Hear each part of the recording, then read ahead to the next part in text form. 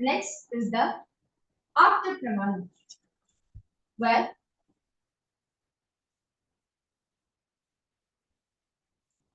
this after pramana is taken from the Srimad Bhagavad Gita, chapter 11, verse 8, where Bhagavan Shri Krishna vigorously says to Arjuna, न तु मां शक्यसे द्रष्टुम् अनेनैव स्वचक्षुषा दिव्यं ददामि ते चक्षुः पश्य मे योगमेश्वरम्. The translation goes, but you cannot see my cosmic form with these physical eyes of yours. Therefore I grant you to give one third eye vision. Behold my cosmic opulence. In the Hindu Purana, in the Srimad Bhagavad Gita, Bhagavan Shri Krishna initiates Arjuna for a third eye. To behold the Vishnu darshan, the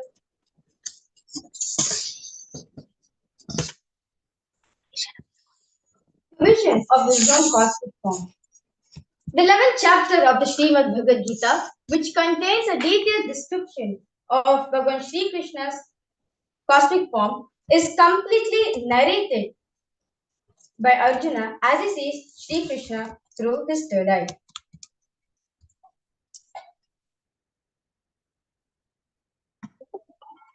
Inside and outside broke.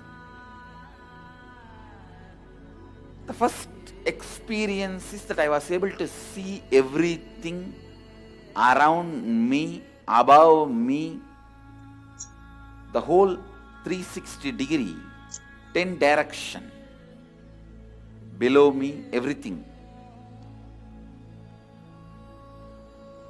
I realized not only I was able to see, I was able to feel, experience. I felt that the skin of the stone on rock on which I was sitting and the skin of this body both carry me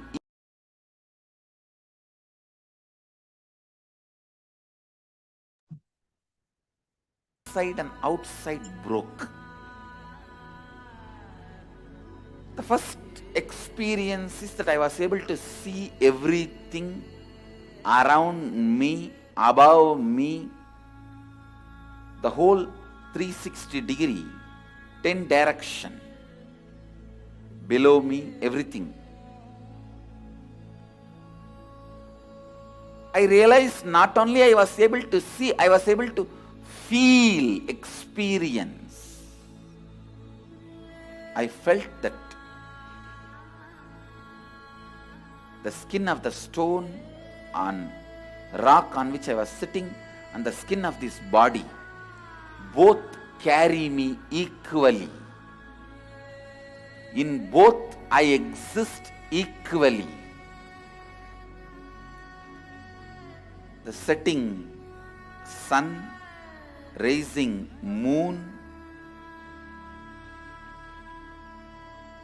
the whole Arunachala hill, all the plants, bush, shrubs, trees, everything, everything, everything. Just became so alive. The idea, something is inside,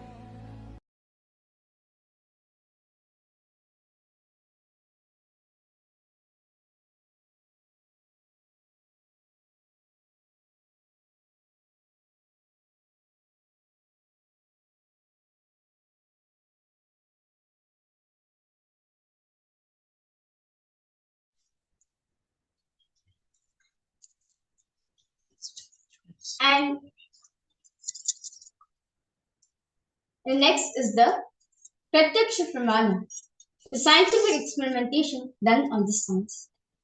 So you can see over here that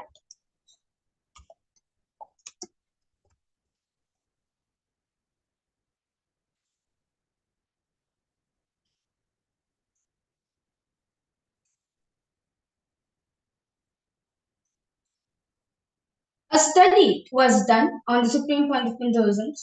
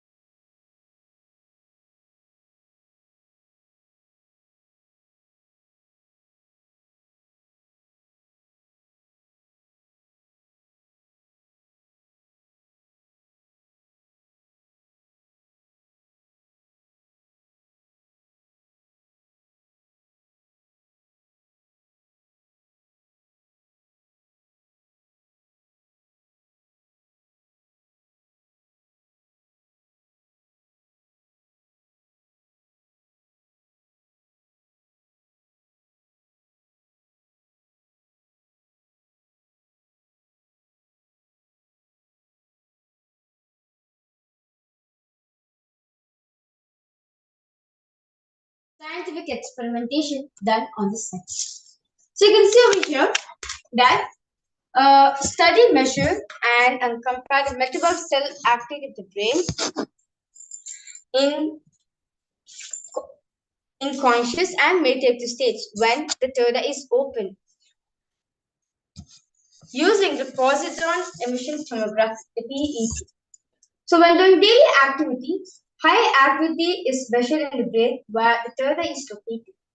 And in this state of samadhi, only the third eye region is active and almost 90% of the brain is at peace. So with this beautiful understanding we get from the Pramanas, let us directly come into the Sakshi Pramana, where I will be demonstrating this power of third eye reading for all. So all the viewers who's watching us live right now, I request all of you to go to the Facebook page and comment anything you want. You can write a sentence or you can write a phone number, anything to make it complex according to you, but it's not complex for the third eye. So you can go ahead and post anything you want. And meanwhile, I have this surgical eye patches, which I'll be using this for the demonstration. So you can see over here the surgical eye patches. So these eye patches are medically tested by the ophthalmologist that there's no light passing through these when these are put on the patient's eye. So you can see it's completely new.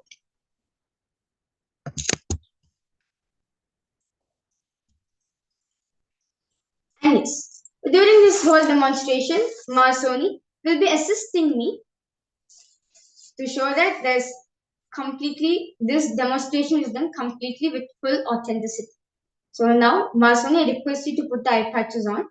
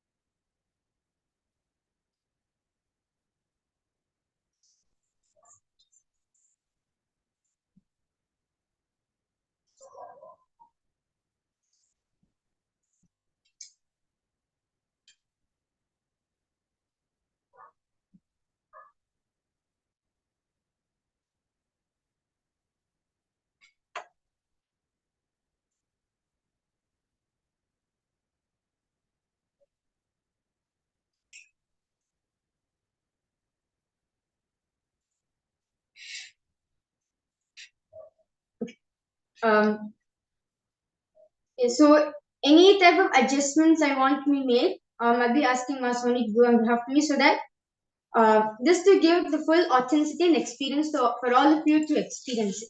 So Masoni, I request you to just adjust this eye patch. Yes.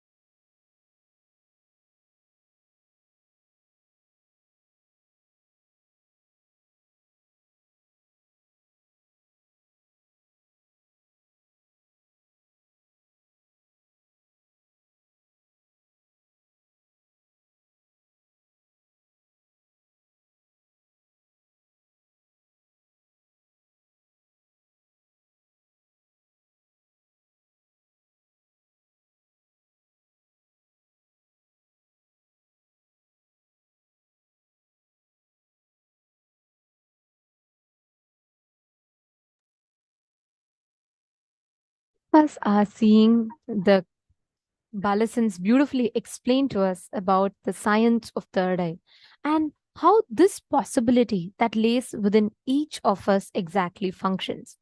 All the viewers that are watching us on Facebook, YouTube, and various other social media platforms, and all the viewers, all the participants that are sitting with us on the two-way video conferencing, to every one of you that have joined with us today, this particular science the third eye has revealed, I should say, defies the very flow of modern science.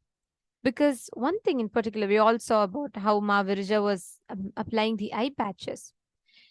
One thing is very important to note here is that the seeing through the third eye happens completely independent of light.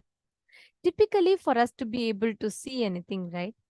What are we dependent on? The very science of seeing normally happens with the photons passing through our eyes and then we being able to see because of the light. So that is why light is very, very important to see.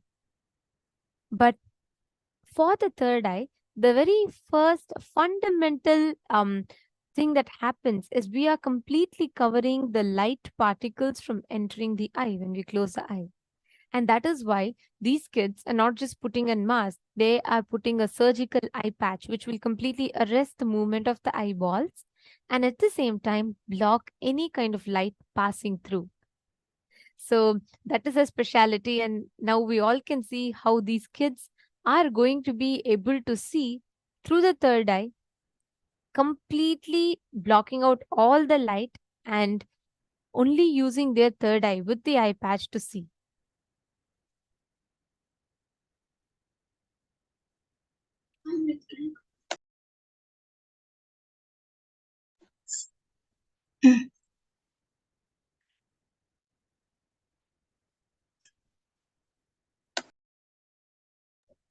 Yes, yes.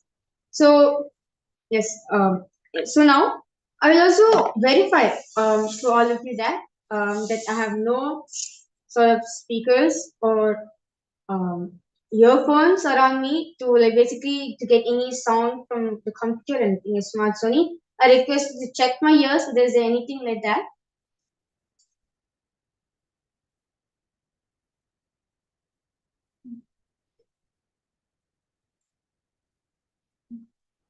Yes. So Mark, Sony, can you confirm to the participants that there's nothing on my ears? Yes, I have checked both the ears of my Virija and there's no speaker or microphone over there. Yes.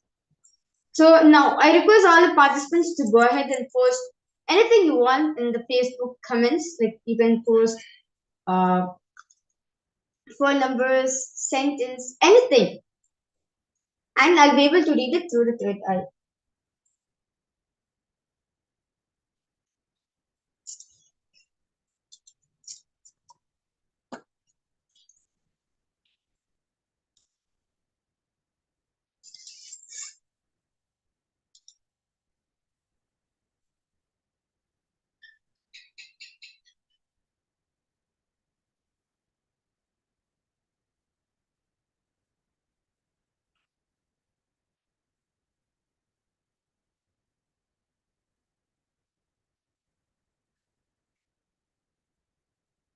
Yes, I request the comment sections to be enlarged.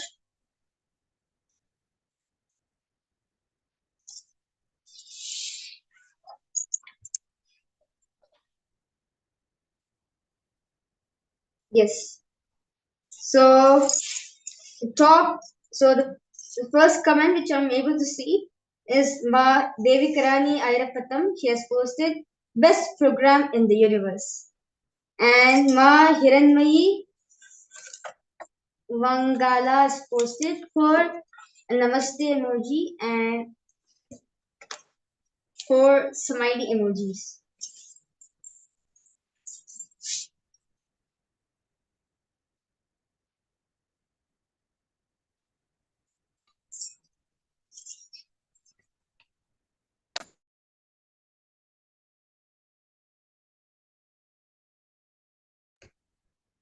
Yes, I request the participants to continue posting in the Facebook group,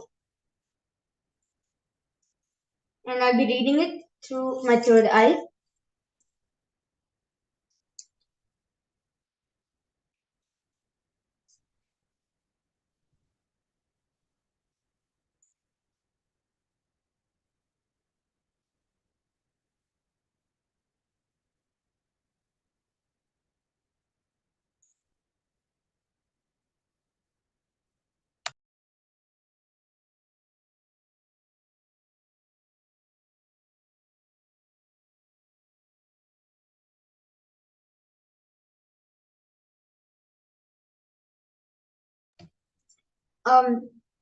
You can also post in different languages like Spanish or Chinese or anything.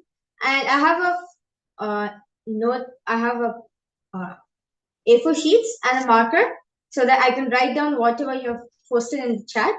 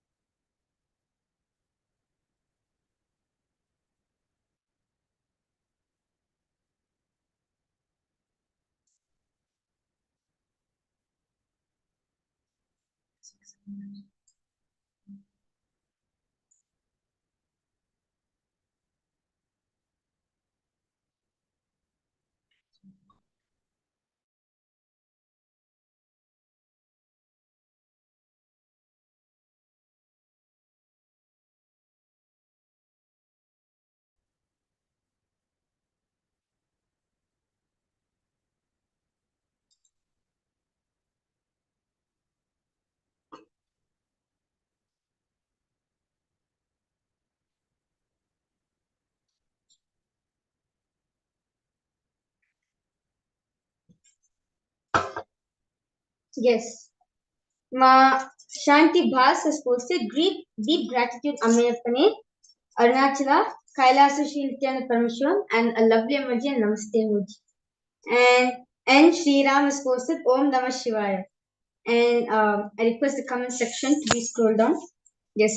Ma Kirtana Manoharan posted an emoji where a girl with pink color hair is holding a heart. And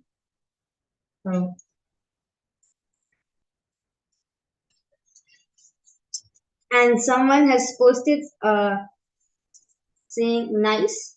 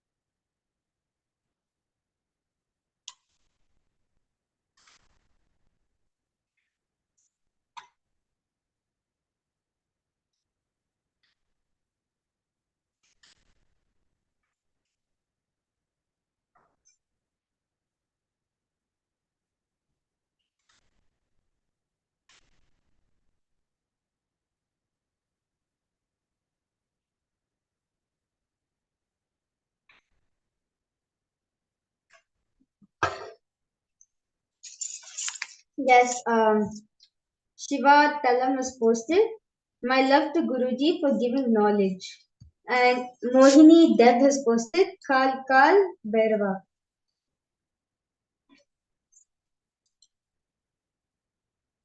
And again, Ma Mohini has posted Kal Bhairava.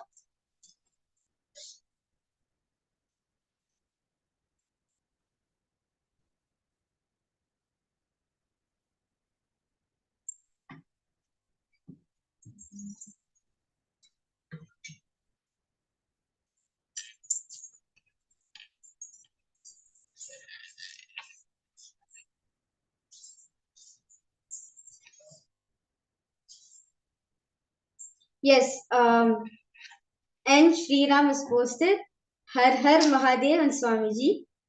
And yes.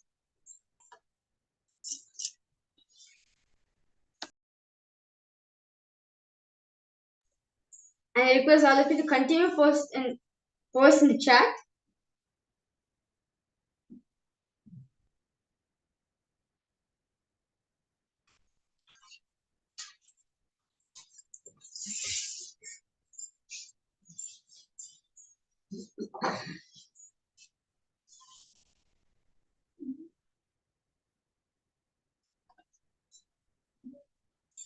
Yes, so yes, Ma Mohini has written back saying correct.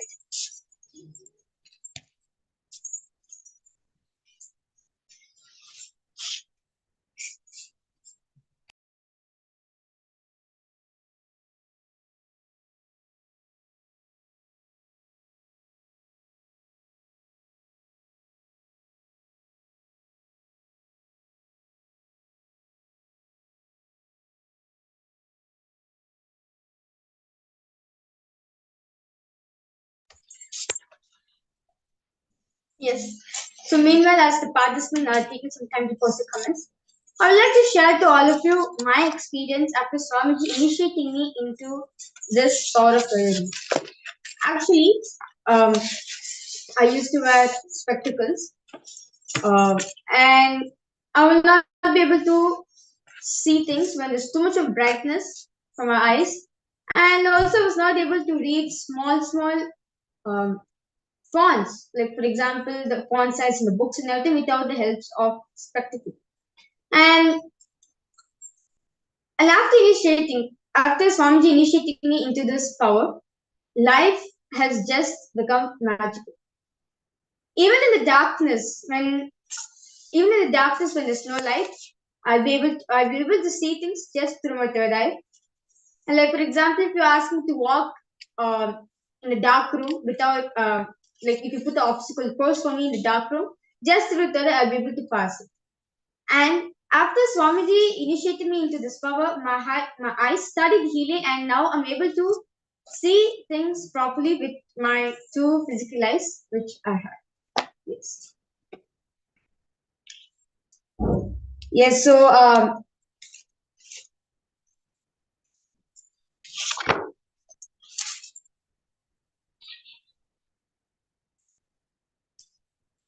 and yes, so you can see many people are continuing to post in the comment section. So Per Gunam has posted Om Nithyananda Paramashivoham.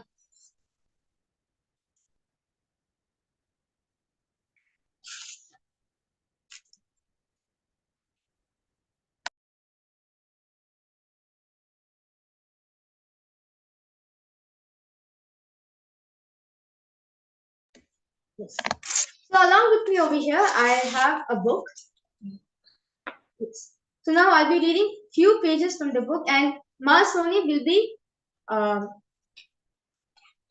will randomly be opening the book and giving the page number for me, and she will be verifying whether what I'm reading is right or wrong.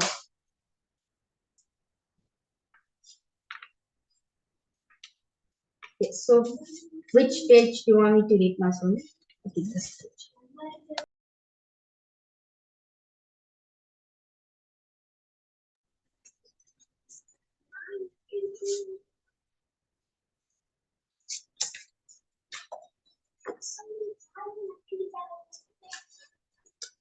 Okay. So the title of here is written Power to See One's Thought Currents and Emotion Currents. The ability to read someone's thought, seeing emotions as an aura is another power currents. It's another power currents happens when a person is able to connect with their being, their very core, as there is no being who's unknown to Sadashiva, who is the embodiment of the cosmos itself. When someone connects with the others through the third eye, their inner space becomes visible as well. The power can manifest as ability to read the thought currents that run a person's life, or as their as the ability to read their minds, the things on their mind, for example, any action they want to take, any objects they desire. Often it manifests as both together. Yes, so Masuni, I want you to verify whether what I read was it correct.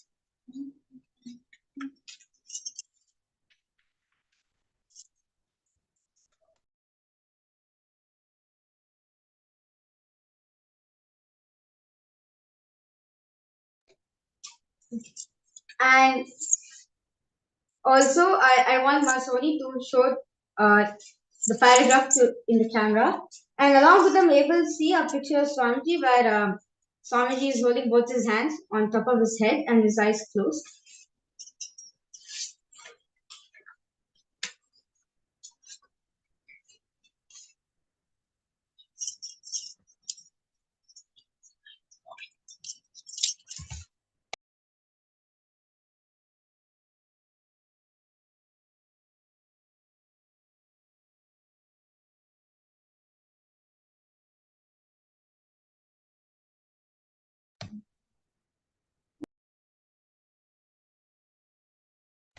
Yes.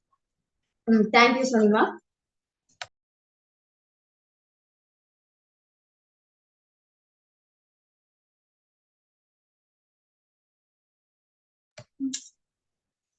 So now I request Masoni to remove the eye patches and basically to show all of you that the eye patches are completely stuck to my eyes.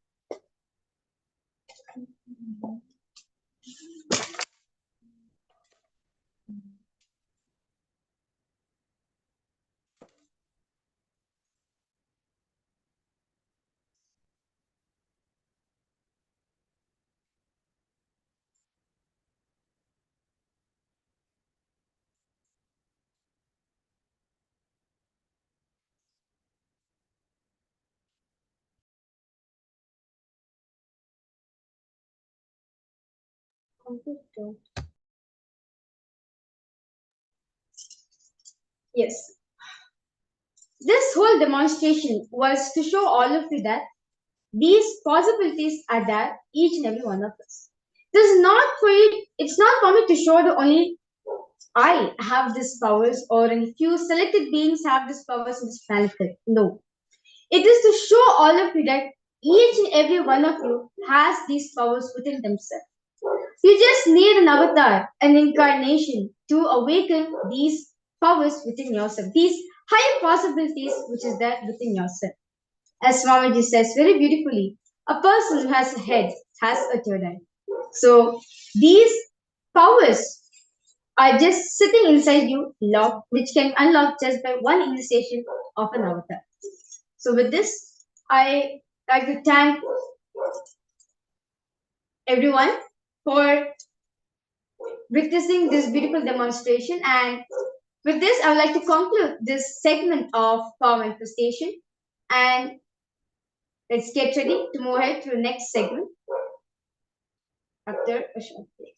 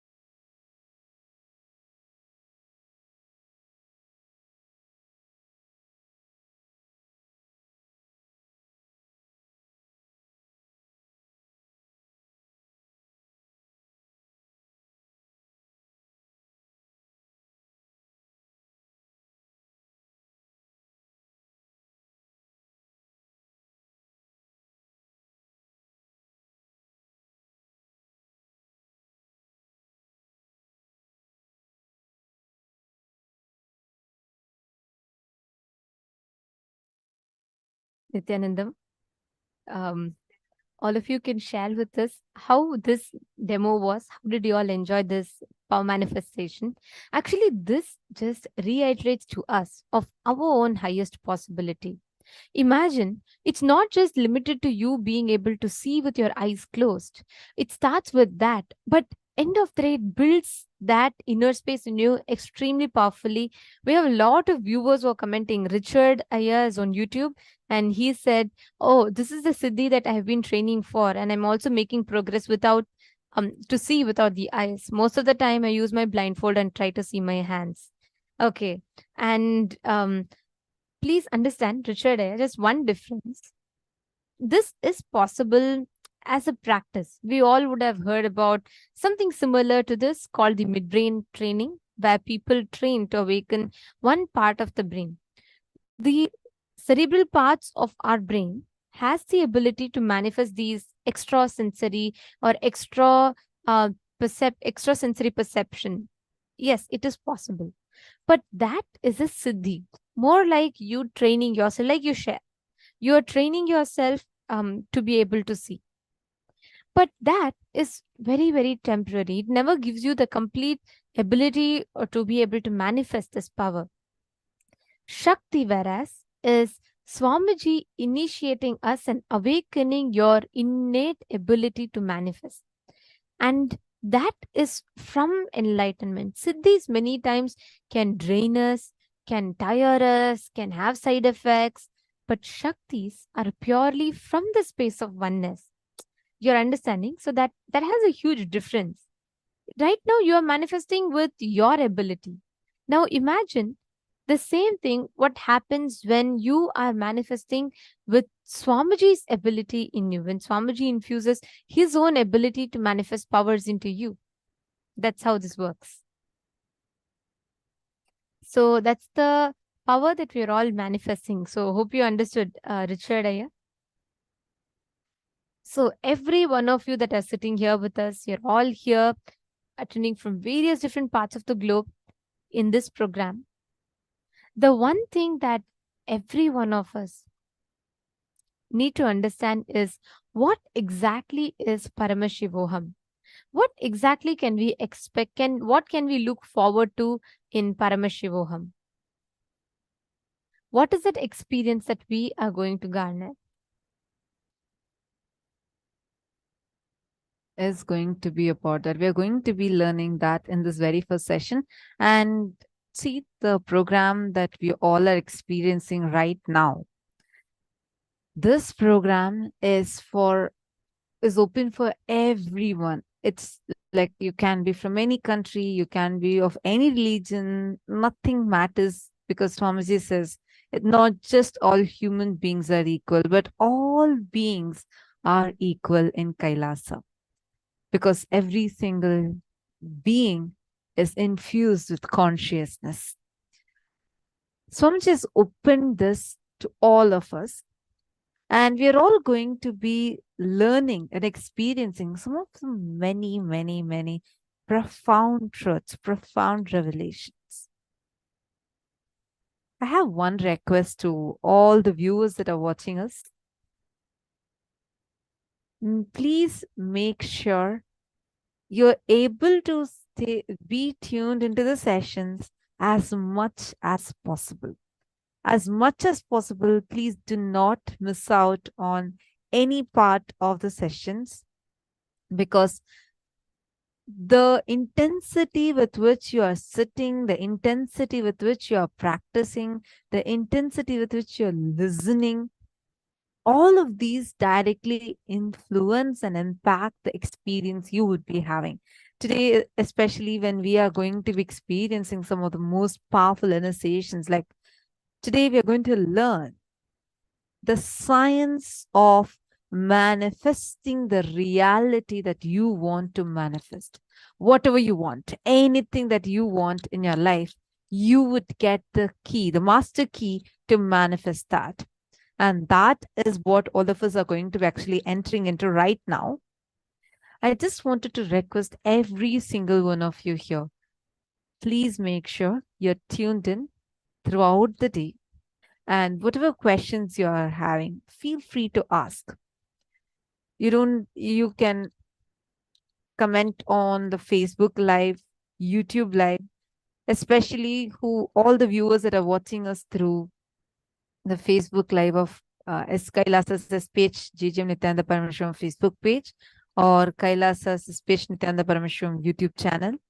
All of you can post it in the comments section, and we will be taking your comments live. We'll be reading out your comments and answering your questions if you would have any.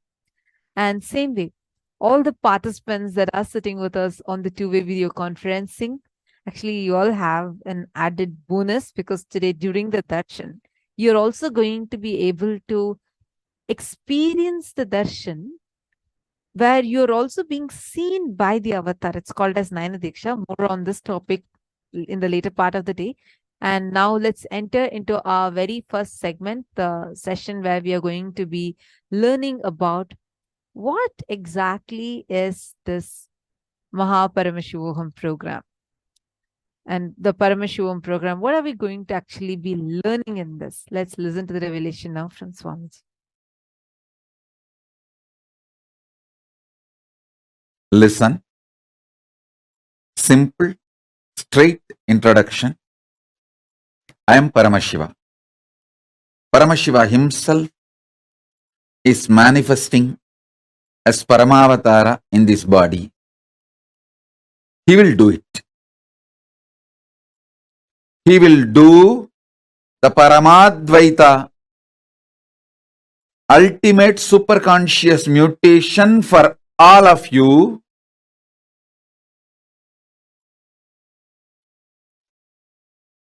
irrespective of what state, space you are now. Forget about what state, space you are now. All that does not matter. You may be overflowing with gratitude, love, devotion, or you may be just sitting, fighting with yourself, ready to fight with me, ready to blame yourself, ready to blame me, whatever state you are in. Don't worry, nothing bothers. All that is too shallow. I'll swallow everything. Not only where you are stuck, including you, I'll swallow it. Just come and switch on this camera and sit. That's all. Only one thing, don't miss sessions. Be here for all sessions. That's all. This 21 days, put everything away.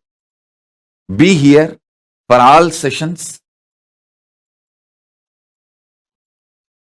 Don't miss one word, one session. Be here for everything. I'll take care of everything. See, I know the human mind more than you know you. More than you know you, I know you. And I have a solution. I only have to do, I'll do it. I will do it. Listen. Actually, I just want this 21 days time from you. That's all I need.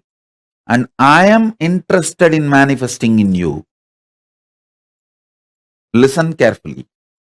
I am interested in manifesting in you. More than you. When I manifest in you, you will be extension of me. And that's all I want. That's all I want. I am here for that. I'll do everything needed. I'll do everything needed. Don't worry. I am connected with all of you. Continuously, every session, I'll go on giving you deeper and deeper, powerful, miraculous manifestation. Now, this first session, I'm going to bring completion with everything, your whole past. Listen, your whole past is sitting in your stomach. Your whole past is sitting in your stomach. In completion, everything is sitting in your stomach. That is why whenever there is something which you can't get rid, go past, you say, I can't stomach it, I can't digest it. Because everything is in your stomach. Listen now. Listen very carefully. I'll swallow everything, all of you, and your incompletions and finish it up. This one session, listen, last almost 4 years. In 2018, I withdrew from human society and stopped meeting public. Only very few handful of people I met after the 2018. 2018 is the last people saw me in public. Now it's almost 4 years. 2019, 2020, 2021, 2022. Almost 4 years. Only few months, less than 4 years. Listen. My whole being is fully charged for this superconscious mutation process. I just need 21 days of your time so I can really make it happen inside you.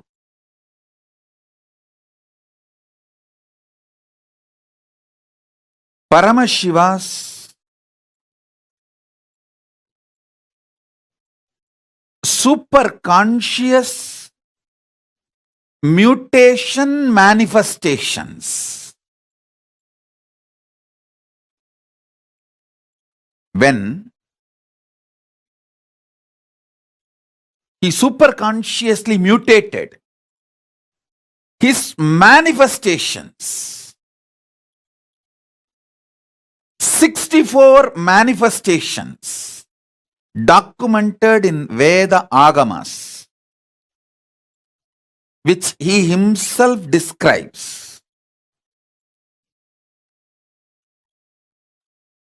Manifesting all of them in you is the complete manifestation of Paramadvaita. Listen. Paramashiva's own superconscious mutation manifestations, 64 manifestations he himself describes in Vedagamas. Lingamurti, Lingodbhavamurti, Sadashivamurti, Mahasadashivamurti, Umamaheshwaramurti, Sukasanamurti, Umeshamurti, Somasgandamurti, Vrishabhantikamurti, Natarajamurti, Dakshinamurti, Mahakalabhairavamurti. His own 64 superconscious mutation manifestations,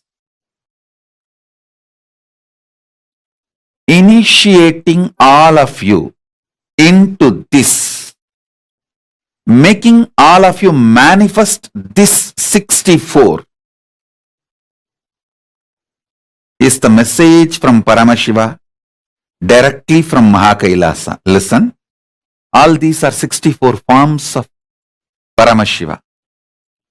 Ardhanarishwara. Listen carefully.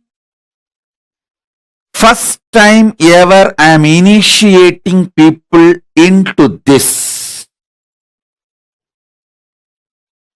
First time ever I am initiating people into the superconscious mutation manifestations of Paramashiva, all the 64. See, separately I initiated people in Dakshinamurti manifestation. Separately I initiated people in Kalabhairava manifestation. Separately I initiated people in Nataraja manifestation. Separately I have also initiated people in Lingamurti manifestation. Like different individual manifestations of Paramashiva I have initiated, like Lingodbhava darshan. Through that Lingodbhava Murti initiation I have done. But first time, all the 64, this Paramashivoham, you are going to experience all the 64 and this whole Paramashivoham. Initiation into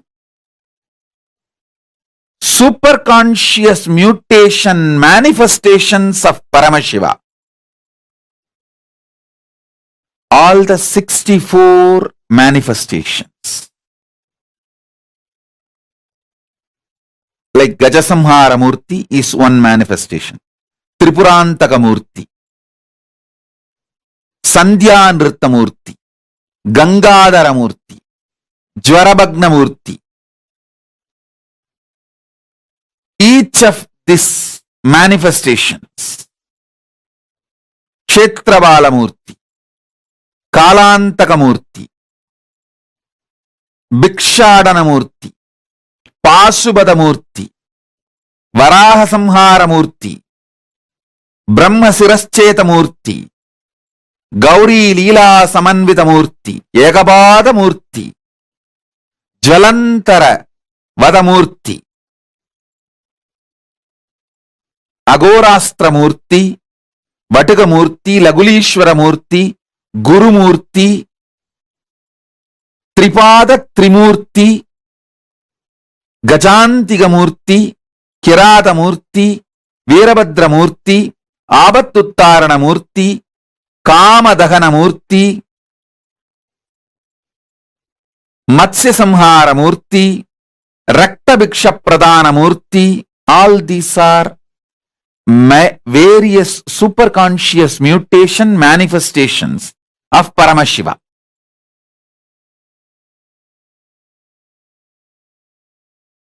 Paramashiva, direct message from Kailasa is this whole Paramashivoham program. This Paramashivoham program is the direct message from Paramashiva, from Kailasa. Listen. Listen to the simple truths I am sharing with you as the introduction. First and foremost, you all have consciousness.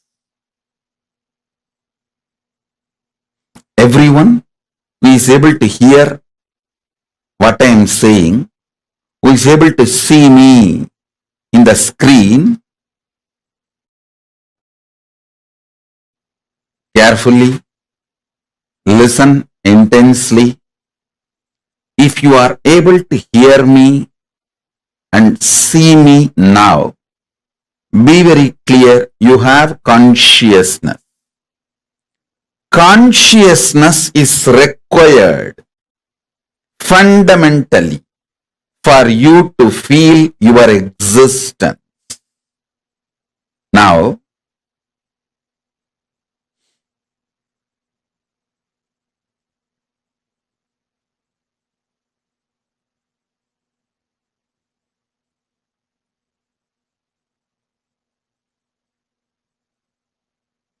through various programs in the past, I helped all of you to manifest various possibilities and powers of your consciousness. Listen. Now listen carefully. Let me repeat. You all have consciousness, and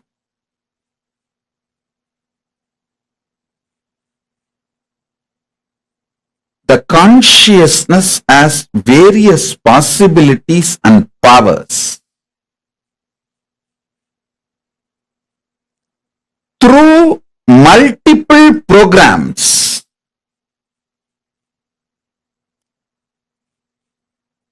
last 28, 29 years from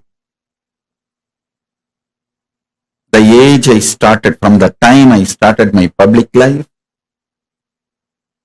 till now, I have given various programs to help you, support you, initiating you to manifest various possibilities and powers of your consciousness.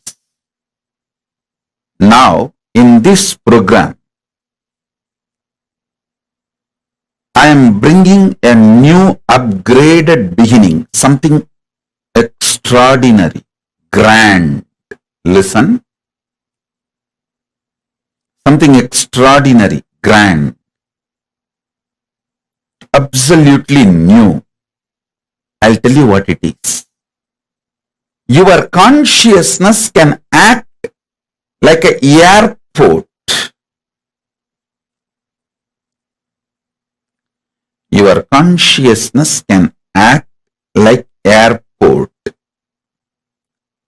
for Paramashiva and various beings of Kailasa, gods of Kailasa,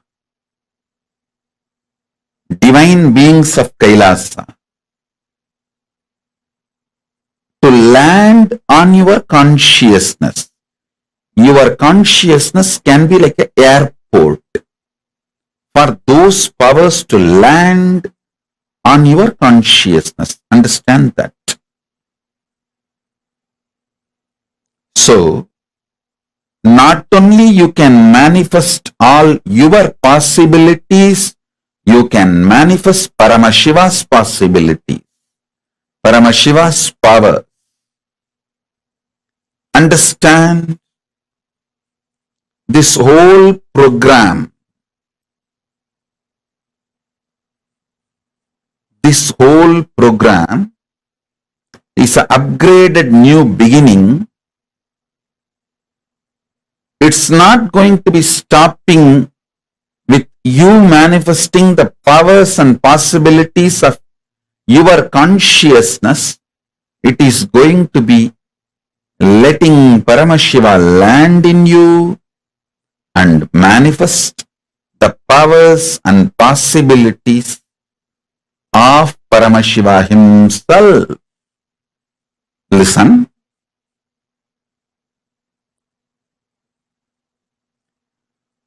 Those multiple patterns dying in one body is the productivity of your life. Multiple times your mind dying in your body is the productivity of your life. I tell you, productivity of your life is not the crores you made or the relationships you made or power you gained. All those is not productivity of life. The real productivity of life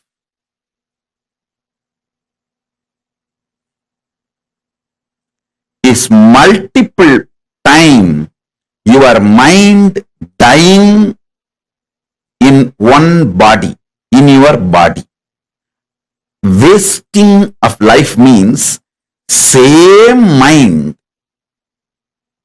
you carry and multiple times your body dies, means multiple times you take birth again and again, but with the same mental setup, same mental structure. That is what I call it wasting of life. Listen, if you think the money you made is the productivity of your life, when your bank goes bankrupt, you will understand your whole life is gone. It just melts down with the zeros for which you spent day and night holding the hopes in your consciousness. Listen. If you think the buildings you built, the organization you developed is the productivity of your life, no, that is productivity of your country, who inserted greed in you, his productivity, not yours. Listen carefully. If you think the buildings you built or the organization you created is your productivity, be informed, it is the guy who inserted the greed in you. It's productivity of him. When you die, the country is going to have that building.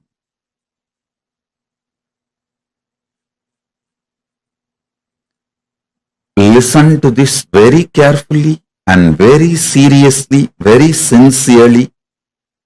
Even the strict organization I am building, I don't feel that as productivity of my consciousness. I am building this organization to tell you all that organization building is not the productivity of life.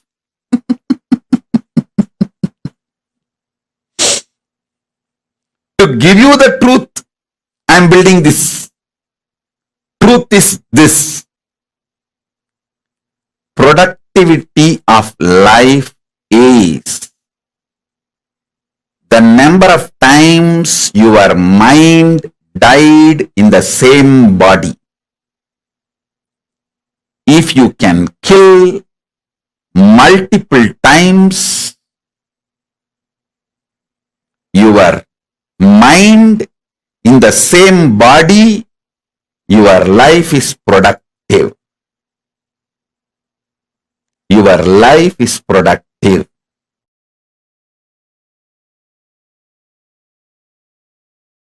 Unfortunately, you do not want to respect your problems as simple dust, because 90% of what you consider as your being on huge wars of life, too big, whatever you have been taught as too big, as core of your being, is mere dust. If you accept your problems, powerlessness is mere dust. You need to literally drop your being, and you don't know which one to hang on, hold on. That is why you kept your old being alive and suffered a lot. Now I am telling you, I am Paramashiva, fully available to all of you. Absolutely available to all of you. Me, Paramashiva, here. Fully available to all of you. Decide to drop your powerlessness, fear, greed, non-integrity, a low way of existing. Drop all of it. I am available now here. Understand? When you hold me, allow me to manifest through you all your lower level, all your powerlessness, fear, greed, non-integrity, everything will become irrelevant. That is why I decided I want to make myself available to all of you.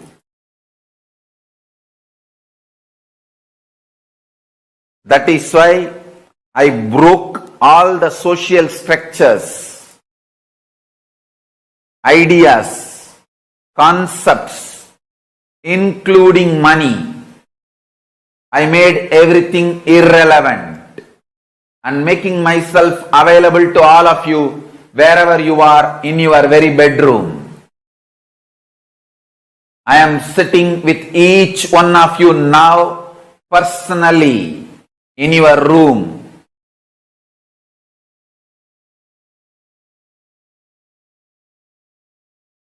If you want to test, put a chair in your room and keep the form, photograph, Atmamurti of this form. Check. Every night you will have the impression on the chair I sat. The chair will have the impression of me sitting. And the manifestation of Vibhuti, Kumkum, Akshada, Jnananjana, all the auspicious energies. I am sitting with each one of you personally, individually, and making myself available. This being is now available to all of you, to each one of you.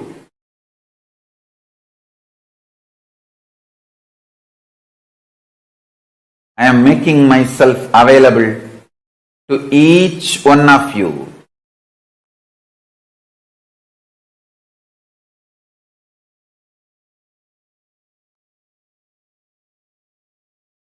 To each one of your being. Now the relationship is absolutely between you and me. It is absolutely you and me. Allow me to fill you. Allow my being inside you.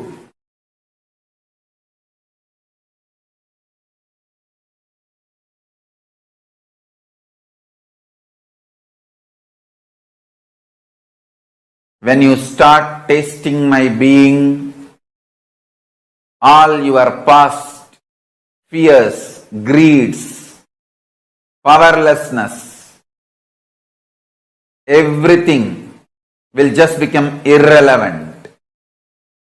You will be showered with the boons you aspired for and you can never even imagine.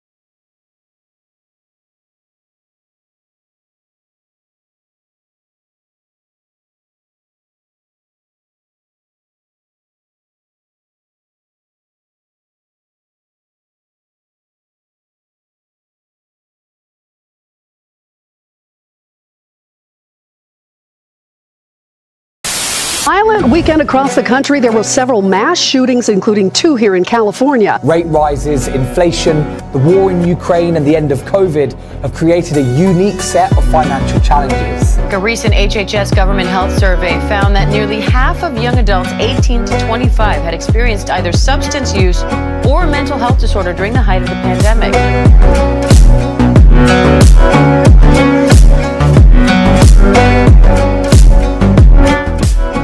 And visualize yourself as Sage Vashishta. Gaze to the nose, visualize Swamiji in your inner space, and perform the Mula Bandha as you do so. Nithyanandam everybody. We welcome each and every one of the viewers who are sitting with us from all over the world for today's yet another powerful session.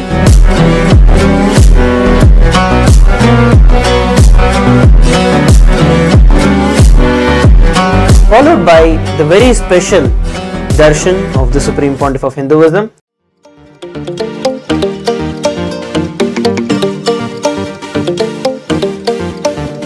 For these 4 months, I am making the whole Paramashivoham program completely free of cost. The program, which will cost $21,000, will be free for everyone till 24th October 2023.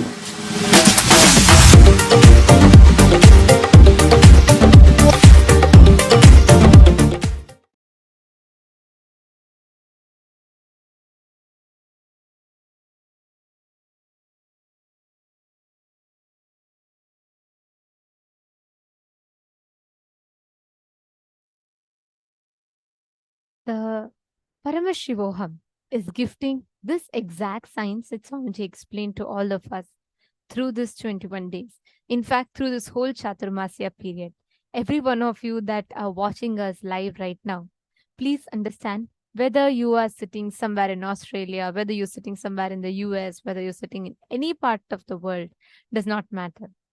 Because here, in the presence of the avatar, in the divine presence of the avatar, you literally have you are incubated to be able to manifest this science, and literally provided that the most conducive atmosphere for you to experience the phenomenal transformation that this science can lead you through. Actually, the most exciting part is how Swamiji, without even our effort, or you don't need to do something as like your effort into this. You just need to be here, just listen. Swamiji would transform your life completely. Like how Swamiji said, all you need to do is make sure you don't miss the sessions. Make sure that you are not missing any part of the day. You just listen and participate. You just be here. Swamiji will take care of everything. Swamiji will give you what exactly you're looking for and much, much more. And Swamiji beautifully explained one thing. He said the productivity of the life is not you building organizations. It's not about you building some huge buildings. That is the productivity of the society that instilled that greed in you to make you go and build a certain building, or for you to be able to build an organization. The real productivity of your life is the number of times that your mind dies in you and you are able to give rebirth to yourself. This Paramashivoham constantly rejuvenates your inner space. It is focused on the real productivity of life.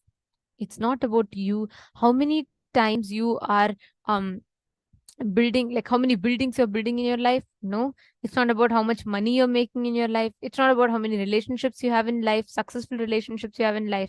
It's not even about how much of contribution you're doing to others in life. No, the first key thing here is how many times can you rediscover yourself? And have you harnessed your complete potential to be able to rediscover your inner space? What exactly is happening in your inner space? What exactly goes on in your inner space? You being able to rediscover yourself completely. That is the real productivity of life. And Swamiji had so beautifully taken all of us through that, to explain to us the science, how me, you, a normal human being like us, can experience these extraordinary abilities of being able to discover our inner space, be it anger, greed, fear, lust, any of these emotions that we are all stuck with. Many times, which we feel, most of which we feel are beyond our control, completely is taken care of by Swamiji here so beautifully. Can I request all the viewers and participants, can all of you take few minutes and write what did you understand so far as to like what that you are looking for in this program? The whole program, the Paramashivoham program, is directly a message, that message from Paramashiva. You have conscious, and your consciousness can act like an airport of Shiva and various divine beings of Kailasa to land on. So not only that you can manifest your possibilities, you can manifest Paramashiva's possibilities. And how many times have we all wondered, right? Like, okay, so is this all that I can do in my life? Is this the maximum? Or sometimes you think you already know your peak potential. You think you already know this is exactly what I want in my life. But you will start noticing that even after you achieve that, you still don't feel fulfilled. See, that's because how much ever we are trying to run in this little rat race, like all of us are trying to achieve something. And we go on and on thinking that we're going to give fulfillment. Needs one car and I'm going to be fulfilled. Then you see that your neighbor has gotten a new job opportunity, and then you immediately want that. Like Swamiji says, when your neighbor buys a new AC, the temperature of your house suddenly goes up. See, this time, all of us are looking for that fulfillment. But the truth is that fulfillment is there within us. And we just need to learn to tap it. Now, what does that mean? It's not just you have to sit in meditation alone and like you don't have to experience your life. No. Swamiji says you have consciousness and your consciousness is so powerful. It's like an airport. All the divine beings, gods are real. Gods exist. Paramashiva is real. All the gods and goddesses are real. And they can come down and your consciousness. So our consciousness is like an airport.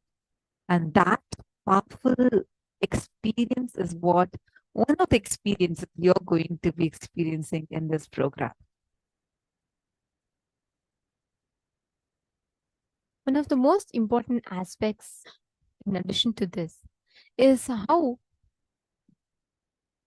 you are becoming a platform for the divine energy to land in you. And what does that mean, right? If you see, many times we have so many different ideas, the constant things that we carry in us, the constant thought currents, I should say, inner chatter we carry in us. That's the right word to use, right? Even now, right now, as you're listening, your mind may be wandering off somewhere. Okay, what exactly will be happening in my office? Oh my God, I needed to submit this project. Oh my God, I'm going to be sitting here for 21 days. What about my work? Or you could even think about, okay, what's for breakfast? Our mind takes us all over the place. Now, the most important thing for you to experience Paramashivoham, this precious gift called Paramashivoham that Swamiji is here to offer to all of us, is listening. Because it is only with the listening you'll be able to internalize. Only when you internalize, you'll be able to live the truths. And only when you live the truths, you'll be able to experience them as reality in you. So it is very important that you first understand, you listen. And This listening is the key to experiencing all the gifts that Swamiji is giving us in Paramashivoham. Now, let us do a very quick exercise. You're all going to be taking a few minutes to dig deep, contemplate, and meditate in writing the answers to these questions, the most basic questions of life. Okay? What is the purpose of your life? What do you aspire to be? What motivates you to wake up every single day? And what do you value the most in your life? I request every one of you to take a few minutes. Let us start. Request every one of you to write down.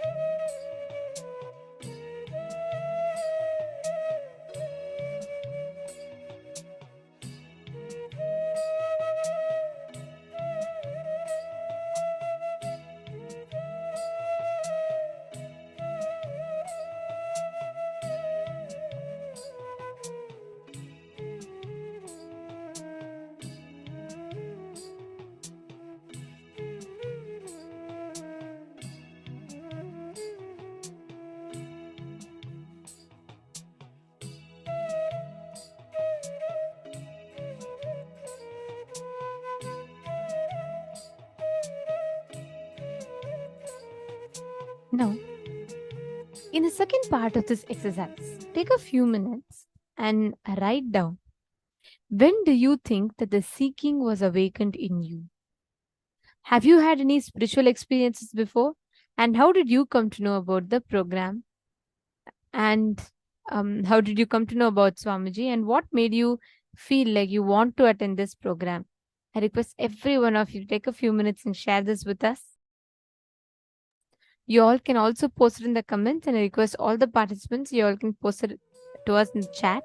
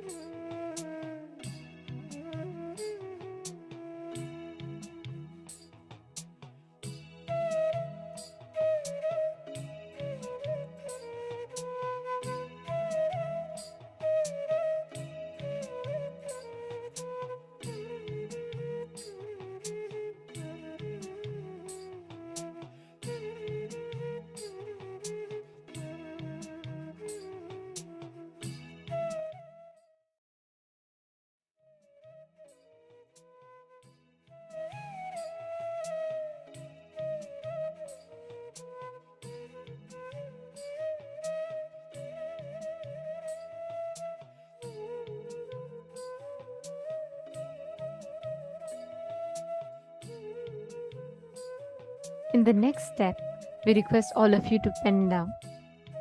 What is it that you seek from life? See, there's one that what you really want in life. Second is what you experience is Paramashivoham. The third one is how do you plan to achieve what you aspire to achieve? Just check with yourself. Are all the actions that you're taking aligned to the purpose of your life? Whether enlightenment, whether it is spirituality, whether it's strength, whether it's physical strength, whether it is being able to have good education, anything could be the purpose of your life that you resonate as the purpose of your life is. But just check if your actions are in alignment to the purpose of your life that you have set.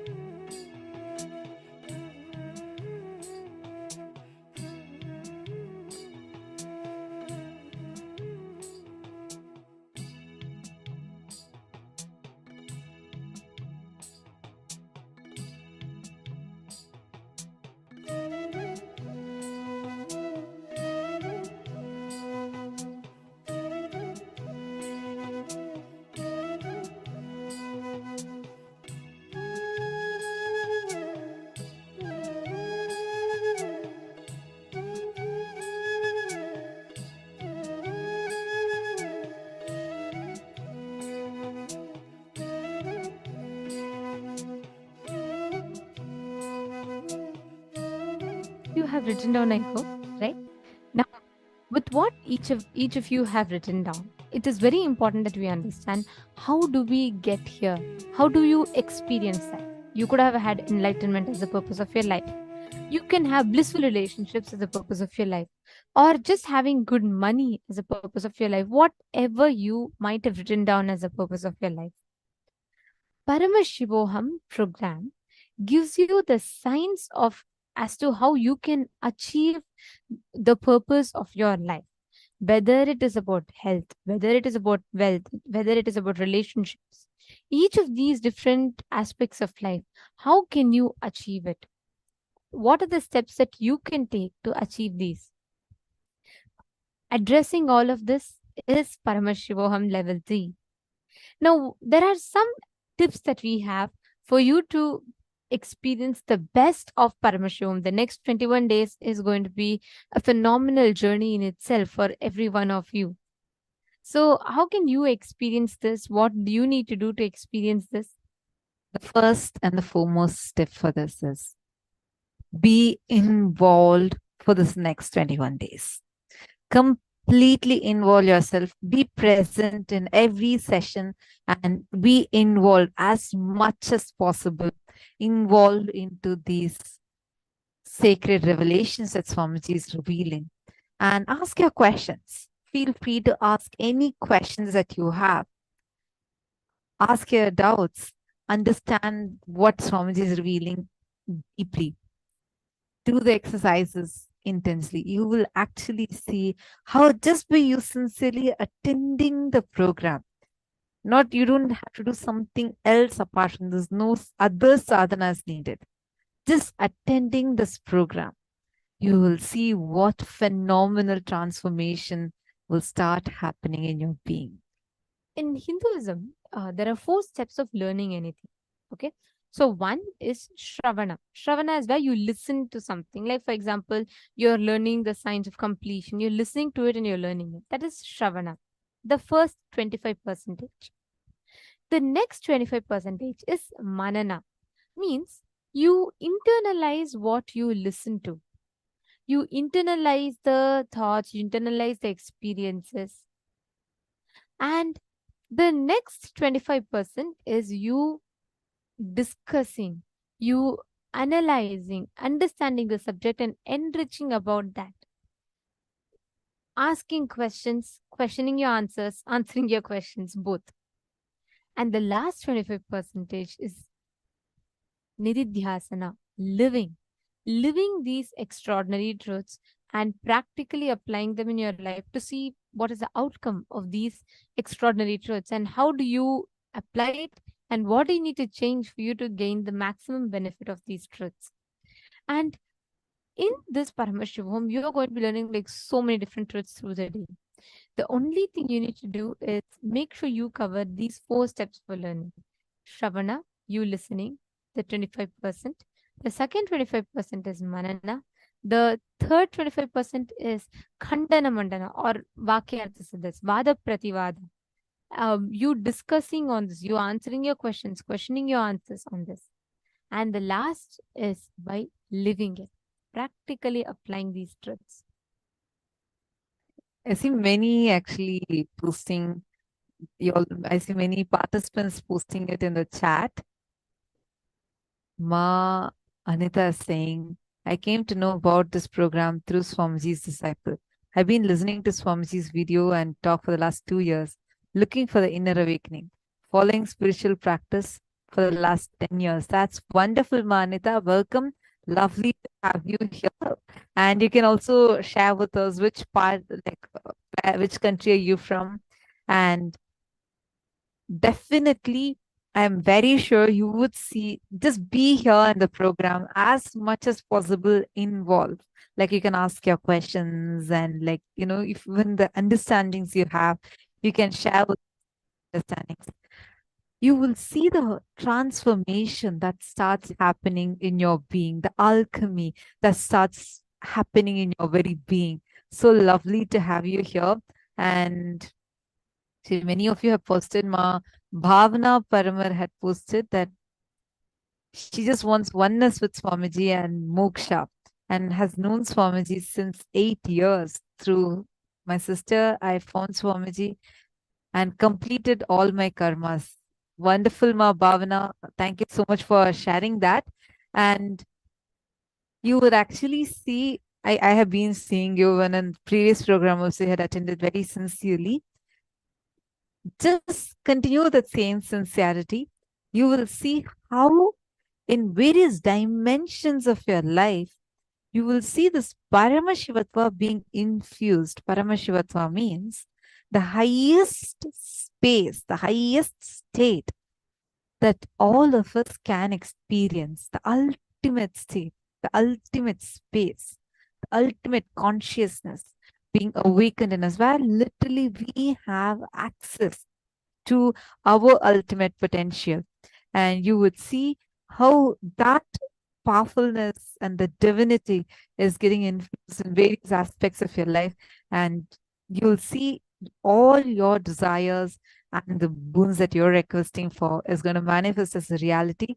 Wonderful, lovely to have so many of you here. And also, one of the most important aspect of this program is that all of these 4 happens, like whether you listening, you internalizing, you learning. But there are always certain parts which even we do not know we have, which are called as blind spots. Like even you don't know the unsaid, the unknown part, components of you, which even many times you will not know how exactly you need to tackle them. And with an avatar, an incarnation, who's that highest manifestation of the superconsciousness, he simply transmits that as an experience to us, and he removes even the unknown components sitting inside of us. Now, the next step that you all need to know to experience the best of Paramashivoham is continuously interact. Be there with us through the day. You may have any number of questions. You don't even need to feel like bad. You don't even need to feel like shy. You don't even need to feel, oh, can I ask this? Is it okay to be asked? And are all these allowed? Can I ask such questions? Yes, you can ask any amount of questions that you want, any doubts that you have.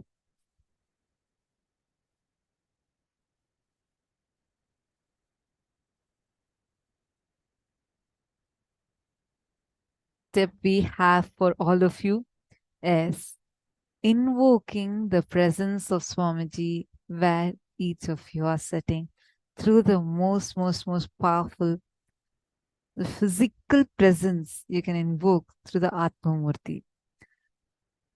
If you had signed up for the program, you would have received this as a email for all of you. And whoever wants to receive this gift for you, please go ahead and sign up. You will receive this as an email. The Atma Murti is literally divine in the mold that you want.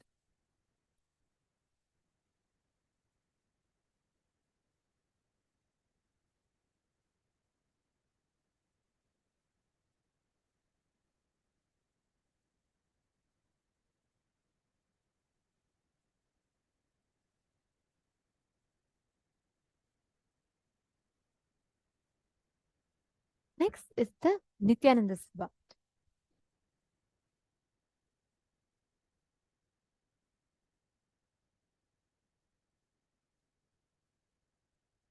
The Sabha is a space where you're going to be receiving Swamiji.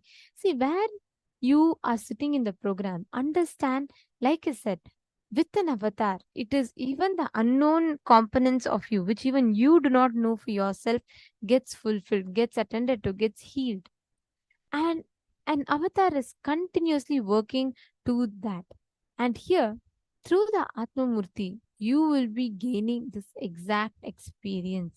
Swamiji, in his, I should say, a pocket, like how we all carry the pocket dictionary, like that. This is the form of Swamiji which each of you can carry with yourselves, you all can relate to, and you all can experience that oneness with.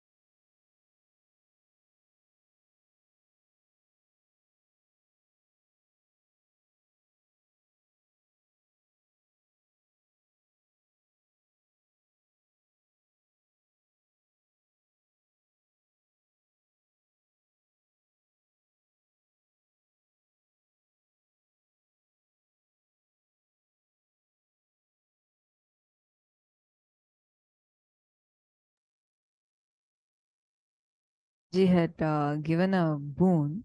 Swamiji said that all the program participants, especially like all the Paramashivam participants, Swamiji had given a very powerful boon. Swamiji said that you all can keep the Atma Murti and put like dedicate one asanam for Swamiji in your room, wherever you are in your room.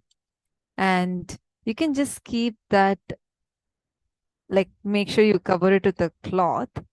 You will see during the darshan, and make sure that it's in your Nithyananda Sabha. We'll be explaining what is Nithyananda Sabha now. Just keep it during the darshan. Make sure it's in front of the camera. You would see how literally you will be able to see Swamiji's imprint. Like if someone sits and gets up, the cloth will have certain imprint. Like you will feel that you'll know clearly someone has sat and gotten up. You will exactly see that right after the darshan in the asanam that you have kept for Swamiji. It's a very good one. Literally, Swamiji will be manifesting physically for us through his Divya Sharira during this program. And the Atmamurti helps a lot for us to be able to experience this in the best way possible. Because the Atmamurti is like a physical form. It's physically Swamiji in the mold that you want, whichever form that you are connecting with, that of Swamiji, you can have that as your Atmamurti. We have specific Atmamurti, which is blessed and energized by Swamiji. We'll be sending that as a gift for all of you. And you can print that and it should be printed as a 3 feet deity. And Swamiji will be blessing that and energizing that. We'll detail this out in the email, and we'll be sending out that email to all of you. And the next we're going to be setting up is the Nithyananda Sabha.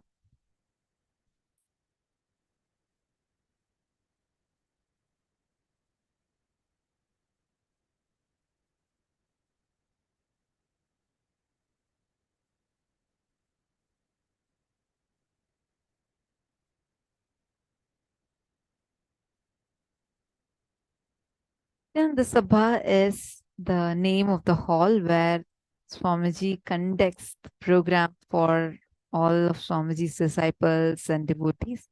It's a place and a space where the energy and presence of the Supreme Pontiff of Hinduism is felt very strongly and powerfully. So all the program participants, all of you that are attending with us right now, the best and the greatest news is Swamiji has blessed each and every one of us to be able to set up our own Nithyananda Sabha in our very room. Wherever you are, you can set this room up and you will be able to experience Swamiji. You'll be able to experience his physical presence, experience his energy there. Nithyananda Sabha in your very room for Supreme Pontiff of Hinduism to bless and energize the space and entangle with you through the energized space.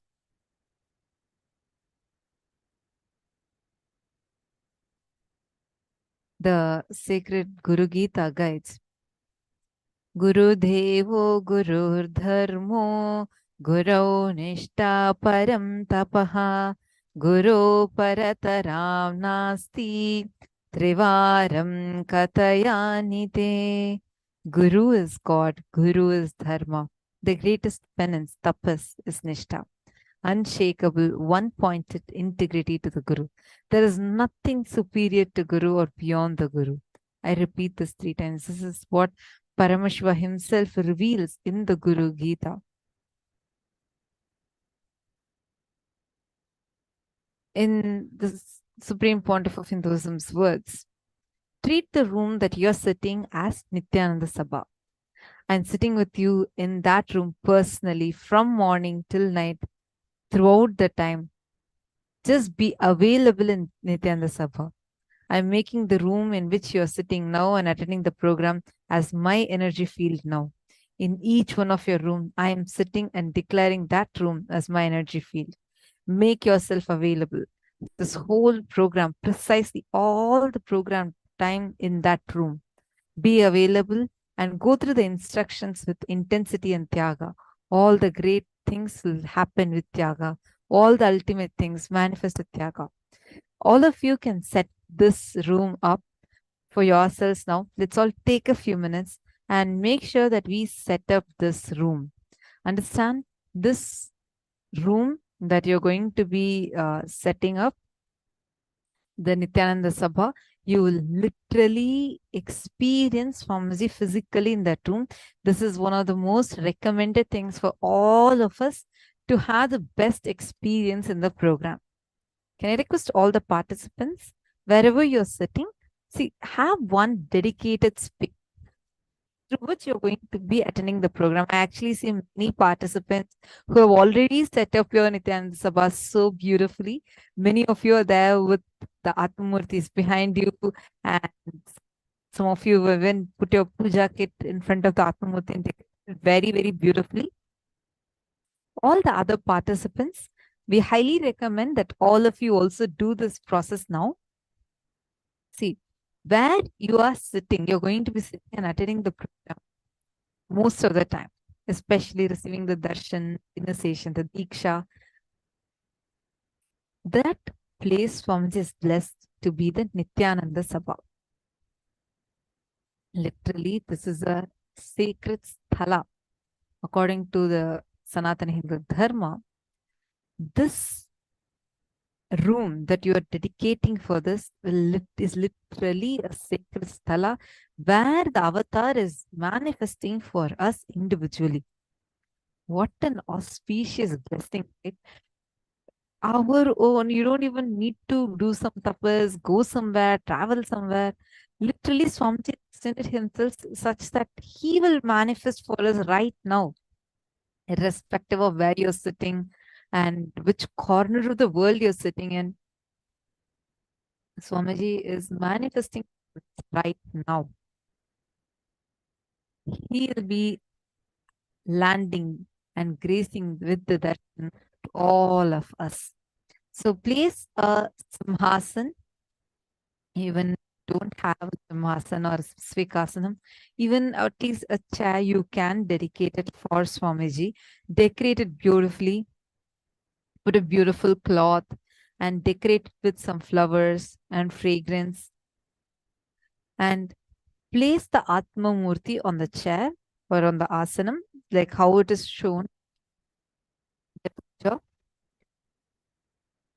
You can offer the sacred oblations, puja, and the Naivedyam to Swamiji.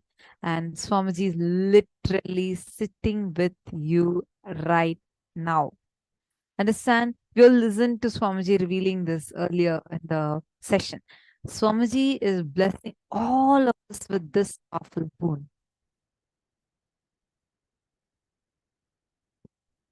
All of you can set it up. Take a few minutes quickly and set it up. All the participants that are sitting with us on the one way, meaning you all are sitting, watching us live through some social media platform, we highly recommend that you also prepare this in your room, wherever you might be. Dedicate a space where you would be learning these revelations, where exactly you're going to be receiving these truths from. See, this really helps a lot in terms of how your experience is going to be, how exactly like you are going to experience the sacred truths in you. So please make sure that this room is separately dedicated for you receiving this program. Actually, all the participants that are attending on YouTube or Facebook, we highly recommend that you all join us on the two-way video conferencing, meaning you can sign up for joining to Paramashivoham. You can join through the two-way video conferencing so that you are having best experience of the program. Understand, this is a science. It's not just, you sitting and you watching. Here, Swamiji sees you.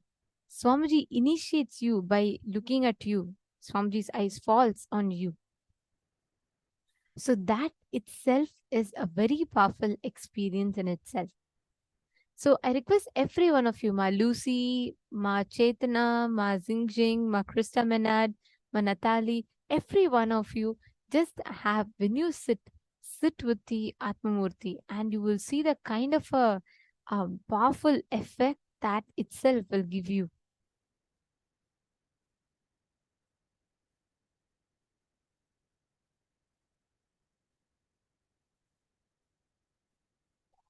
See that we're just projecting to all of you. See, literally Atma Murti that all of you are seeing right now. It's an energized deity of Swamiji. Literally your customized version of Swamiji just for you to relate with. Literally Swamiji is sitting with you for you to connect with your own Swamiji, your Swamiji. And so he'll be available for you 24/7, 365 days a year in this form of Atmamurti. You can offer your prayers, and you all need to know you can even talk to Swamiji. Swamiji literally respond to you through the Atmamurti. So many participants have had this as a powerful experience. How many of you here, all the program participants that are here with us, can all of you post how many of you here have an Atmamurti and you talk to your Atmamurti? Literally, you will experience Swamiji is listening to you. And you know very clearly he's listening to you. Many times he'll even respond to you. How many of you have had this as an experience? Can you all put it in the chat? The wide smile on your face and nodding your head, yes. Each of you are a testimony for this. Each of you have experiences. In Hinduism, we don't connect just through the deities. Even the deities are alive. They respond. They are independent cosmic intelligence that lives responds to our thoughts, prayers, and emotions. And this, each of these are energized. So the moment you set up your Atma Murti, and today make sure you're getting it for the darshan and keeping the Atma Murti behind you, so that Swamiji can bless and initiate all of your Atma Murtis also, energize your Atma Murtis also, and you will literally see Swamiji will be there with you, responding to you, and many times materializations will happen. You'll actually see suddenly out of nowhere, you won't have a speck of kumkum anywhere in your house. Suddenly you will see from Swamiji's Atmamurti so much kumkum just materializing. So many people have materialized diamonds, pearls, and kumkum, chandan, whatnot. See, understand the power, like you will actually experience Swamiji sitting there with you. And you can talk even casual things. You can express your love, gratitude. Swamiji says, even what your anger, you want to fight anything. You can express your frustration. You can do anything you want. He will respond to you back because he is alive, a living deity there. He's there with you. I see many of you asking for the Atmamurti. Yes, definitely. You all can just sign up and we will definitely send the Atmamurti link to all of you where you all can download it. Now, the next tip for you to experience the best is just relax. Relax from your identity. There's such a great opportunity for us to sit, to experience Upanishads from the very source of the Vedic tradition, from the very root. So all you need to do is only one thing, relaxing from your identity. There is no judge, no ranking, no grading, no competition. It's first time, entire time you're going to give to you, your growth.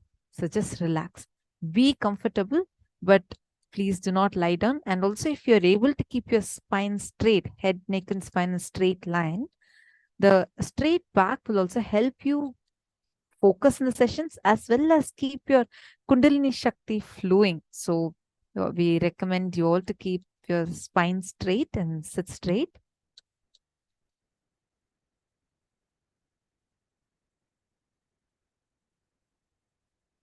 Also,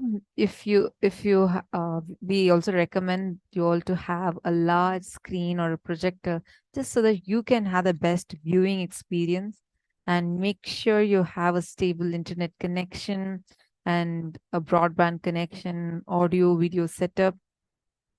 Install the Zoom, have the access to the mic on or off button, and just make sure that you are there throughout your sitting. And please do not take any photography or screenshots or videography.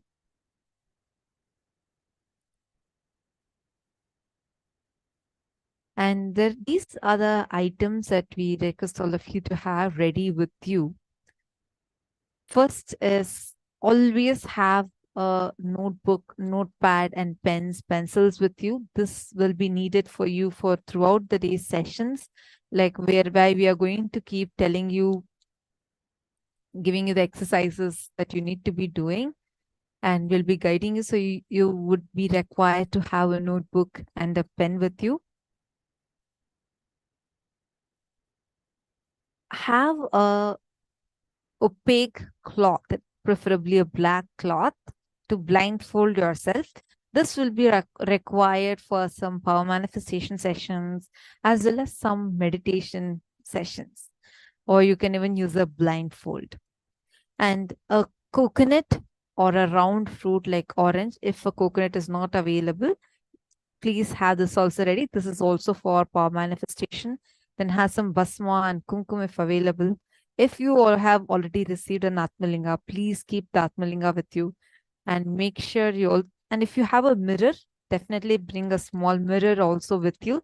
This will be required for certain processes that we would be doing. And make sure you are always hydrated. See, we understand how It's a 16-hour program. Many of you are coming from various different time zones from across the globe. Literally, we have all time zones people sitting here with us. And highly recommend that all of you are hydrating yourselves. It's an online program. Throughout the day, you need to be sitting up. So hydrating yourself is also very, very important. We request all of you, just make sure you're having enough water and get some herbal juices, any juices with you to keep yourself nourished. And you can also have hot chocolate. But Swamiji also says to avoid coffee as much as possible, because coffee directly impacts your consciousness. You're not restricted to have coffee. You can have, but it's highly recommended not to, because it directly impacts your very consciousness. And another thing that you can do is always keep these detox materials required available, like ginger. And we will be having this list emailed out to all of you as well.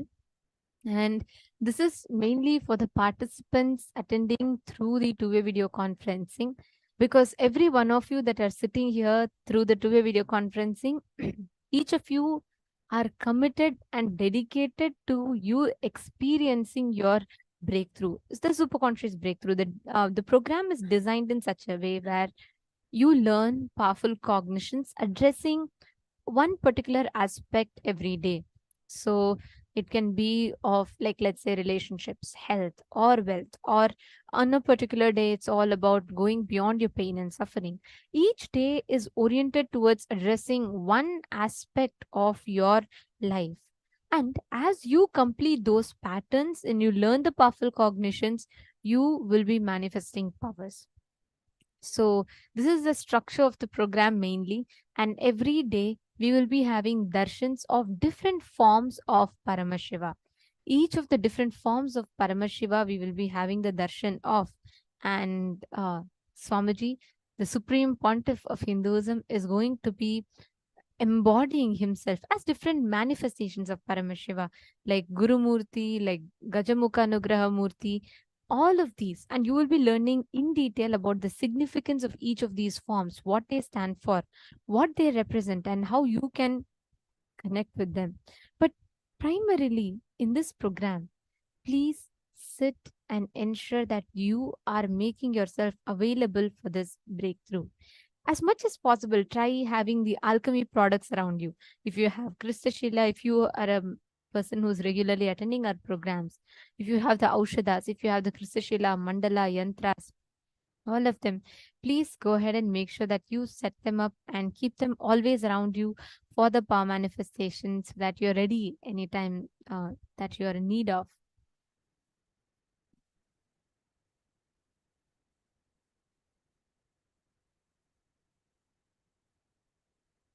And make sure that there's blindfolds, pen that you have, notebook that you have. And also for power manifestation, please always have different items that are required. Like, for example, you can have coconut, a blindfold, a paper, and then having weighing scale, weighing machine, measuring tape, or having the silicone gadgets. Any different things, you can have it with you for you to manifest. And if you have bhasma or kumkum, please keep that with you. And for the deeksha itself, each day there will be different items that you will be needing. Like, for example, tuning fork. If you all have a tuning fork, please arrange for a tuning fork, arrange for a thermometer where you measure the temperature, or your BP and pulse monitor. And also please have, for initiation, the special initiations every day, you will be needing some water, drinking water, and fruit, some fruit. Just every day when you receive the initiation, for you to offer, you can have betel leaf, betel nut, dakshina, a coin, the 1 unit of your currency, any currency that you have, just 1 unit of that, a clean towel, and you can have some food, offering of some sacred food, naivedyam that you'd like to offer, anything. So keep all of these, whatever you have, whatever you're able to arrange for, please try and keep all of these, because this will enhance your experience of the darshan. Ma Gokila from Malaysia is asking if she can have any of her favorite photos of Swamiji as the Atmamurti. Ma Gokila, Atmamurti is specifically blessed and energized by Swamiji. So only the Atmamurti that we'll be actually sending it to you as an email, you should have only that printed as Atmamurti, because this is specifically blessed and energized by Swamiji. You can, of course, always keep the other forms of Swamiji also with you. We see so many people here who have like a gallery of Swamiji's pictures behind them, that I know all of us enjoy that. Surely you can, Ma Gokila. But Atma Murti as such is different, where only a particular energized photograph of Swamiji's and that particular energized form of Swamiji's can be kept for you to connect to as Atmamurti. Right? So you can have all the other images to you also to connect with Swamiji. And the next one is the dressing. Through the program, please make sure that you are having comfortable clothes on. And most importantly, if you have traditional Hindu clothes, like for example, if for a female body, you can have saris and half saris or some traditional attire. And for male bodies, you can have a dhoti and a kurta. Literally, every day is a celebration. So, as per Hindu traditions, you are going to be looking your best. Traditional Hindu clothing, saris, or even chudidar for women, kurtas or dhoti for men, and vibhuti and kumkum on your forehead, jewelry if you wish. But understand, celebrate your happening, celebrate you being here, celebrate the fact that you're experiencing enlightenment, you're experiencing all super conscious breakthroughs. And most important part is Nayana Deeksha. Every one of you that are sitting on the Zoom, the two-way video conferencing, please understand you are all receiving the Nayana Deeksha, where not just you are going to be seeing Swamiji, Swamiji is going to be seeing you. So be on camera and do not turn off your camera. Even if you need to step away for a few minutes, you can just put in the chat and then you can step away. And during Swamiji's sessions, please do not turn off your camera, because each of you are going to be receiving the personal darshan and blessings from Swamiji. And most importantly, all those who are in the Zoom, in the two-way video conferencing, you will be getting Swamiji's own responses for your messages. So do not miss.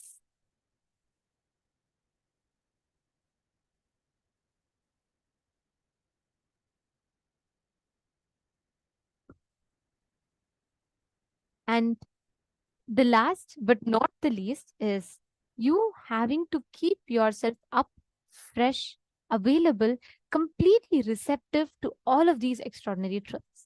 For this, detox is a must, along with yoga and Jalaushan.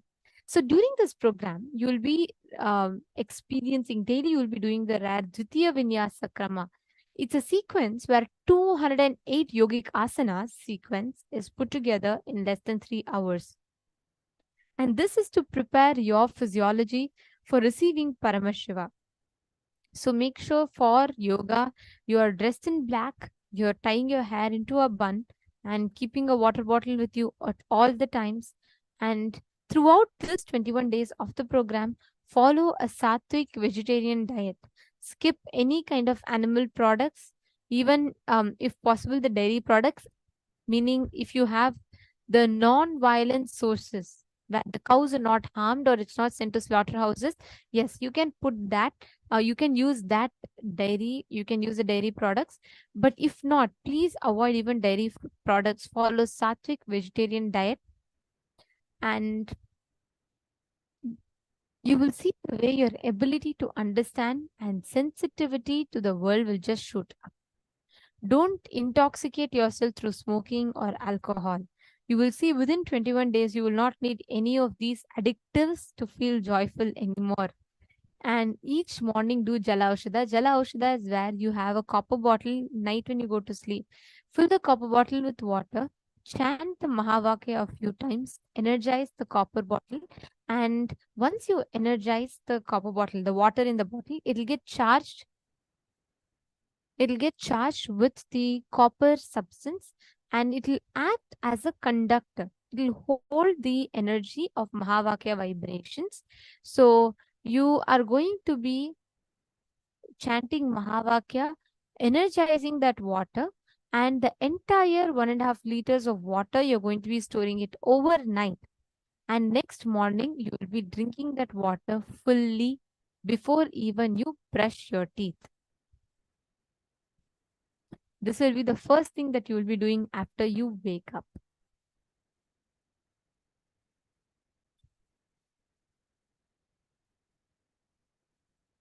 And we are going to be continuously available to support you. We have our expert faculty, acharyas, who are attending along with you, attending to your needs. So should you all have any doubts, you require any assistance, you can let us know and we will have the support desk team reaching out to you all and they will be supporting you in your journey of Paramashivoham.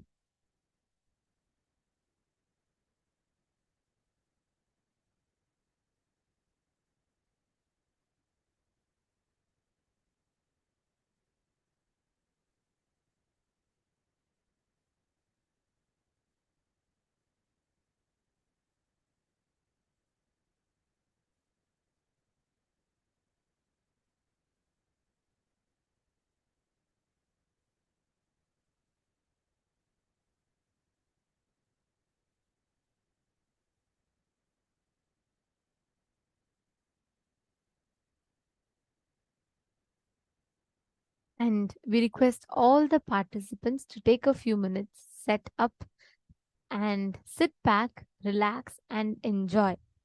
Ma Sri Lakshmi Kotapalli, understand you doing the Dvitiya Vinyasa Krama even as much as you can. Let's say you're not able to do the whole 3 hours, but even just standing and moving your hands, you just do whatever is the bare minimum that you can do with how the acharyas are guiding you, and you will see how much that will help you.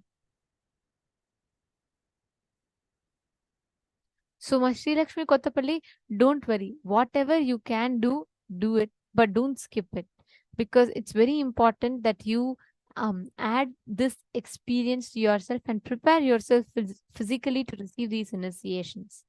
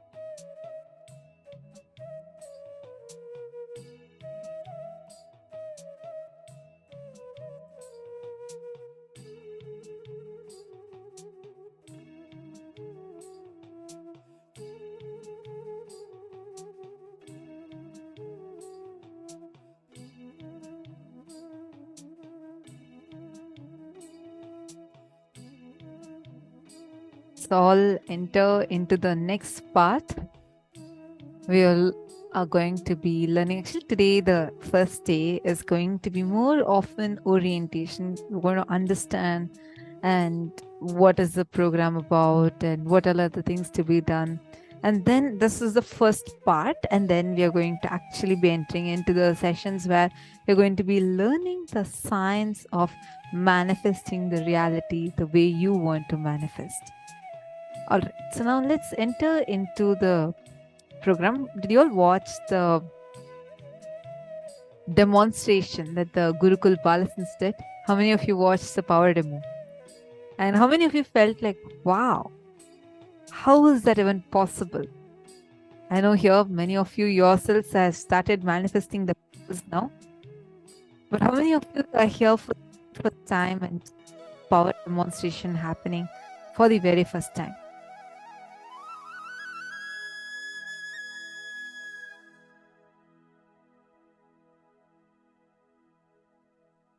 You all can put it in the chat if you're here for the very first time.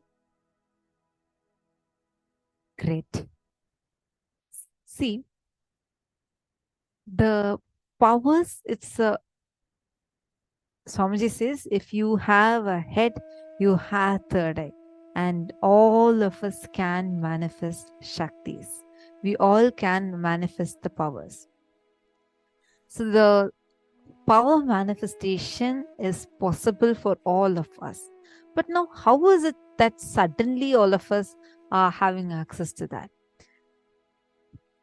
Actually, if you read our Puranas, our Vedic texts, and if you read our scriptures, you will understand in so many Puranas, there are various references to these powers. But unfortunately, because we as Hindus had lost our access to these Shaktis, these powers, because of the brutal persecution, the Holocaust that Hindus had faced, we have lost access to these powers. And now it's like all of us are struggling in being a human level and not being able to manifest what we want in life. And we are struggling. We are not able to really enjoy the life like how actually we could have enjoyed if we had access to these Shaktis. To change this, Swamiji has descended onto this planet, making all these powers as easily accessible for the modern day humanity, giving us all this powerful experience. Like how Swamiji says, God minus third eye equals man. Man plus third eye equals God.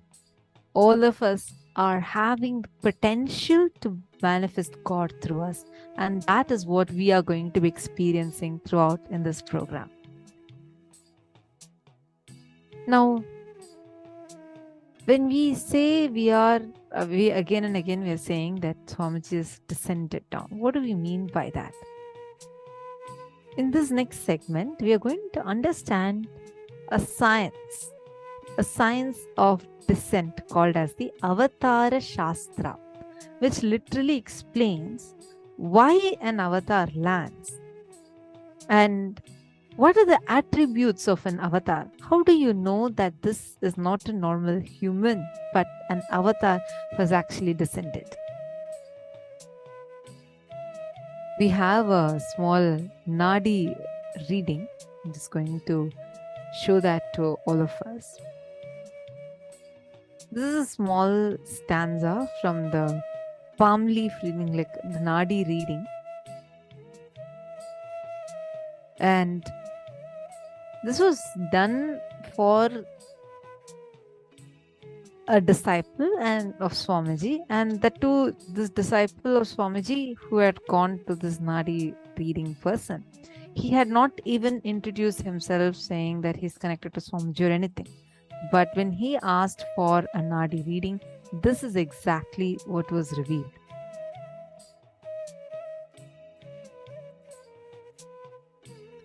I'm first going to be reading out the Tamil verse, and then I'm going to be explaining the translation.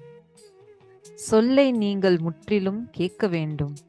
Sivaperuman உலகம் காக்க நித்யானந்த உருவில் பல கோடி சித்தர்களின் தவ பயனால் பரமசிவன் பரமஹம்சராய் வந்திருக்கிறார். You should understand the words completely.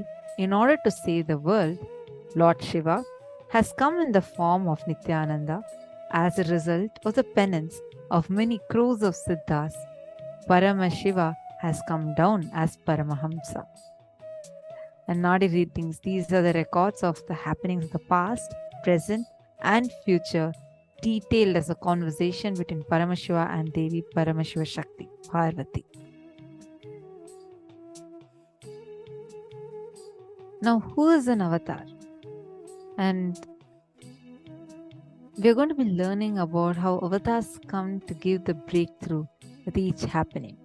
And what are the attributes of an avatar?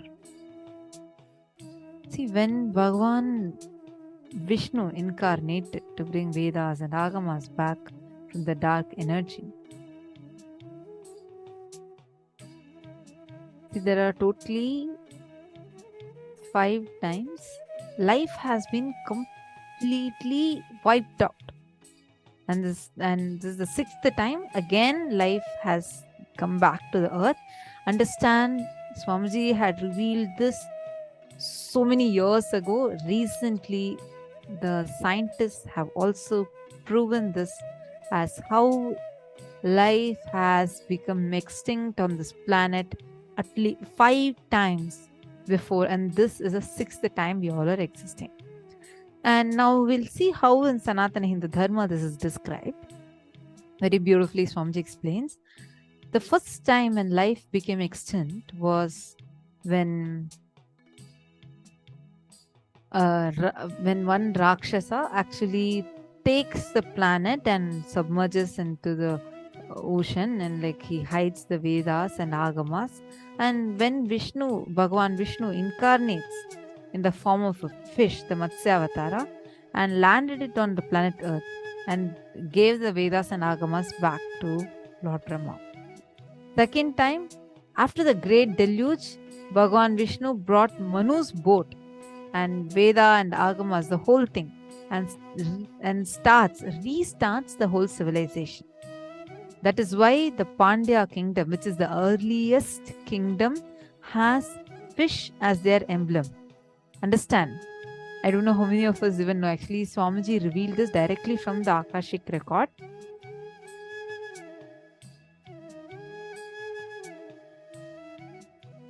Many of the historians would be baffled to hear this. The Pandya kingdom is one of the most ancient kingdoms to have existed on this planet, and there are tons of references to it. Like if you see, even in excavations, very ancient excavations, be it the Kiradi excavation, which was found very recently in the southern part of India, and which is dated way too ancient, even before the modern historians could calculate. They very clearly are seeing the existence, the remnants of the Pandya kingdom. And the Pandya kingdom's symbol is a fish, because when the second time life was wiped out of the planet, Bhagavan Vishnu had come in the form of a fish. And we all learn about Noah's Ark. In various traditions, this is represented in multiple ways. In Sanatana Hindu Dharma, very clearly it is detailed out how Bhagavan Vishnu gives darshan to Lord Manu and orders Manu to bring specific all the beings, just two of all the living beings that is existing, and restarts the entire civilization.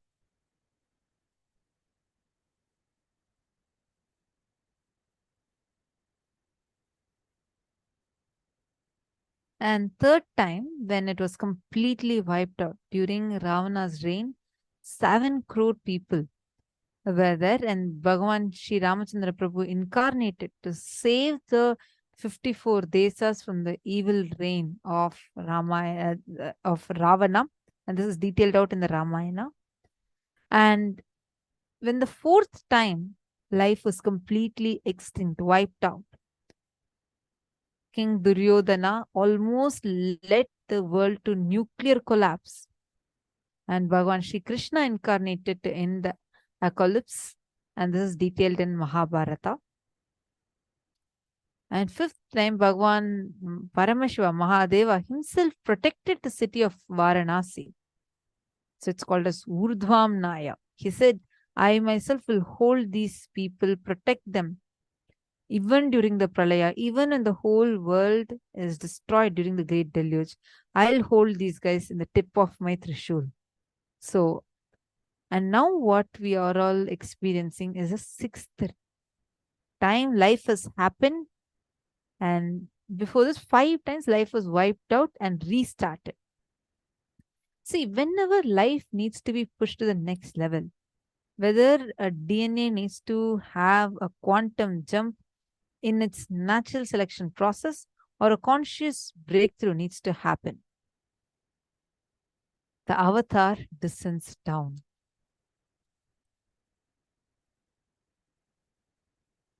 The Sanskrit word avatar, it comes from the word avatarati, means the one who has descended. There was a horoscope prediction by the family astrologers, are Venkatasamy Chettiar, who you can see in the left, and next is Tanjavur Swamigal, 1978. The astrology predicted that the newly born child is an incarnation and will be a Raja Sannyasi, king amongst the sannyasis, and he was duly given Lord Shiva's own name as Rajashekaran.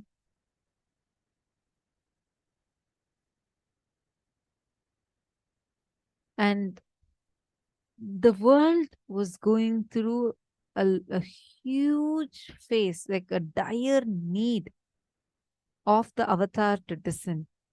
The population growth rate per day and the death rate are moving at the same rate. We are looking at the human civilization to decline in next 3 generations.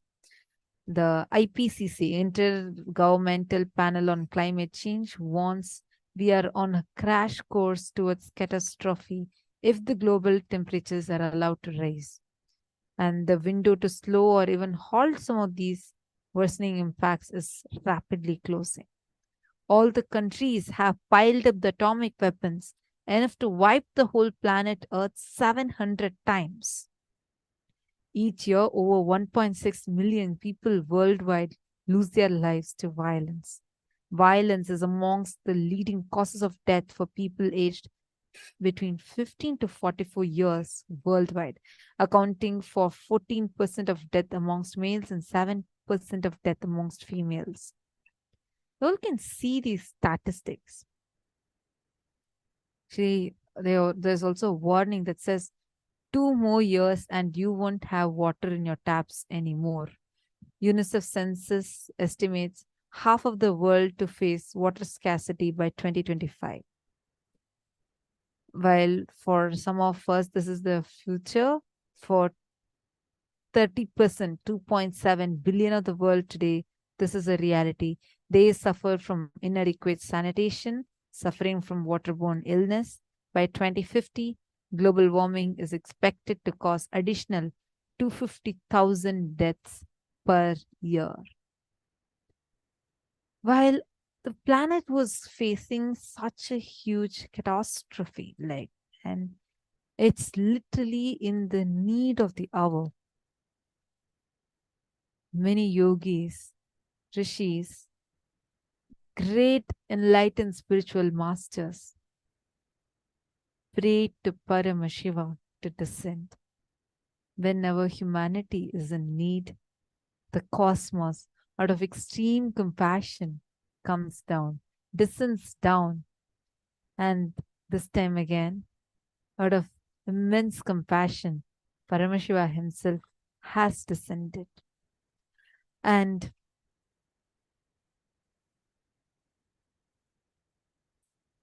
this descent was foretold by some of the great enlightened beings, greatest enlightened beings. There are several Mahapurushas, including Bhagavan Ramana Maharshi, Undi Mahan, Sheshadri Swamigal, who foretold of the upcoming descent of Paramashiva in the form of Supreme Pontiff of Hinduism. Revered as an incarnation, Ramana Maharshi is one of the predecessors of the Supreme Pontiff of Hinduism, who foresaw his happening before attaining the state of Mahasamadhi in 1950 itself. Before leaving his body, when Raju Mudaliyar, Swamiji's biological grandfather, when he went to receive the blessings of Bhagavan Ramana Maharshi, and this was during late 1940s, Bhagavan Ramana Maharshi blessed him ceremoniously and declared that very soon Arunachala himself is going to be landing in his family. Arunachala, Paramashiva himself, is going to be descending in his family.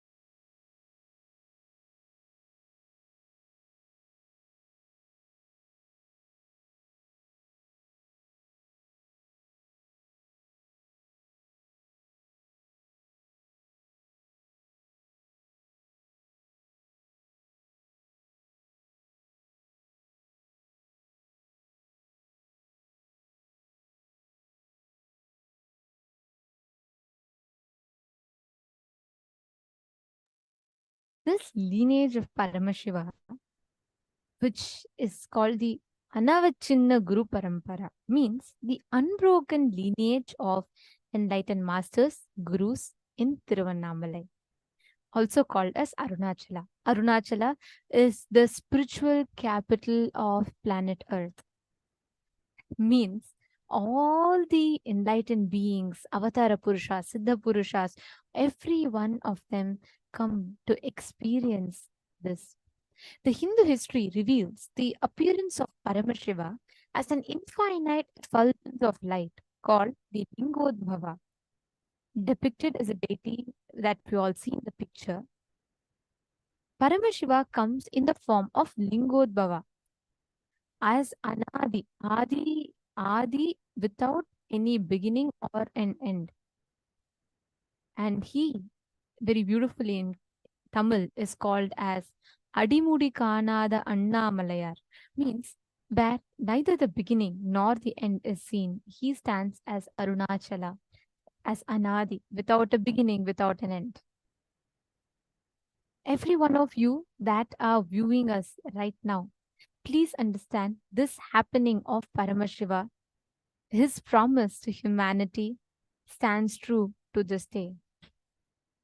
Paramashiva gave a threefold promise to humanity. He said he will be continuously available in three forms. One, as the hill, the sacred hill. Second, as the linga, the worshipable form. And third, as the Guru Parampara, unbroken form of worshipping. And he promised that he would come time and again to enlighten humanity in the form of living enlightened masters. Unbroken lineage of incarnations.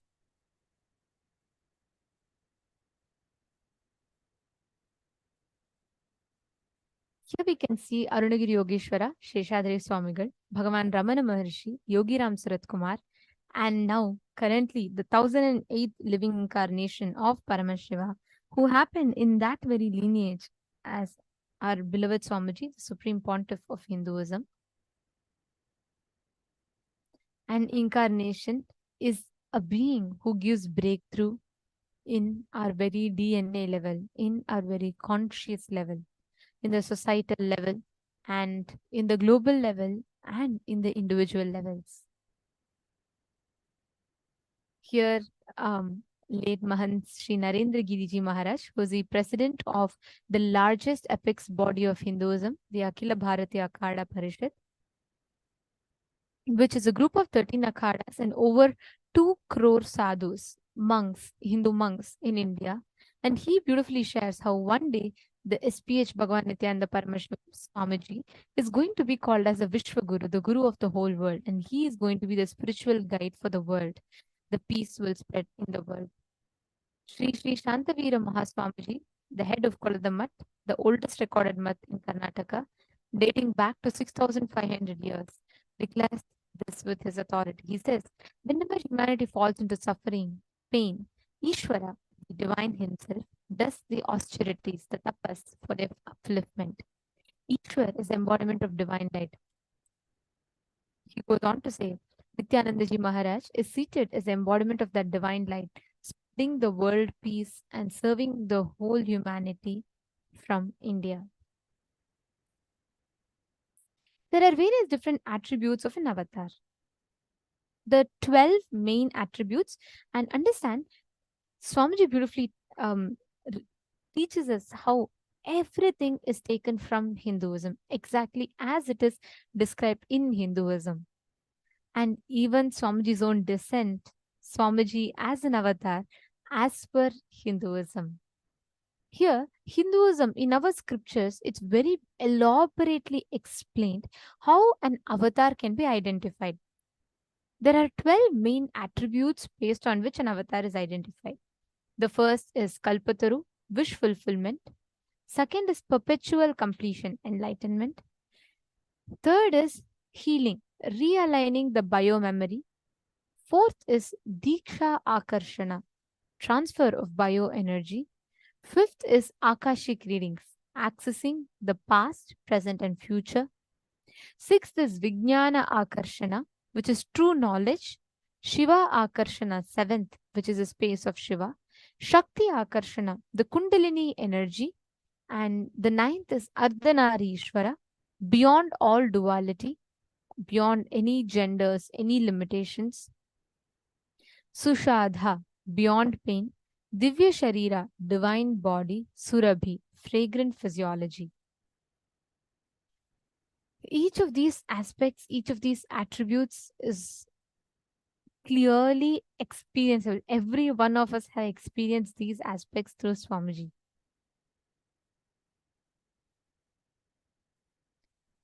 Kalpataru is a wish-fulfilling divine tree described in the Hindu Puranas.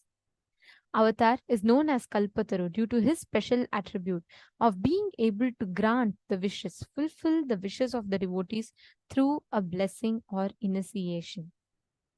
The second is perpetual completion. The ultimate state of enlightenment is the no-mind state, or to put it more accurately, the state in which the observer is disassociated from his emotions, thoughts, leading to a significant drop in the number of thoughts created per second, the TPS. Here, a group of scientists and neurologists peered into Swamiji's brain, trying to grasp what happens in Swamiji's brain. And the results were astonishing.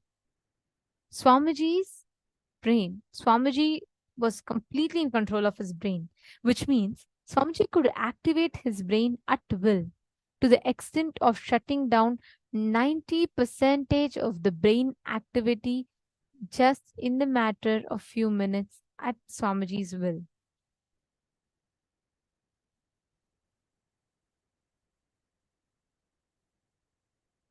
Swamiji has participated in over 50 plus brain studies to show humanity how the no mind state is a reality, not just no mind state. I should say the place where we transcend the shackles of the basic emotions that we all face every day and experiencing that reality, the ultimate reality. That is what Swamiji is showering all of us with.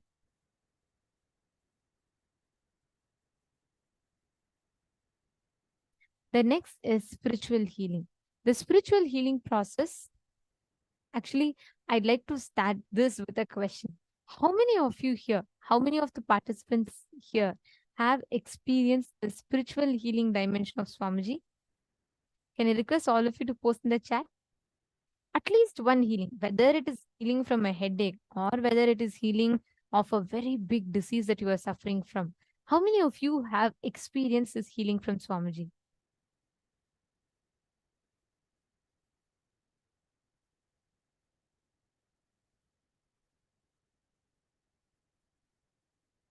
Yes, yes, yes, yes. Oh my God. I see so many people posting yes in the chat.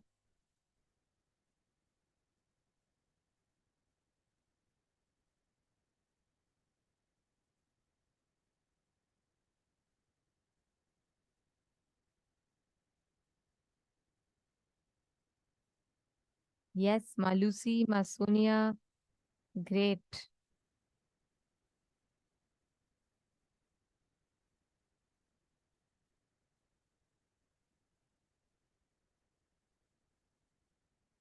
Many times, Ma Smita has posted me, Ma Anand Sagar has posted healing from food illness. Wonderful. Ma Mohini Lata has posted yes, me. And Ma Irene, Ma Lalataksha, Ma Jnana Yogini. Ma Maheshwari has posted, yes, Ma, my thyroid completely healed. Exactly. See, the most important attribute of the avatar is healing. Where by channeling the ultimate spiritual energy, the avatar realigns our very biomemory and enables us to be able to heal ourselves completely.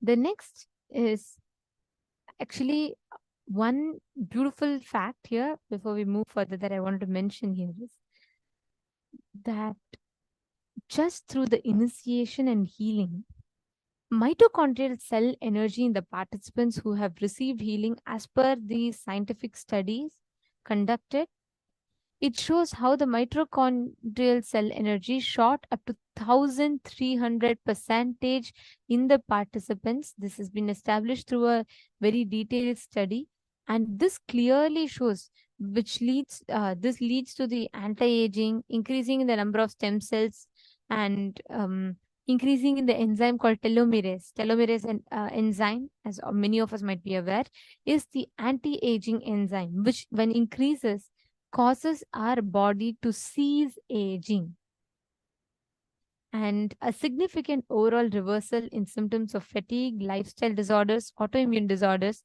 psychosomatic disorders, and certain malignancies.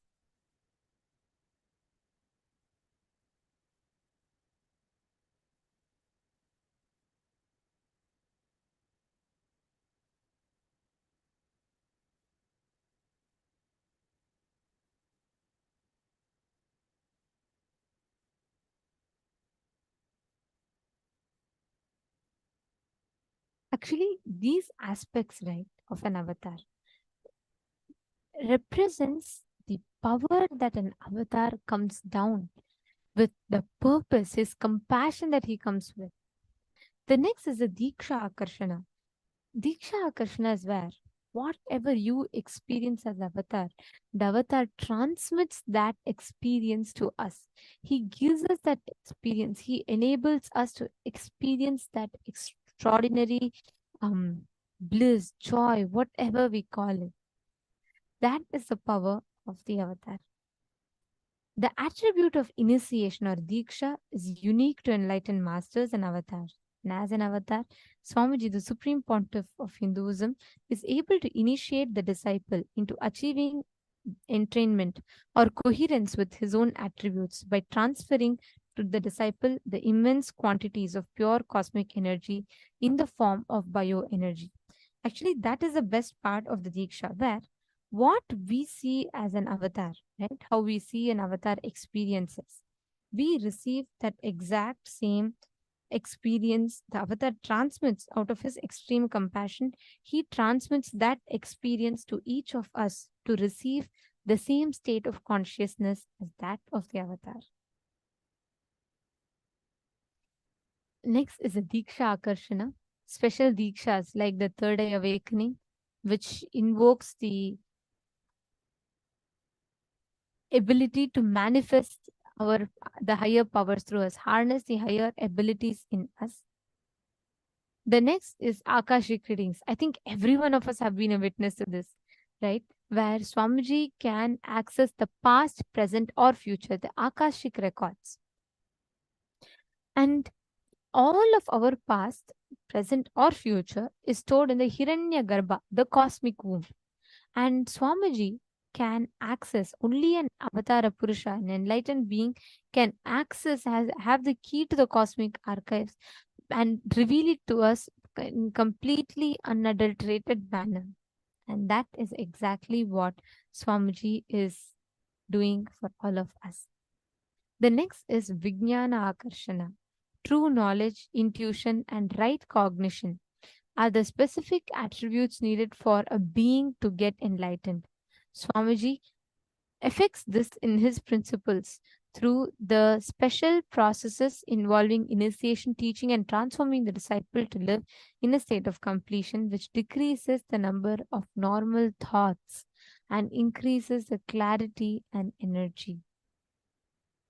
And Vijnana Bhairava, Vijnana Akarshana is where the latest of all the tools and mechanisms are used to transmit that experience of enlightenment and that experience of that highest form of energy into all of us just through the avatar.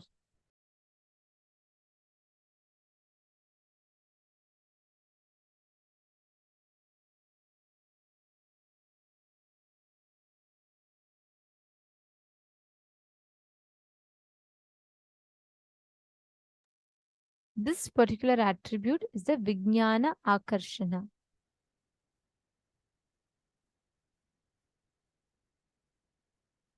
The next is a Shiva Akarshana.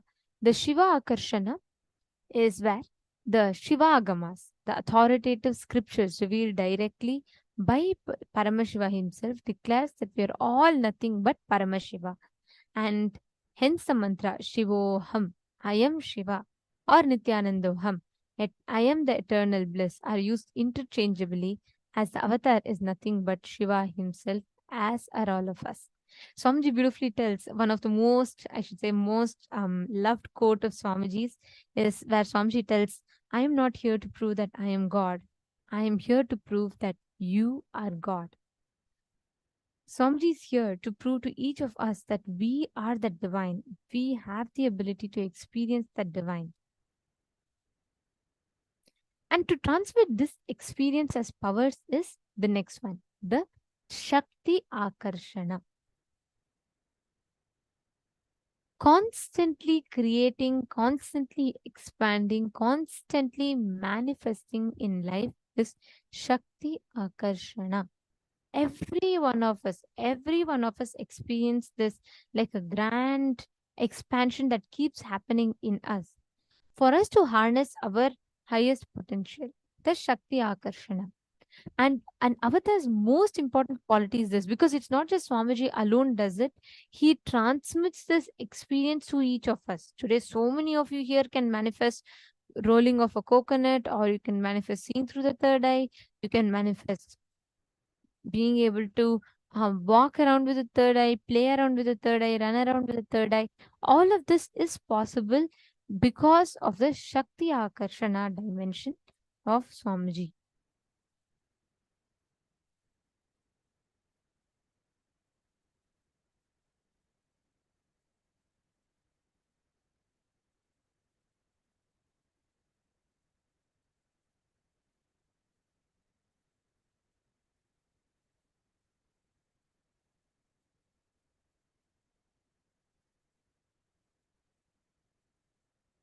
Here we can see some of these Shakti Akarshanas happening, meaning where Swamiji is transmitting that enlightenment experience to thousands of us at a time. And here it was Kumbh Mela in Nasik in the year 2015.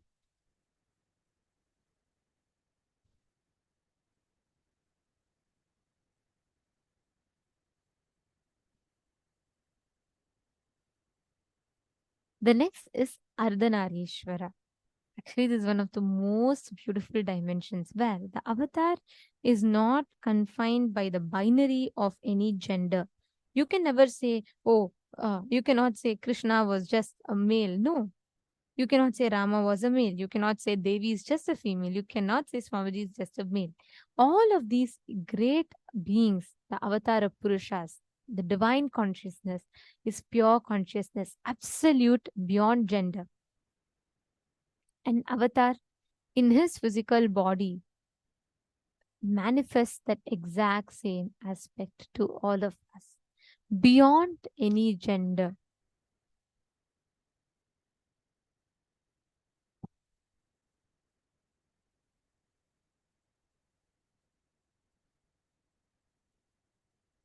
And last, the next one is where the avatar manifests the Sushadha dimension, beyond any physical pain, where there is no pain, no suffering, nothing. The avatar does not carry a pain.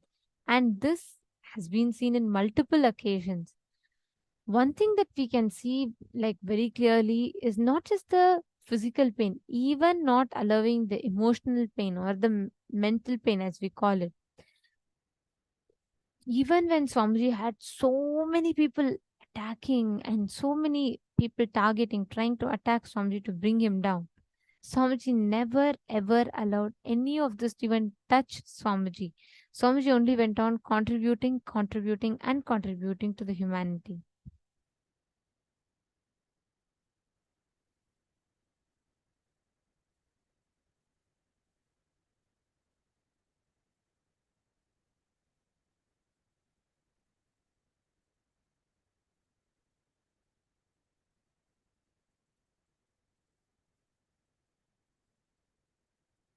The next is Bhigata Vajra, the ability to spontaneously return to health under any conditions, referred to in the Linga Purana as a quality of Paramashiva himself.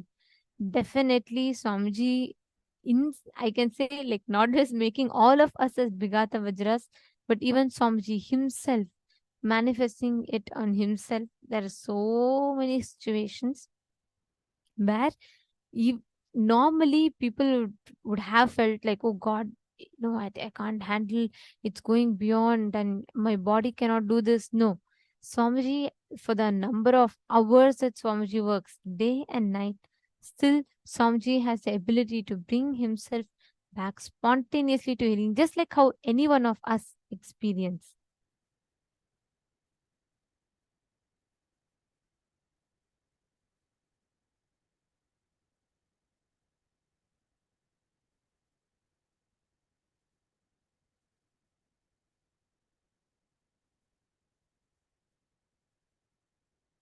And last but not least is manifesting of the divine Shaktis of the avatar, being able to manifest the powers, being able to awaken others to manifest these powers.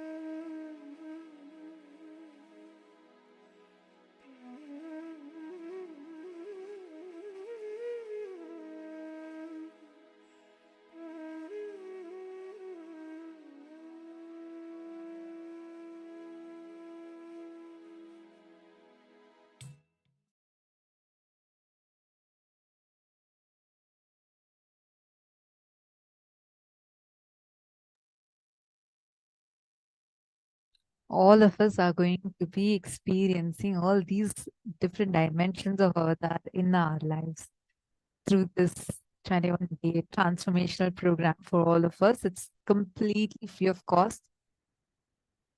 And now let's enter into the next session. In the beginning of the program, during the demonstration of the powers, we listened to a small clip Swamiji was telling about how it's really time that humanity needs to take a breakthrough. We all have evolved from amoeba to fish, fish to monkey, whether it was a physical breakthrough, physiological breakthrough, psychological breakthrough, and a conscious breakthrough. Now we are in a time where a superconscious breakthrough is needed. We're in dire need of it. We keep hearing so many news. We hear about the catastrophic floods or cyclones or the climate crisis that we are facing. Or on the other hand, we see about the violence that the whole humanity is suffering.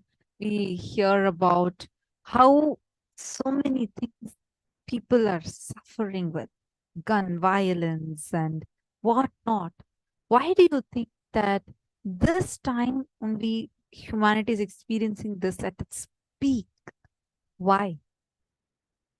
Understand, because right now, unless we have superconscious breakthrough, there is no other solution for this planet, for the life to survive on this planet. Superconscious breakthrough is a real necessity for us to be able to actually live further in this planet.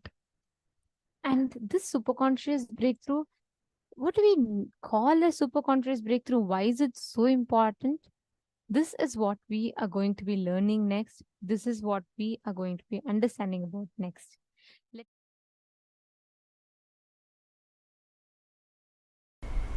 Understand, I am introducing a science, subjective science, inner science, a spiritual science. I am introducing a subjective science, inner science. I am introducing a science which can be experienced, manifested.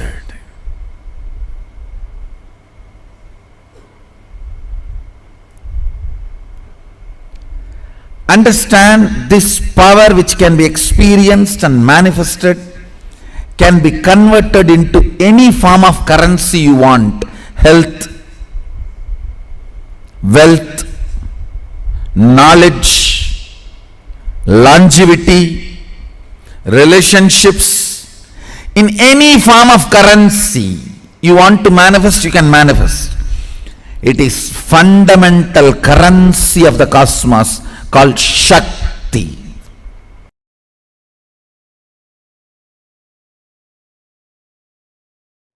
Understand this fundamental truth. Your thought currents, the thought currents which you encouraged by cherishing them, and the thought currents you made it into reality by supporting it with your action or inaction. For example, you want to do puja. If you do puja, if you do the action called puja, that thought current will become powerful. You want to be in depression. If you don't do anything, that thought current will become powerful.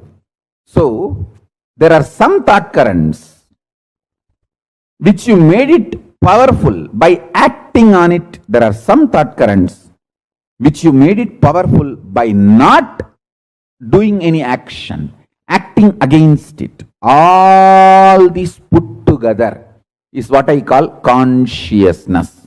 What you engage, what you entertain, what you entrain, all these put together is your consciousness.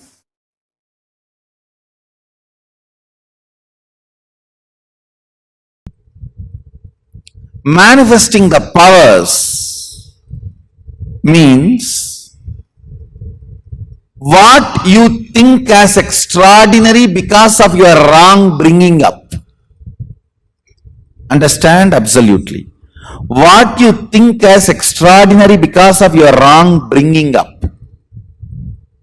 What you think you have been told as a common standard. Breaking that and manifesting the absolute as it is through your body and mind is manifesting powers. Understand? The first myth you need to break. What has been wrongly taught to you? After all, people who taught you till now are human beings. Forgive them. You don't need to be angry with them, but do not allow them inside you. Get rid of everyone. Understand? Unless you break the standards they taught you, you are not going to have a superconscious breakthrough. Superconscious breakthrough means breaking all the standards you have been taught.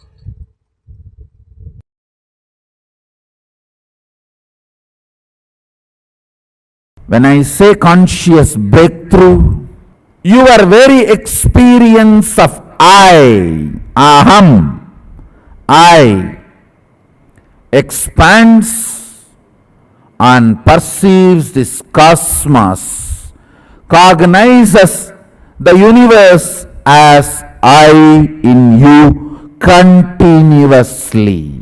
The good news I have is you are capable. The great news I have, you don't need to do anything, I'll do it for you. What is superconscious breakthrough? What is Kundalini awakening?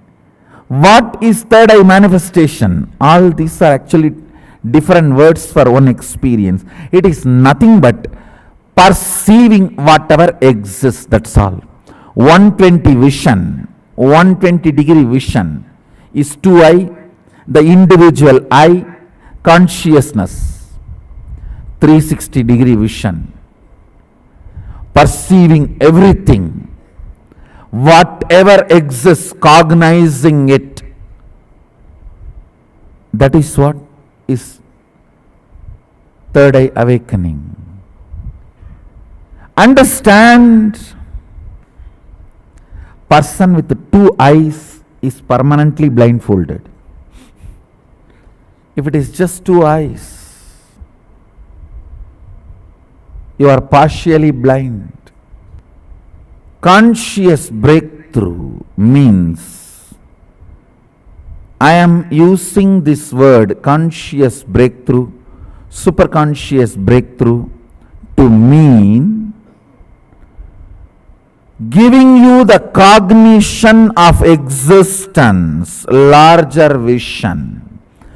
When I say vision, I don't mean just only the ability to see, ability to reverberate, ability to vibrate, ability to perceive, ability to experience. Understand?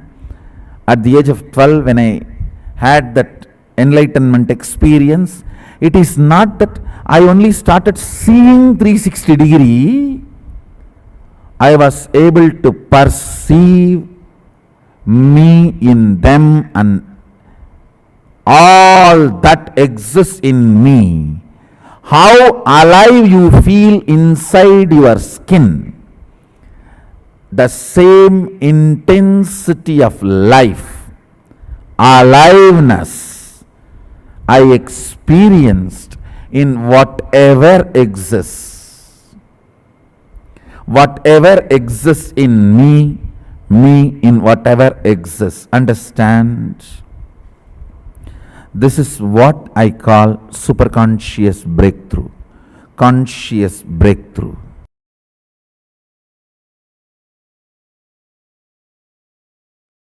Your soul and your consciousness. Listen, listen. When I use the word soul, I use what you perceive as you, your sensations, your experience of life. Let me define. Your experience about life happens through the body,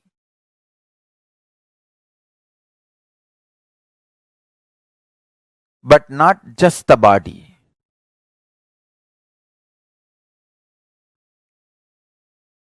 You need to listen very carefully.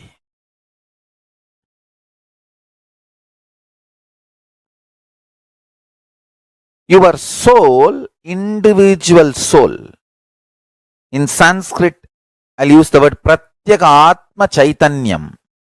The individual soul is the connection between the pure superconsciousness and your body. Understand? Your individual soul is a connection between the pure consciousness, Paramashiva, and your body. Actually, the pure consciousness and you, it means your body, pure consciousness and your body is tied through a powerful conscious vibration. I should call it as a powerful words, conscious vibrations. Understand? Guru can change that programming and give you the best possible conscious frequency connection between you and your body. Your consciousness and body, that connection, Guru gives the best connection, ultimate connection.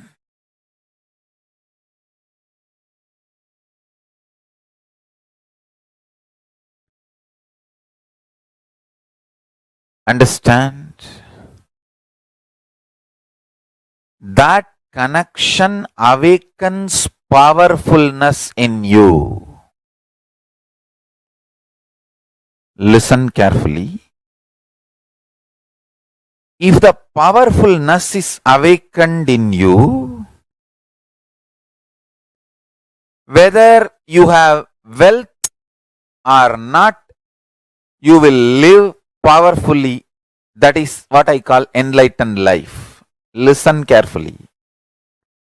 If powerlessness becomes your thought current, the core frequency, whether you have wealth or don't have wealth, you will die in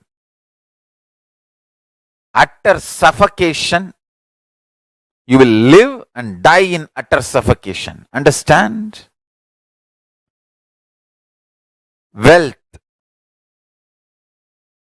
luxuries, sex, life itself,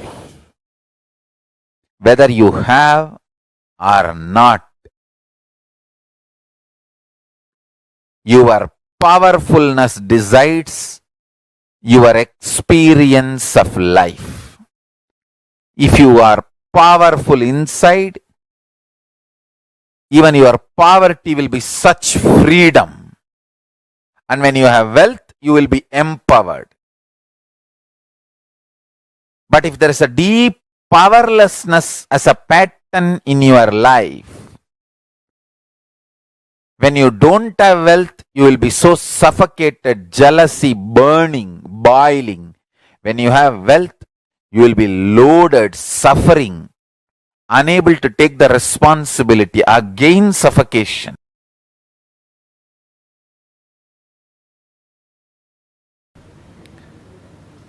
So the first thing power manifestation needs is Shaktipada. Shaktipada is connecting with enlightened space, Chidambara, a conscious space. In the conscious space, nothing happens as a compulsive thought pattern or unconscious flow current. Listen carefully. Thought or mood or ideas or incompletions, nothing moves unconsciously. In the conscious inner space, Chidambara, if something is going on unconsciously in you without your knowledge, then it is not Chidambara. If it is pure Chidambara, it moves consciously. Nothing moves unconsciously. So understand, connecting with the Chidambara, who already achieved that space of Sadashivatva, who is already manifesting Sadashiva, connecting with that being space is what I call Shaktipada. The first step for manifesting Shaktis is Shaktipada.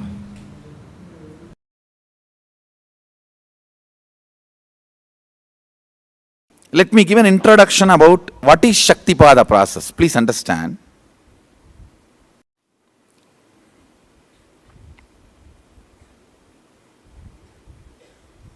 You would have seen or heard about how the chicken sits on the egg and hatches. Of course, in the modern countries, this does not happen. Machine sits on the egg and or egg sits on the machine. In those days, originally when hens and chicken were getting produced on the planet Earth, the hen used to sit on the chicken and hen used to sit on the egg and the chicken will come out of the egg. See, same way, Sadashiva sitting means the ultimate cosmic energy sitting on the individual soul and making the individual soul into cosmic energy is Shaktipada. Hen sitting on the egg and making the chicken happen, same way. You may think, how come, what is going on here? That hen is only sitting just by the body heat of the hen, the egg is becoming chicken. Because no surgery is done and nothing goes inside. It's only sitting. Same way, it is just sitting. It's only the presence.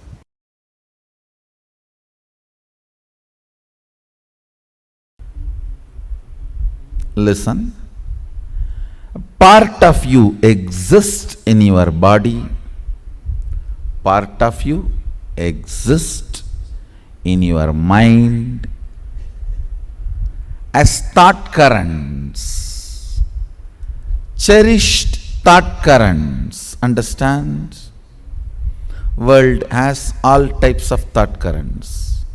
Thought currents of love, thought currents of lust, thought currents of anger, thought currents of violence, thought currents of serving, thought currents of stealing. All thought currents exist. What kind of a thought current you want, you attract that. What kind of a thought current you enjoy, you attract that. As I said yesterday, your cognition is like a broomstick. The sticks you like, you collect all that and keep it together and tie. With your identification, I.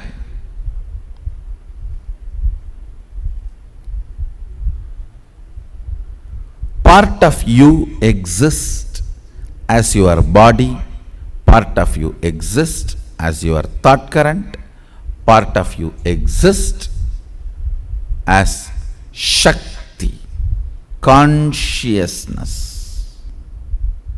Listen, that part of you which exists as Shakti, I am rekindling it, awakening it, so it takes over your body part and mind part. Listen, making your conscious part take over your body part and mind part.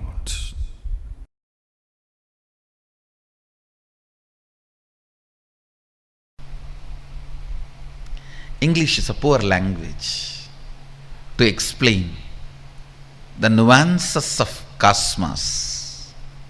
Definitions matter. So have the right definitions about this whole science. Right introduction about this whole science. First thing, do not get overwhelmed. Second thing, it is not supernatural, it is naturally superb. It is super but natural for you. Nothing difficult, nothing impossible, nothing.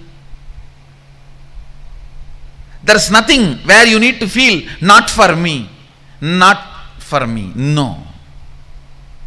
It's for you.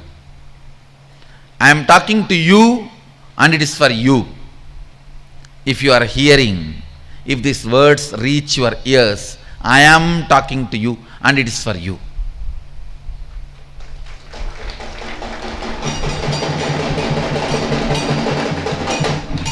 It's a simple, very simple science. All you need to do is detoxify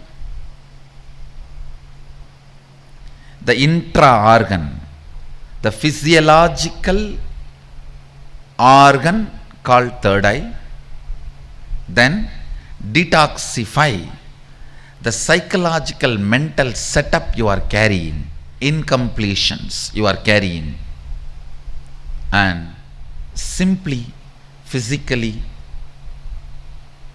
it manifests, third eye manifests as reality.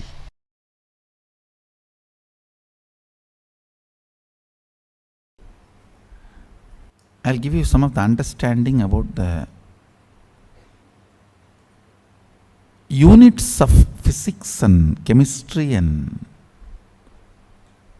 biology.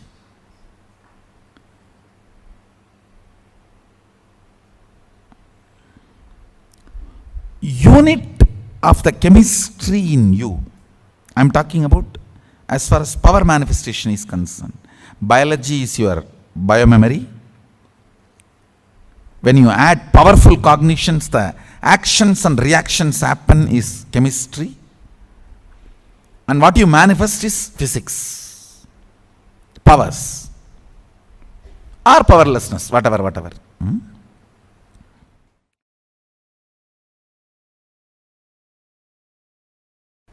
Unit of physics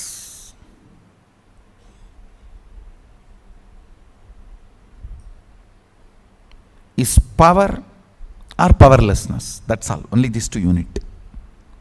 Any happening is only these two. Deva, Asura, that's all. Nothing else. Everything else is attribute. Attribute is different from unit. When I say unit, I am talking about the fundamental unit. Everything else is attribute.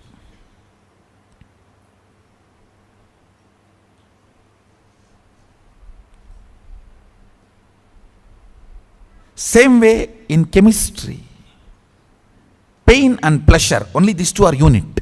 Everything else is attribute. All experience, action and reaction is only pain or pleasure, that's all. That is why the day I was telling that don't invite pain but don't hate pain, because pain grows the roots in you which you can never grow by just joy. It brings certain kind of a depth in you which you cannot get it just by joy.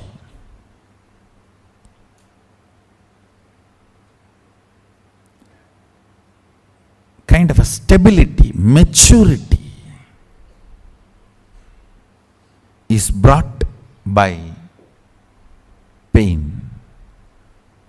But of course, inviting it is stupidity. Don't invite, don't become sadist, no. Neither invite nor hate. When it comes, allow it to do its job. The unit of biology is your wants and fears. Your fear and your greed is the unit of your biology, means biomemory. Pain or pleasure is the unit of your chemistry.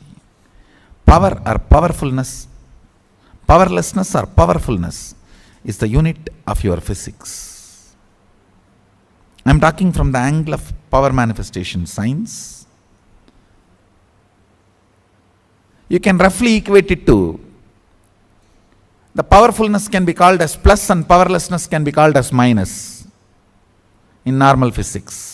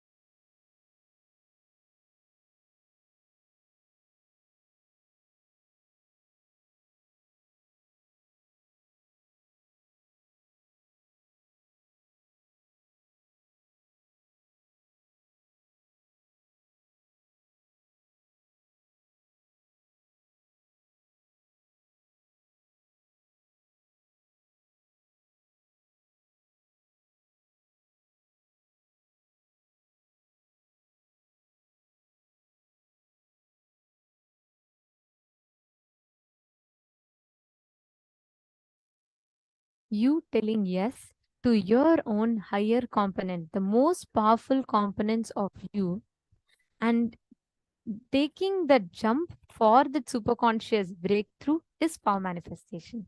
So beautifully, Swamiji explained to all of us about what is this superconscious mutation, why, how it is different from the normal understanding that we all have, correct?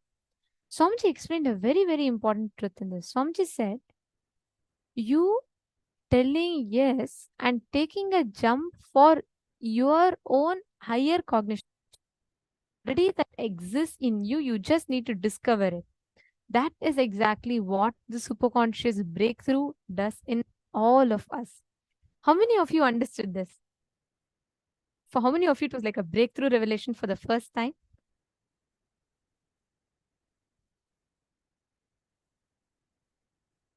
Okay. I request every one of you to let us know. Please share with us on Facebook, YouTube, and all the social media platforms. You all can share in the comment section. And to all the participants, please share with us on the chat. You all can let us know what each of you are understanding, because this is a very, very important thing that all of us need to grasp. The science of being able to manifest powers. Manifesting powers is not just you manifesting these extraordinary possibilities, but most importantly, like Swamiji said, it leads us to being able to manifest our own higher potentials, our own higher dimensions.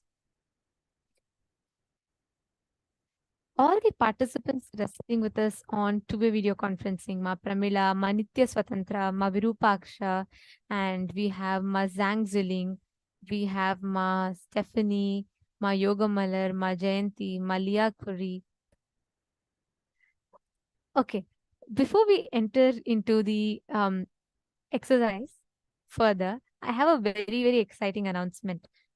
Ma Chetana Suragon, Nithyanandam, which place are you from, Ma Chetana? Nice to see you sitting. Which place are you joining us from? Yes. And the most exciting announcement is today at 8 p.m. Eastern Standard Time, we are having the live darshan of Swamiji, the Supreme Pontiff of Hinduism. We are going to be having this exclusively on the two-way video conferencing, and all the viewers that are currently watching us live on Facebook, YouTube, and all the social media platforms, you all also can join in for the two-way video conferencing. It's completely free. You all can join in, but the special darshan is open only for the participants sitting with us on the two-way video conferencings, meaning all the Zoom rooms that each of you are logged in through. So now let's all enter into the next part, where we are going to be doing a very powerful third eye awakening meditation. Swamiji himself is going to be guiding us through that. Let us all sit intensely and do the meditation intensely. Do not miss even a single step. Listen carefully. Swamiji will guide us through, and let's all do it intensely.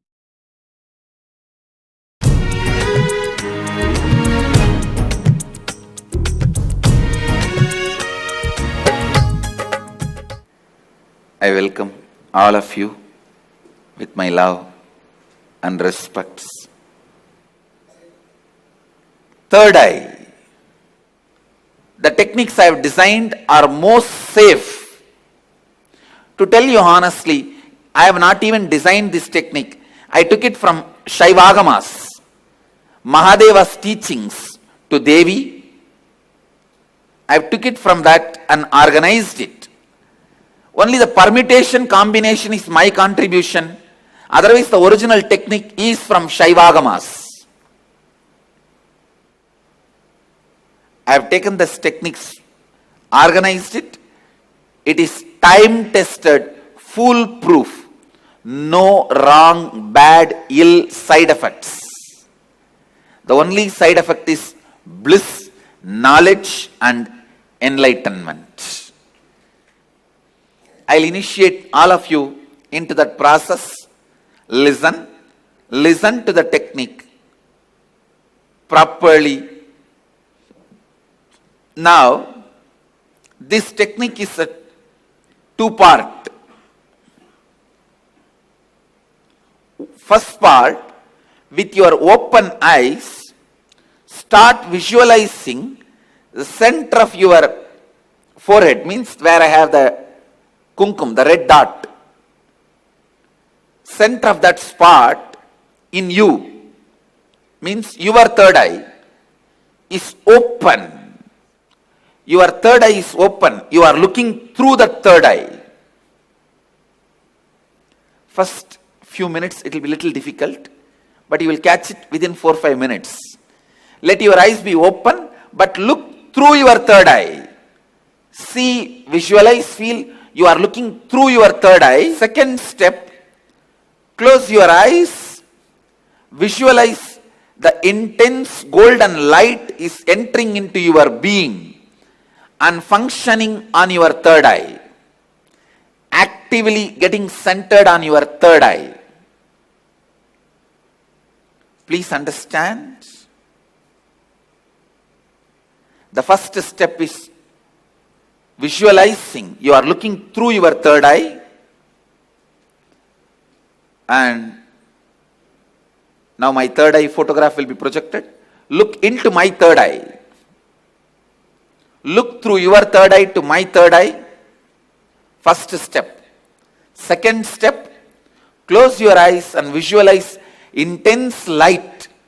Golden light is entering into your body from above, the sky, entering into your head and getting centered, functioning, active on your third eye. I'll guide you step by step. Now, please keep your eyes open and gaze at my third eye. Visualize you are looking through your third eye.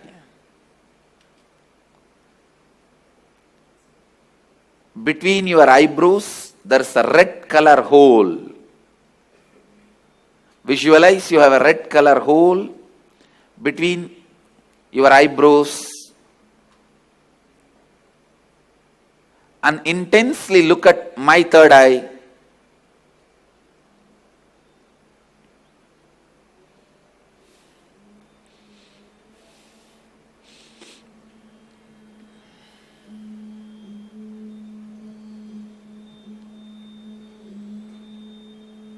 Shiva, Shiva, Shiva.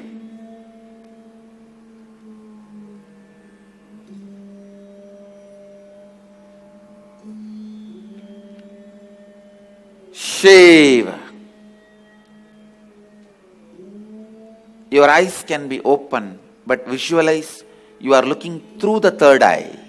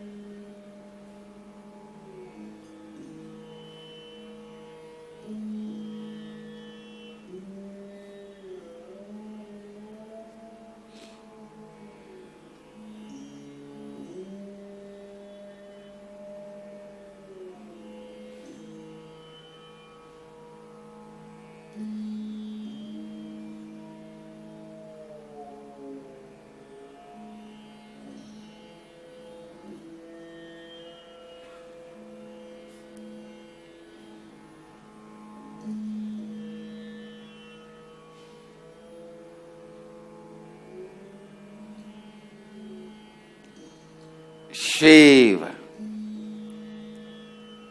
Shambhavi,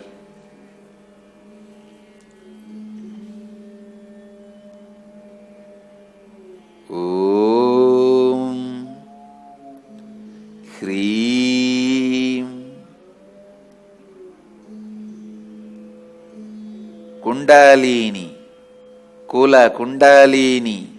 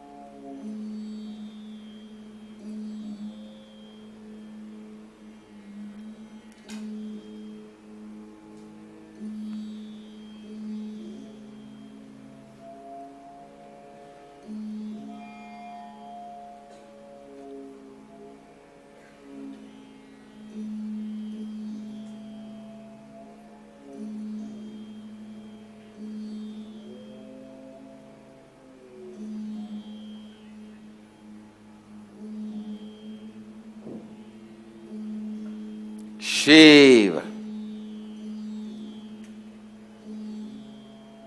Now, close your eyes.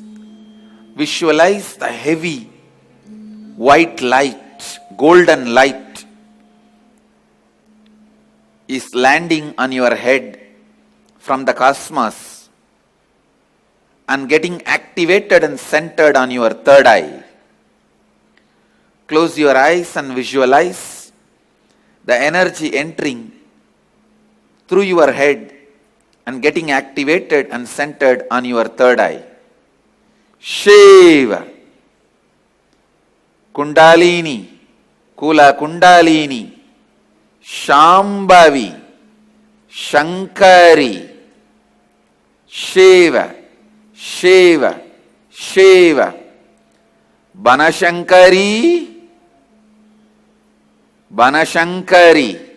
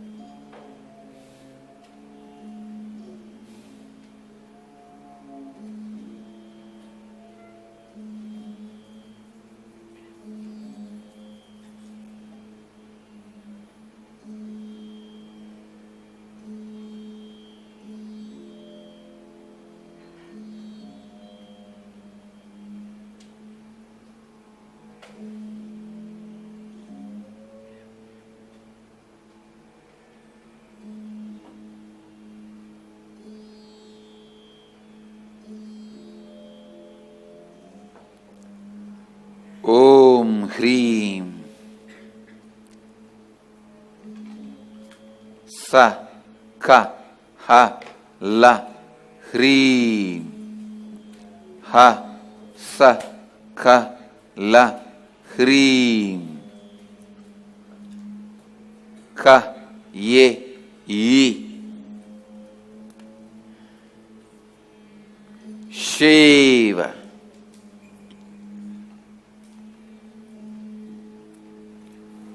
Shiva.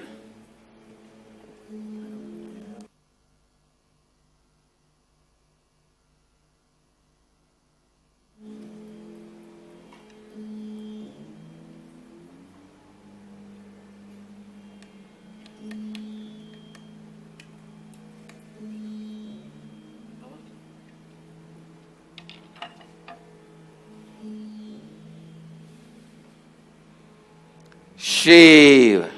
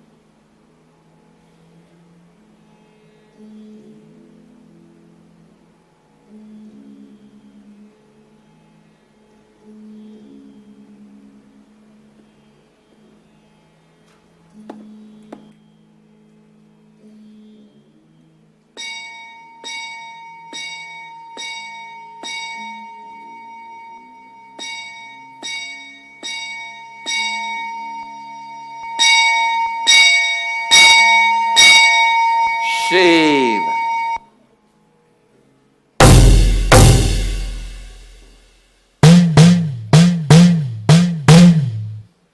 Shiva.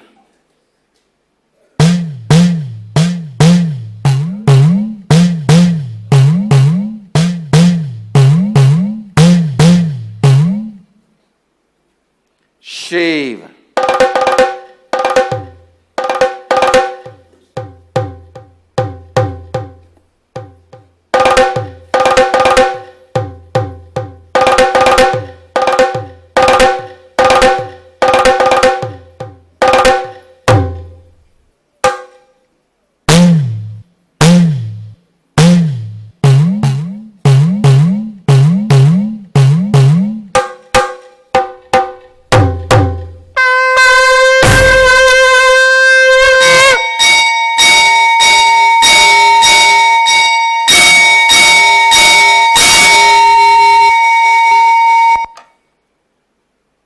Shiva. Shiva. Shiva. Shambhavi. Bhairavi.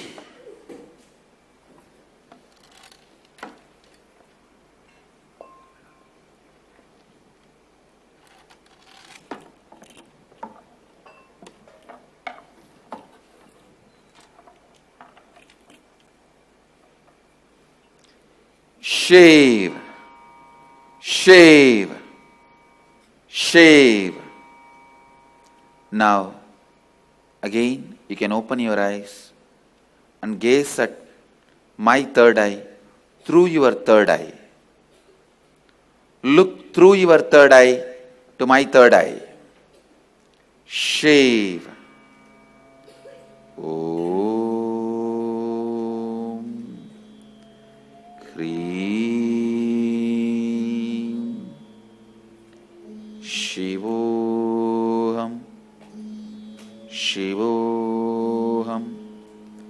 Shivoham. Shivoham. Shivoham. Shivoham. Shivoham. Shivoham. Shivoham. Shivoham, Shivoham, Shivoham, Shivoham, Shivoham, Shivoham, Shivoham, Shivoham, Shivoham, Shivoham, Shivoham, Shivoham, Shivoham.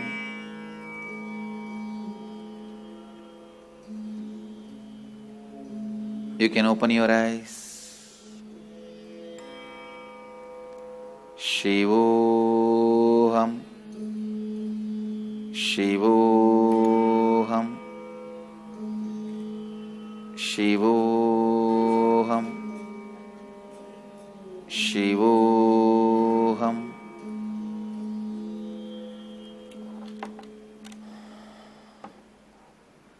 Shivoham.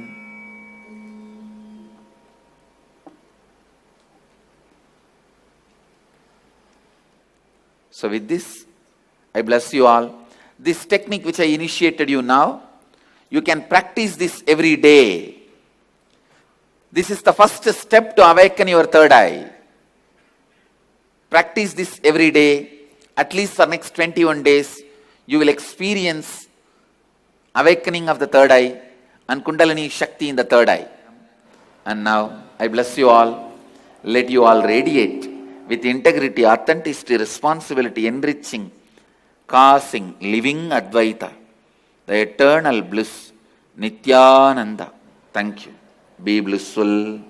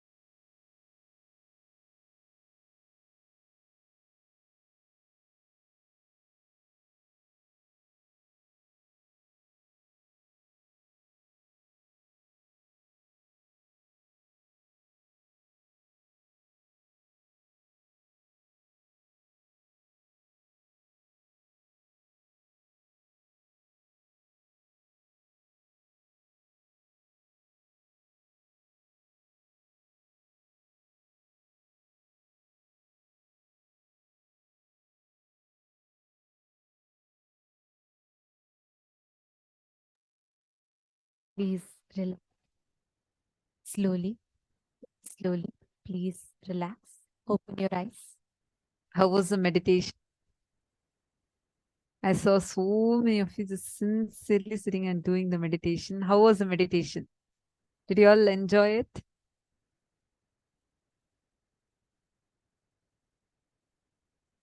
So many of you. Wow.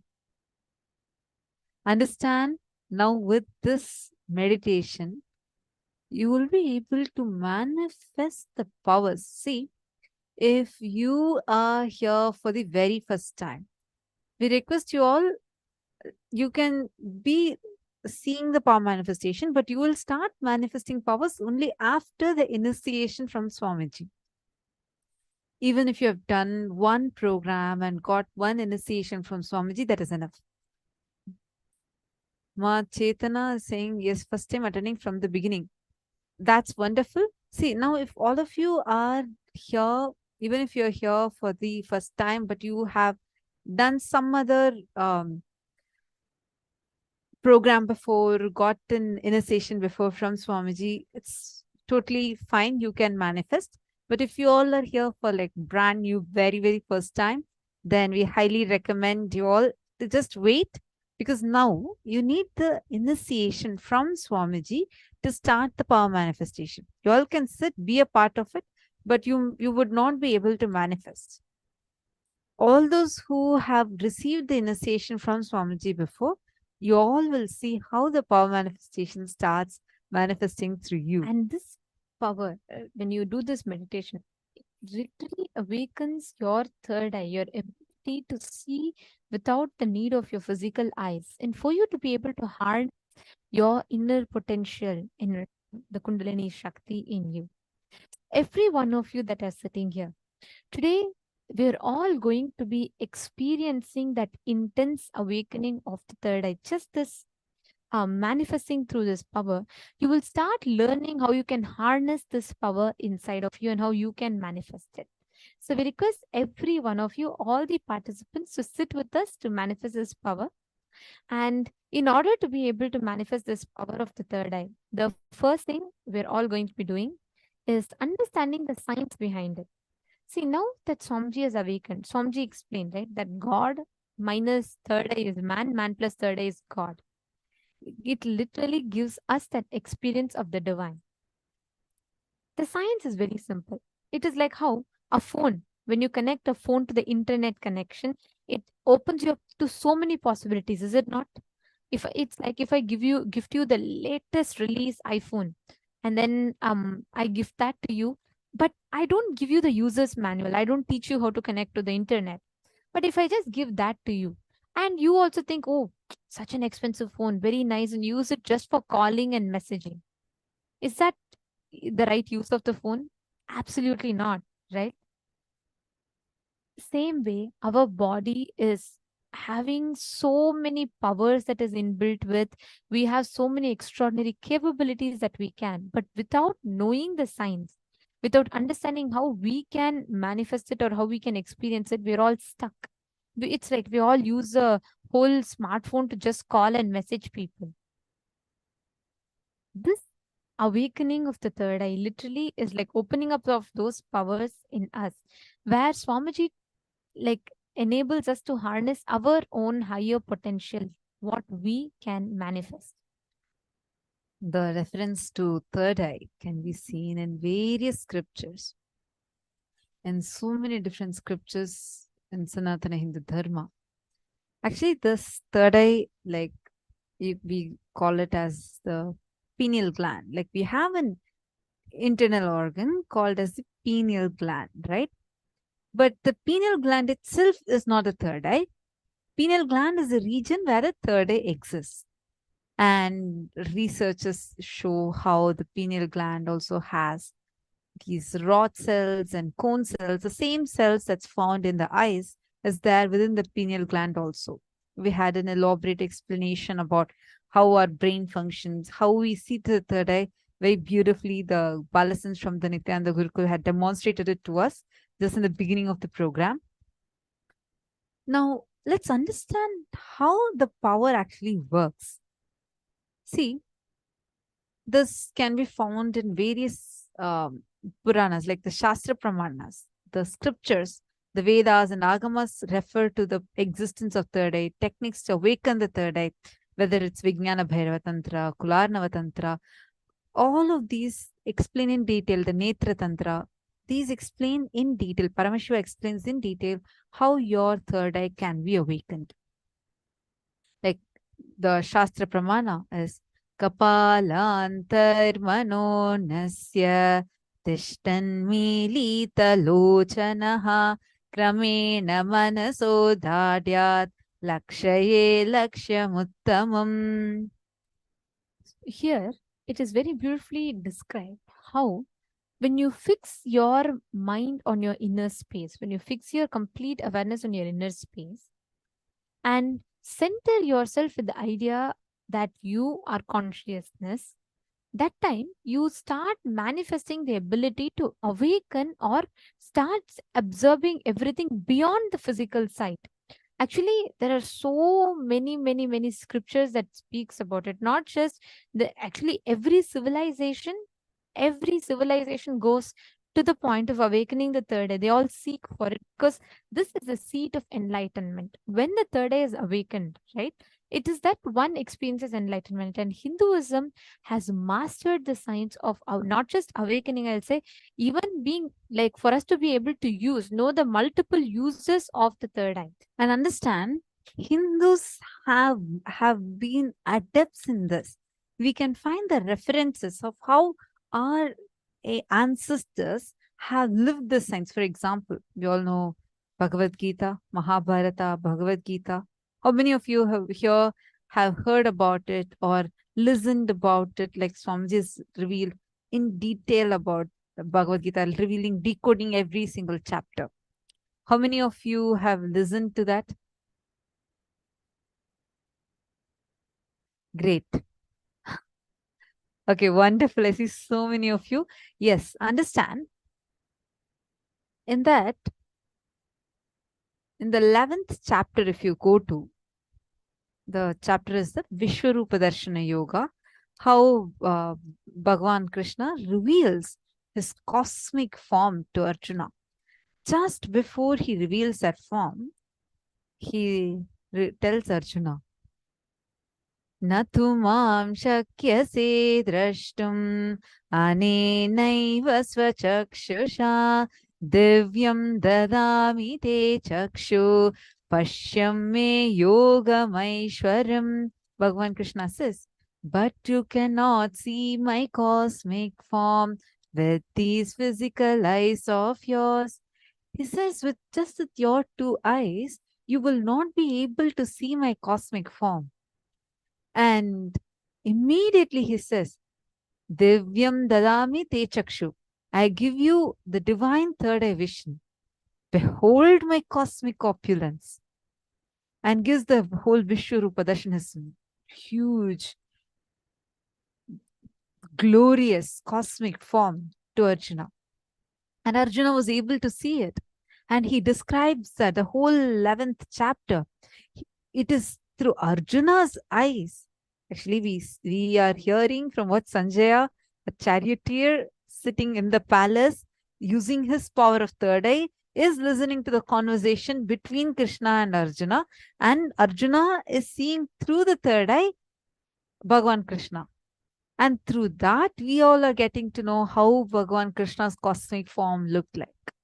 Understand, this third eye science is not something new for us. And this, we have been living with the science, mastering the science in very, very, very powerful ways. We have been mastering this science of third eye. Actually, this one thing is what I wanted to add. See, when we speak about third eye, in most of the places, it only tells us about awakening the third eye. But here, Swamiji is explaining to all of us how you can harness the power of the third eye. It's not just awakening. It doesn't just end with, okay, you are awakened. No. How do you harness? How can you use that in your day-to-day life? By you awakening third eye, what happens? Yes, you get heightened intelligence, you get intuition, but what about it? How can you use it in your daily life? That gap is what Swamiji is beautifully bridging. So all of these powers, all of you are going to be learning through the program is not just, oh, you're going to be awakening these powers.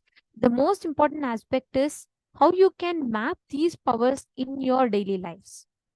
How you can awaken these powers in your day-to-day lives. That is what you are going to be learning about as well. So all of you that are sitting here and that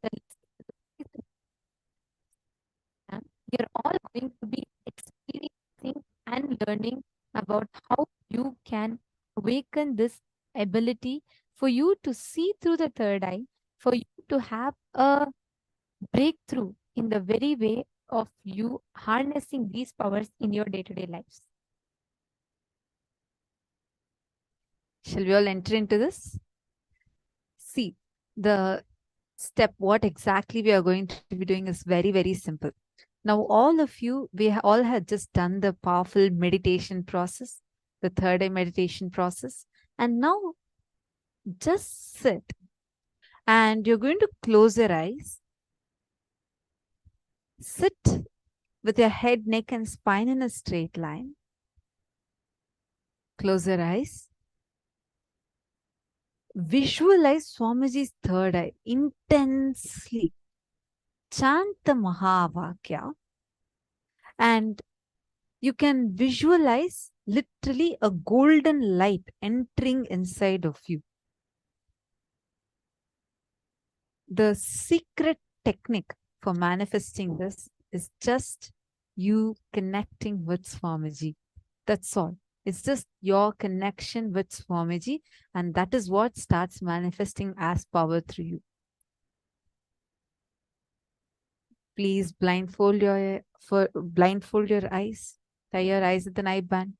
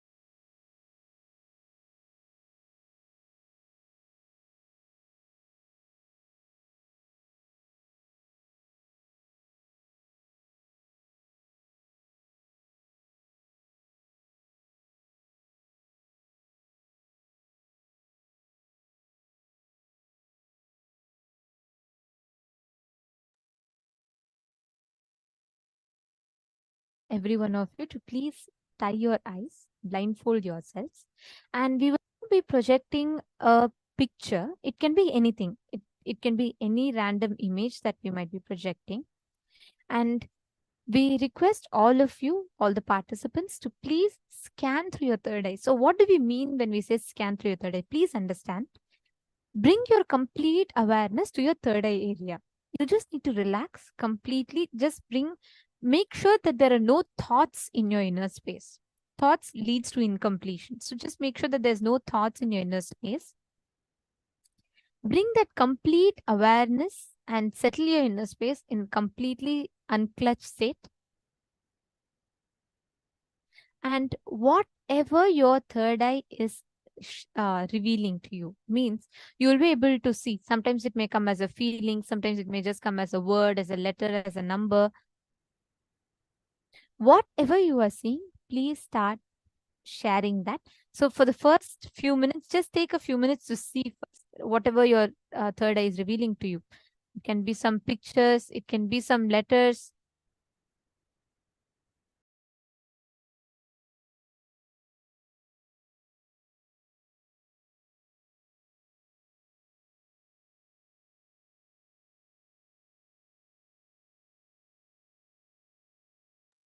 Now, chant the Mahavakya. Please sit straight. You're going to be seeing, it could be as patterns, it could be as shapes, colors. It can be anything different. Just scan through your third eye. Let your third eye show you whatever your third eye shows you. Just see it. It can appear, you may see as colors, you may see as pictures, you may see as letters. Whatever your third eye shows, please type it out.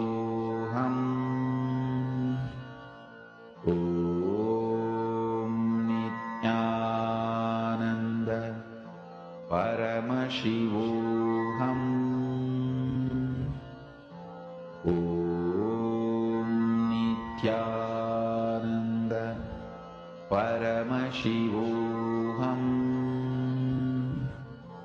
Om Nithyananda Paramashivoham. Om Nithyananda Paramashivoham. Om Nithyananda Paramashivoham. Om Nithyananda Paramashivoham. Om Nithyananda Paramashivoham. Om Nithyananda Paramashivoham. Om Nithyananda Paramashivoham.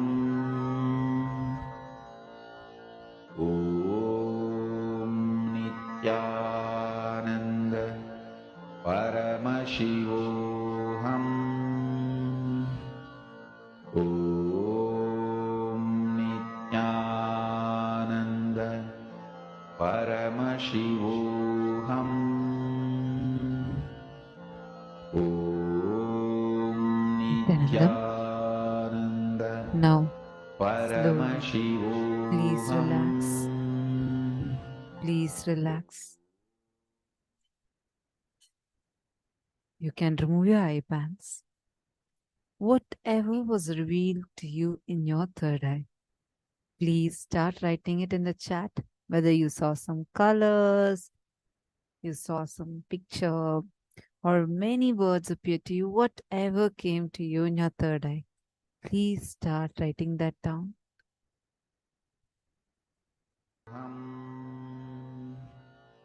Om Nithyananda Paramashivoham. Om Nithyananda Paramashivoham. Om Nithyananda Paramashivoham. Om Nithyananda Paramashivoham. Om Nithyananda Paramashivoham.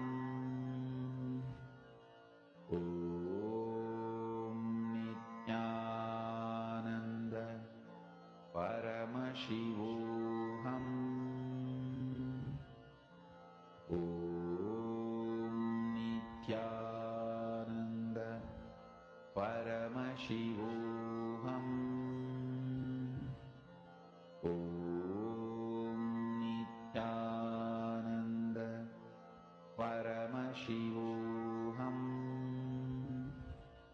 Om Nithyananda Paramashivoham.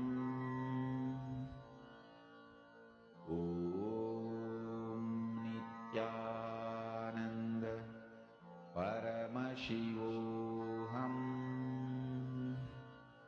Om Nithyananda Paramashivoham.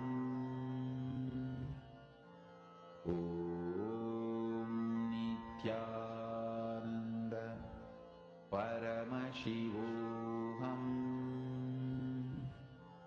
Om Nithyananda Paramashivoham. Om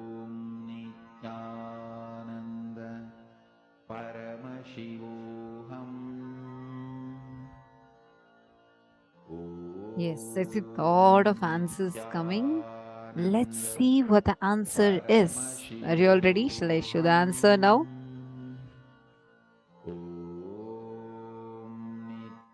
Okay, I'm going to be now showing what the answer is.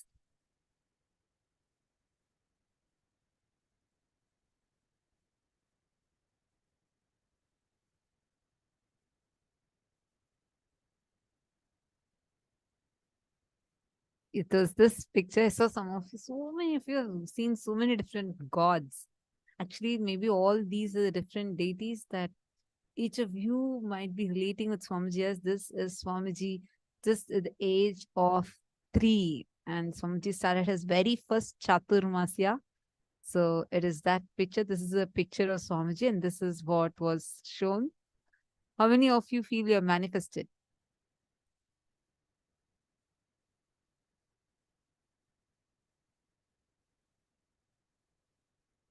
Okay, that's wonderful.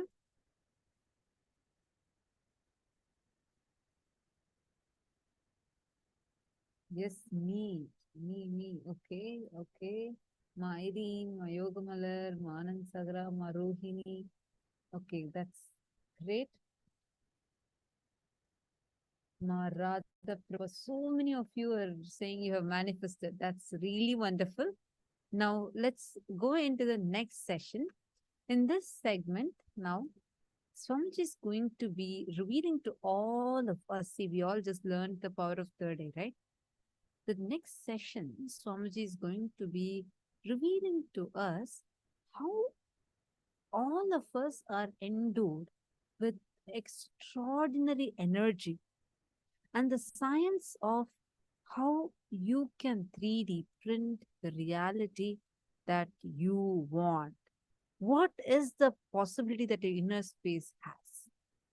We are going to learn the science of Chidambara, the inner space. What is the power of our inner space? Now from Swamiji. Let's listen intensely.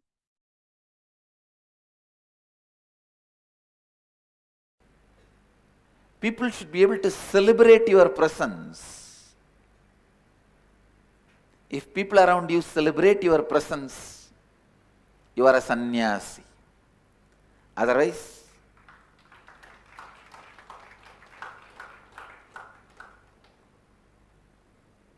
you just live in your arrogant shell. You need to do a lot of completion. I tell you. Please understand.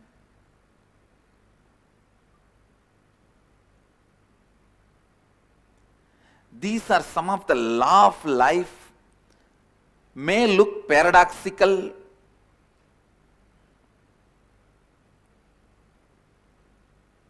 but these are truths. Your body should celebrate your presence inside it. Your stomach should bless you after you give food. After food, if you are feeling tired, sleepy, your stomach is cursing you, feeling heavy, uncomfortable, be very clear. You are not eating for your body, you are eating for your tongue.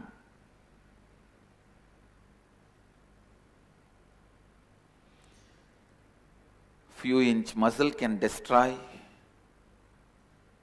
your whole life. Your body should celebrate your presence in it. The people around you should celebrate your presence in their life.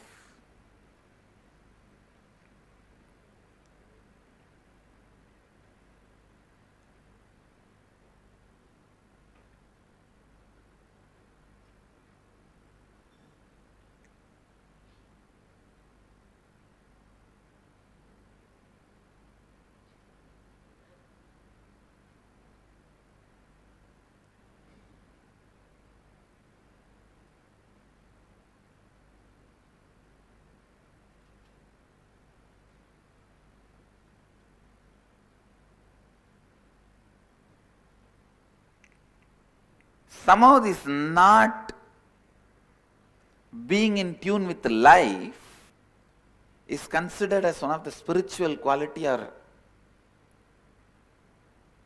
it is being tolerated. Please understand, you should not accumulate wealth immorally, adharmically. But if you are not able to generate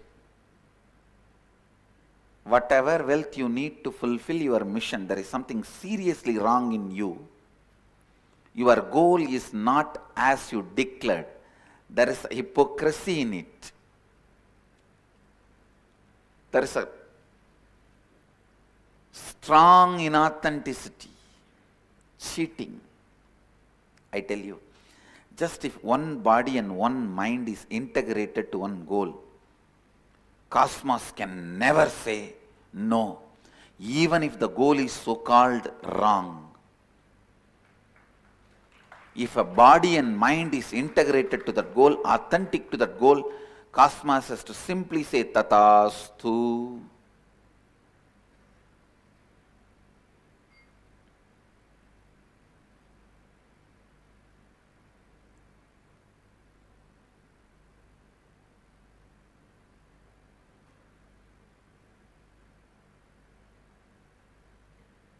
From Tiruvannamalai Mahant, I received a mail.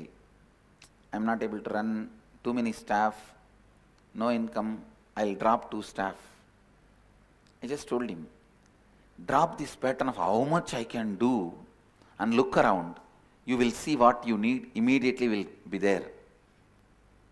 By evening I received the mail. Yes, I dropped that pattern, how much I can do, and looked around. There were people already giving what I wanted. Understand the practical, what you call as practical problems are nothing but your arrogance, abusal behavior to life, constantly imagining by retaining your arrogance and cunningness, incompletions, you can be successful. Understand, law of life does not work that way. It is only with completion, establishing yourself in the space of completion, anything great can express through you. Immediately we start thinking, no, there are millionaires, billionaires, are they all in completion or what? When they can all accumulate what they want, why not me? First thing, how do you know they are not in completion? Maybe they built the completion in the past births. That is why they are able to handle that huge responsibilities in this birth. They built enough inner space in the space of completion. Or if they don't have completion, wealth may be around them, but they may not be living it. The zeros growing in bank is not wealth. The heroism you feel inside you is wealth. The possibility you feel inside you is wealth. Even if there is billions and billions in the bank, trillions in the bank, and if you are not carrying possibility in your being, I don't call it as a wealth.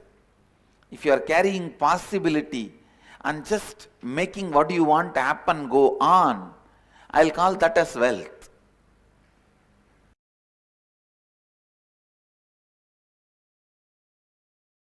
Only human being has the capacity to play with Paramashiva, super consciousness, like a clay.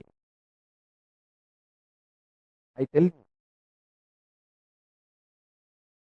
when my Guru Arunagiri revealed this truth to me, he actually got a lump of clay and asked me to do it. He said, first imagine Ganapati inside you and make that Ganapati. He taught me that your inner space is like a shining golden color clay. That's your consciousness. Outside he kept a lump of clay. And he told me, equate both. One beautiful sweet thing is that I was in love with him so much, I never doubted him. When you are in love with somebody, you will never doubt that person. You will not have second thought current, cunning strategies, self-defending, self-protecting mechanism with that person. Whoever you are in love with, if you are still protecting yourself, defending yourself from somebody, be very clear, you are not in love with that person. It may be some other social convenience, all arrangements, how you call it as marriage as love, like that, some social arrangement. Be very clear.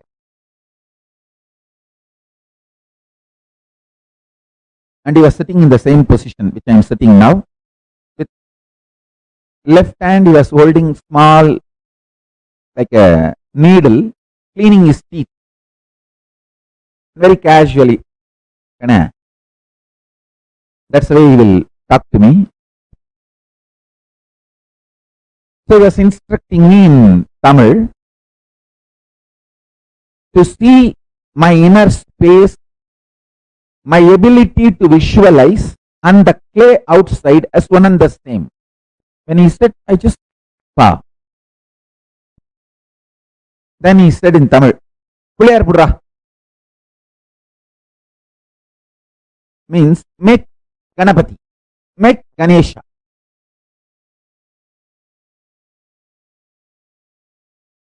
So I started doing Ganapati. I could see very clearly inside my inner space I am visualizing, and that is what is being reproduced by my hand externally on the clay.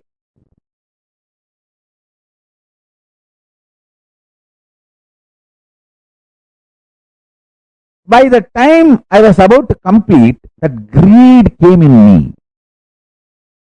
Wow! Now Ganapati is going to manifest in me, because inside that gold color conscious Ganapati is ready.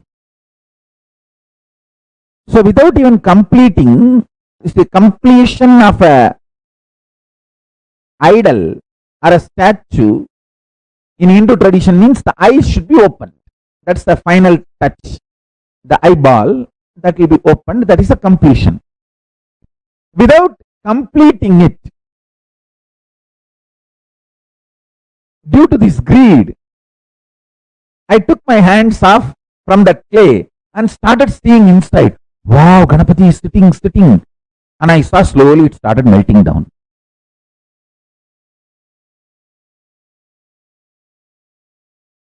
I opened my eyes and started making the Ganapati again. Again I saw inside it became solid. That I saw Ganapati hands moving inside, and that big elephant face moving, and I saw that pot belly, and I put the snake around the pot belly, and I saw that snake becoming alive.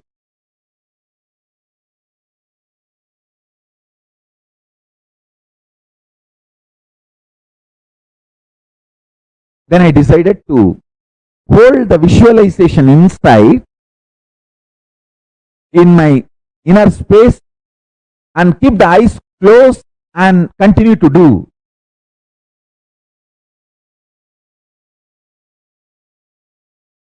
Maybe 10 or 15 minutes.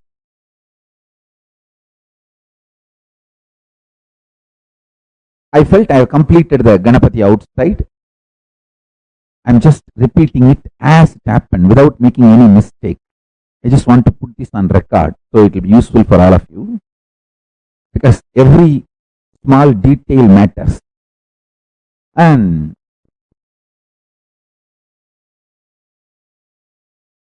finally I opened my eyes and put the eyes for Ganapati, opened his eyes. The three eyes supposed to have. Ganapati is considered to be three-eyed. All four of them, Ganapati, Subramanya, Paramashiva, Parashakti, all four of them are considered as three-eyed in Hindu tradition. So I put Ganapati also the three eyes. and opened all the three eyes. And I was very happy that Ganapati is complete. In few minutes, I saw inside, because of that greed Ganapati should manifest, I started having fear. Because the greed and fear always comes together. I try to possess that form inside. That Ganapati's form.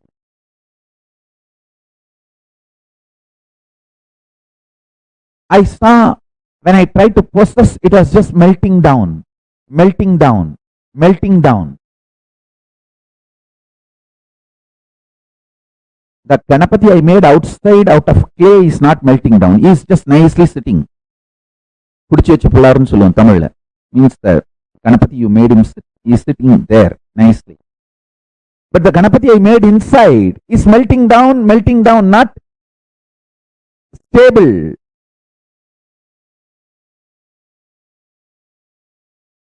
I opened my eyes and looked at him.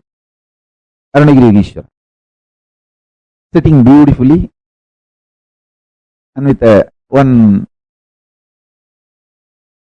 corner of his eyes enjoying the whole thing I am going through and cleaning his teeth. He will always get a small neem stick. Ask me to get the neem stick, and in that neem stick he will pick up one small piece, and then with that neem stick he will be going on cleaning. All of you should develop the habit of cleaning your teeth. Your tooth cleaning, that stick should be neem stick. And once in a while you should also bite that and take the juice inside. It will be very healthy form of keeping your not only teeth clean, the hygiene of the whole mouth will be very high. If you taste neem, if you start tasting neem, the dental hygiene, then the tongue, teeth, lips, the whole mouth, hygiene of the mouth will be very high standard, very high quality.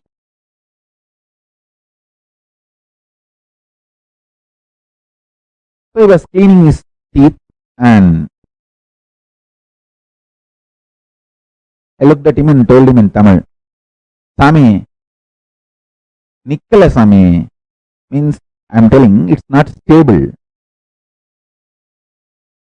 He responded in Tamil, Senju paru Sami. He said, do it and see. Then I responded back in Tamil, Senju paathen Sami.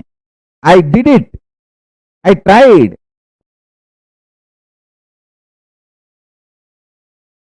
Only when I am complaining to you, that's what I meant.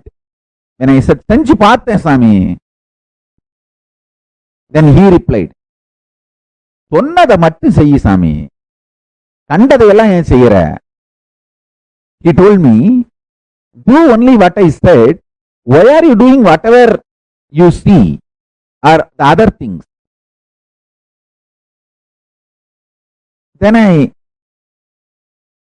asked him, no, I did only what you told. Sonnadhuva Sanjay Swami, where enna panna? He turned his head and said, Naan sonna bayapida solli. He asked in Tamil, did I tell you to get frightened? To have the fear whether the Ganapati will be stable or not? Did I tell you to have the fear? I was shocked. I know he knows what goes on inside me. He said, I told you only to make Ganapati. I did not tell you to get the fear, or I did not tell you you should keep it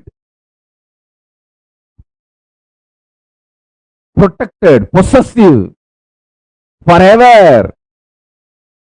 I did not tell you the Ganapati inside should be like Ganapati outside made in clay.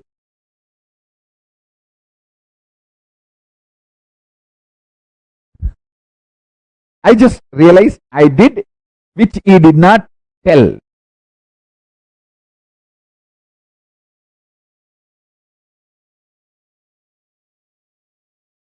I decided, yes.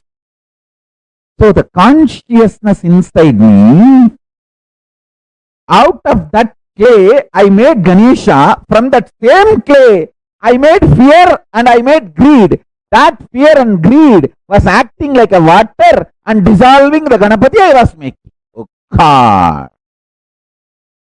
Listen.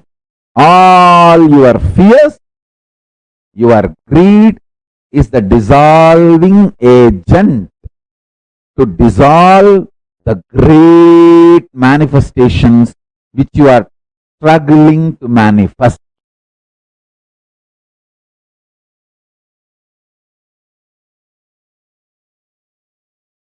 I looked at him. He smiled and told in Tamil, Senchitaru Sami, Sariya povom.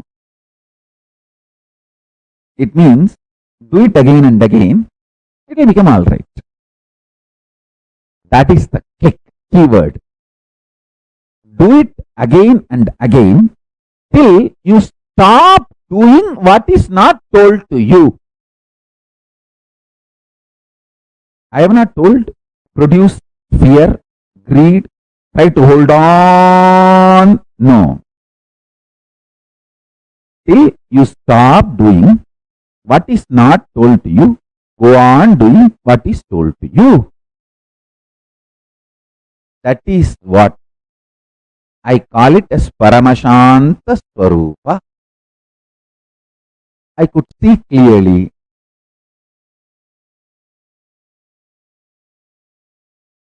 Simply Ganapati manifested. Now I don't have the Ganapati I made externally in clay, but I have Ganapati I manifested inside as me, inside me. The Mahaganapati is even now sitting. The Paramashiva Ganapati is sitting even now.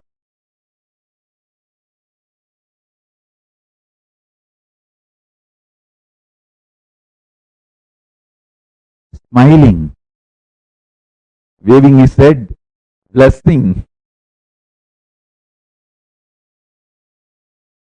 He is sitting even now inside.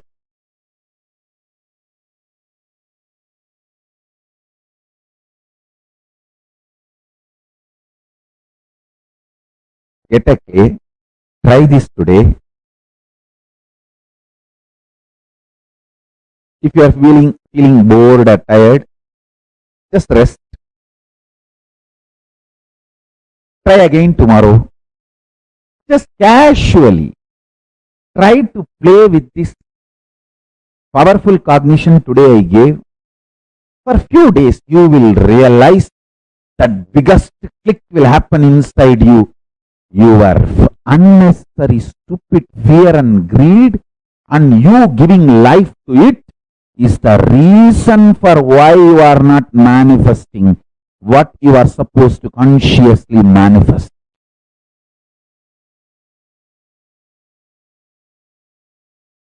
Creating the right space is not a big sadhana, spiritual practice,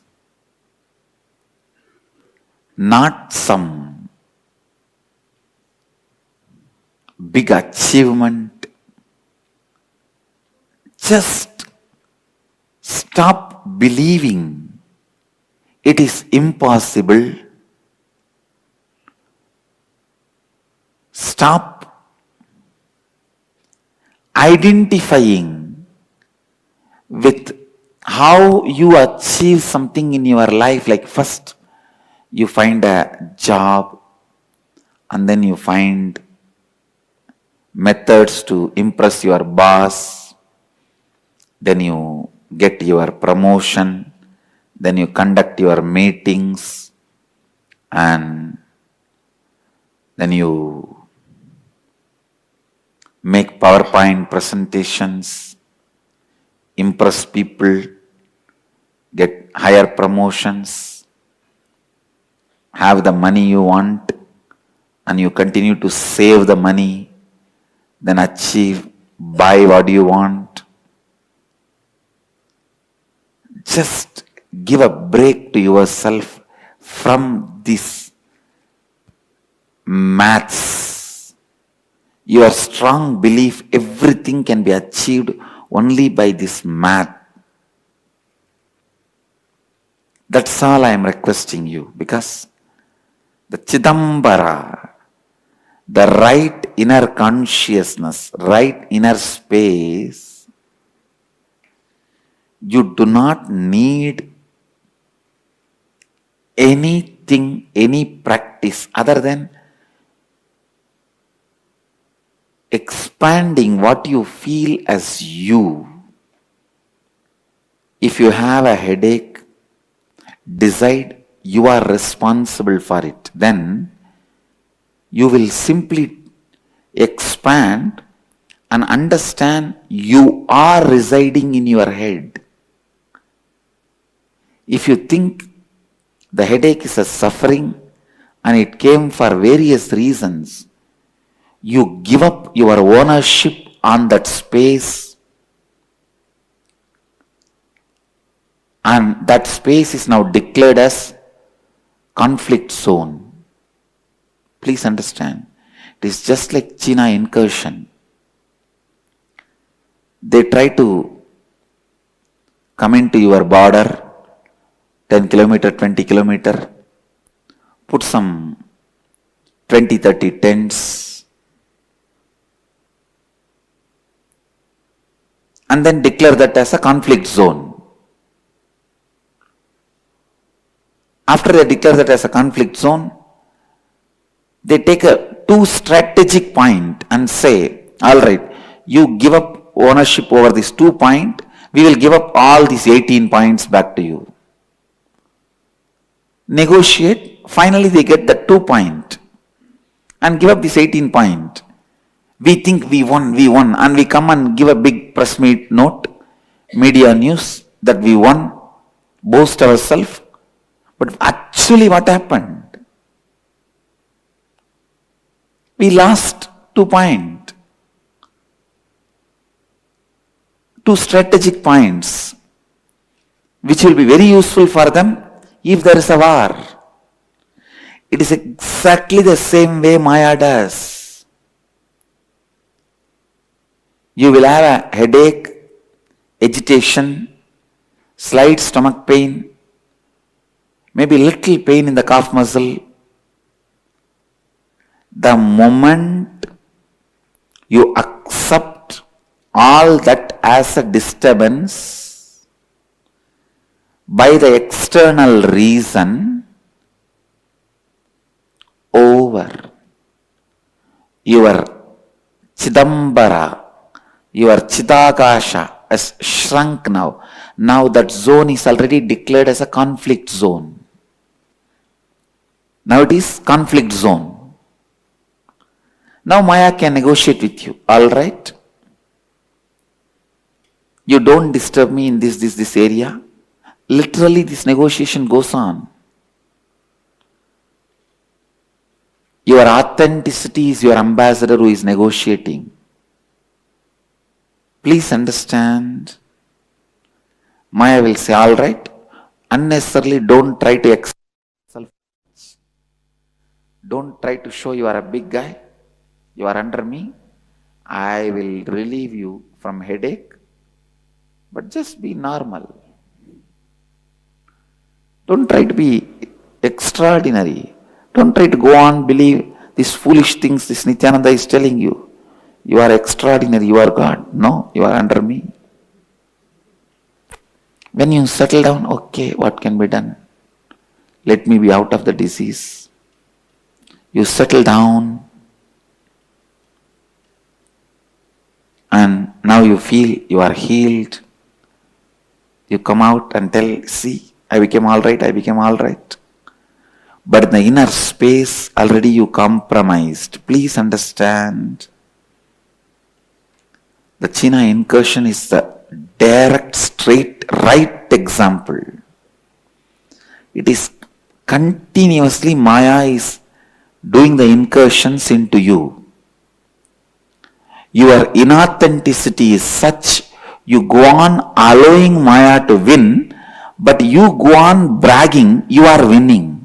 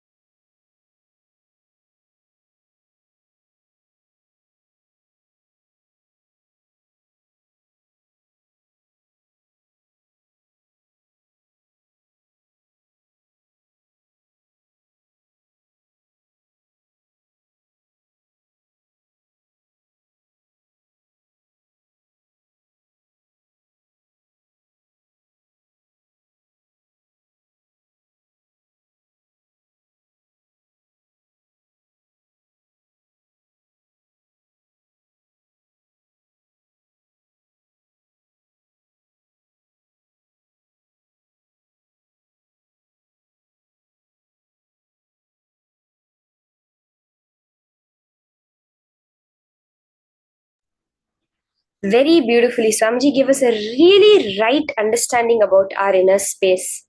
Till today, we would have had so many ideas like we're powerless, we don't know how to do things, we're a victim of fate, we're a victim of life.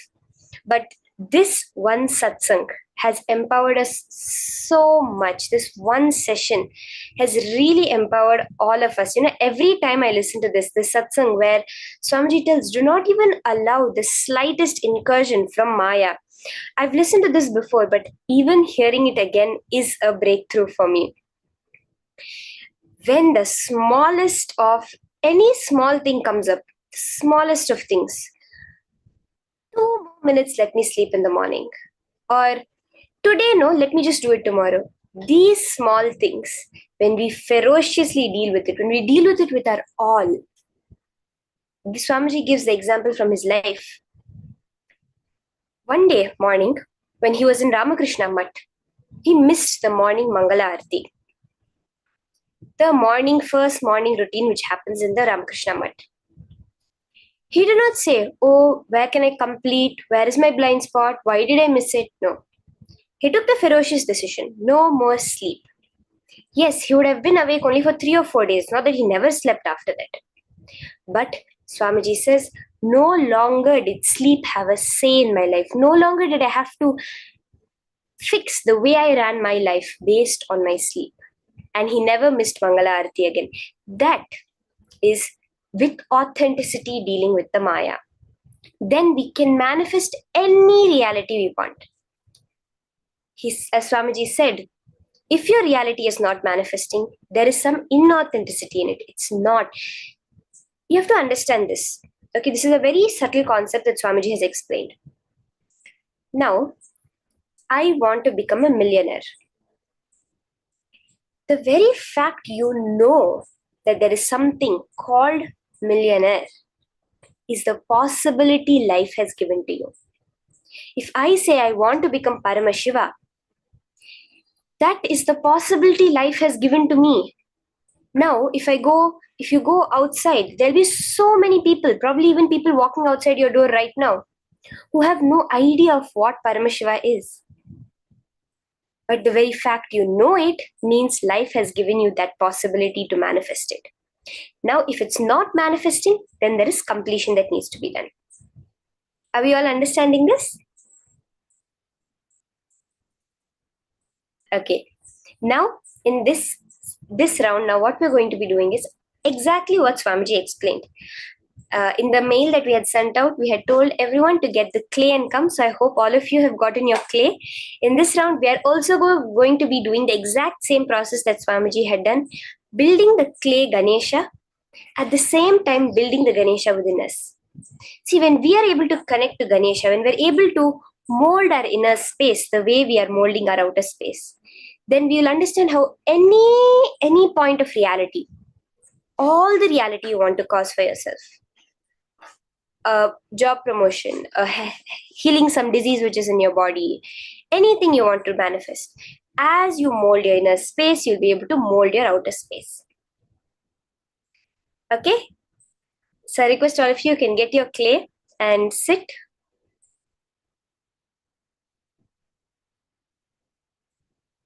Sit ready for the process where you'll now be visualizing your inner space as the golden clay of shining superconsciousness. Mold it. See, Swamiji said, the only being that has this power to mold superconsciousness like clay is the human being. That is what we're going to be doing. What is the superconsciousness? See, we have to understand what that superconsciousness we're going to be molding is. Every object in our life, the laptop, the bed we sleep on, the ground you walk on, the buildings you go to, the chair you sit on, the people in your life, whether it is your boss, your friend, your family, each and every one of them is that superconsciousness. They are molded out of that superconsciousness. Now, when you are able to mold the superconsciousness as you want, you'll be able to mold even the life as you want. Okay?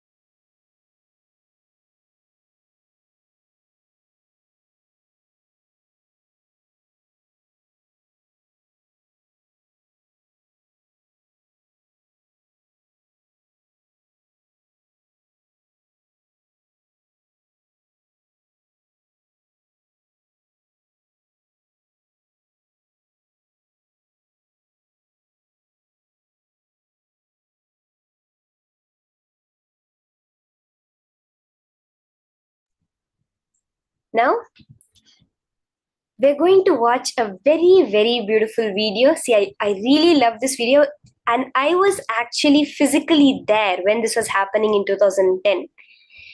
Swamiji had come to the Ingenious Hall, so the first ever kids program that had happened, the Ingenious program that had happened in December of 2010. There Swamiji had come and he had made all the kids sit, all the program kids sit, including me. And he said, I'm going to make a Ganesha. All of you are going to sit and do meditation, and whoever levitates are going to get this Ganesha. So now we're going to be watching that video of Swamiji himself making a clay Ganesha. How many of us are excited for this? We're going to watch Swamiji himself making the Ganesha. Okay, and after that, we will also make the Ganesha. Are you all ready? So let's see this now.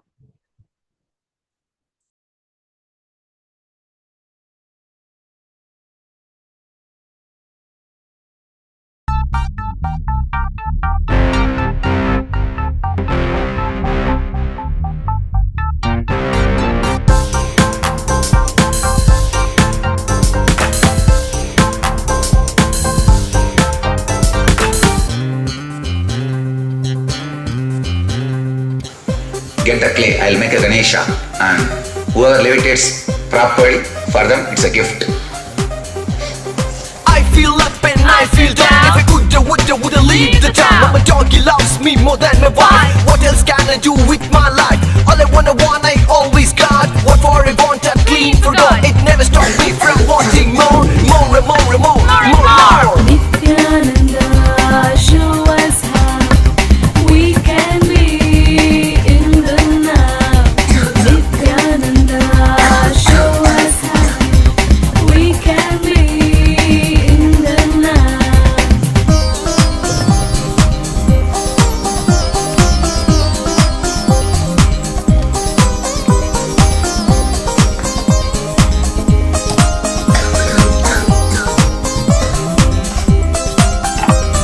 Future is a cloud, past is in doubt, now is what is clear and loud. Nithyananda, Nithyananda, Nithyananda. Nithyananda, show us how we can be in the now. Nithyananda, show us how we can be in the now.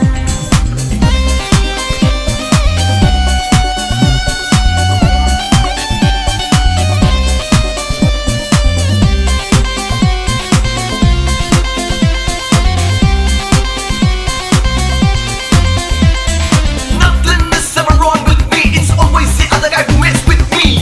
What can I do? I'm the best. I deserve more than all the rest. I am the son of cyber rage. I explode in angst and rage. Who cares if people are friends? All I want to see, follow my trend. Nithyananda, show us how we can be in the now. Nithyananda, show us how we can be in the now.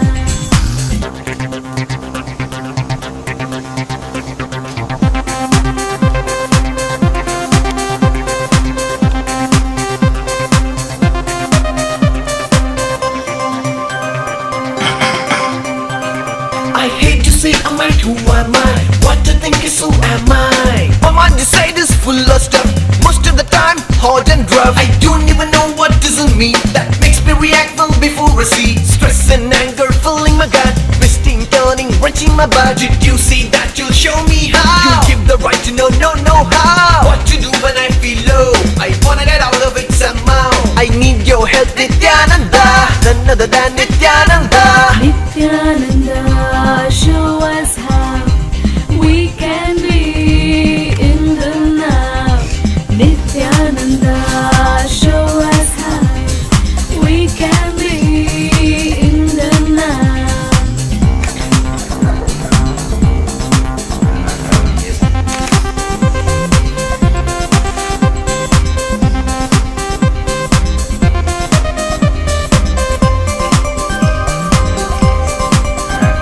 I'm led by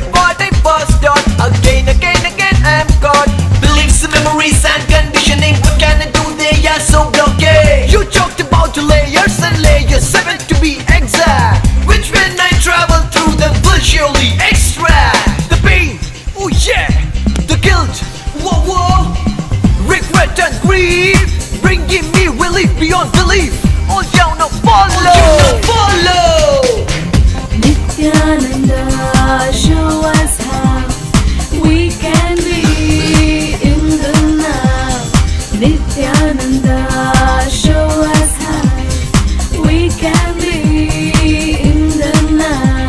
It's a magic, it's a miracle, it's a blessing, clearing all that in me so far haunting. My heart is warm, my head is clear. For a change I'm now one here. I have relived and relieved all the emotion of memories creating chaos and commotion. My files are wiped and clean of all the virus in my mind machine. Nityananda, show us how we can be in the now. Nityananda, show us how we can be in the now. Future is a cloud. Future is a cloud. Past is in doubt. Past is in doubt. Now is what is clear and loud. Nityananda, Nityananda, Nityananda. Nityananda, show us how we can be in the now. Nityananda, show us how we can be in the now.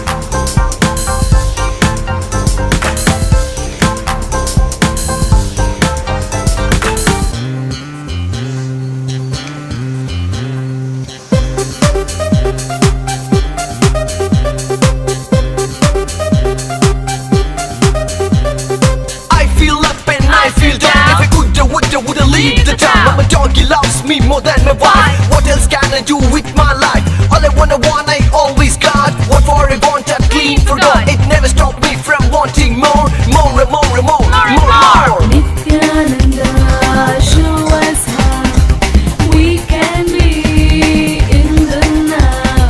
Nityananda, show us how we can be in the now.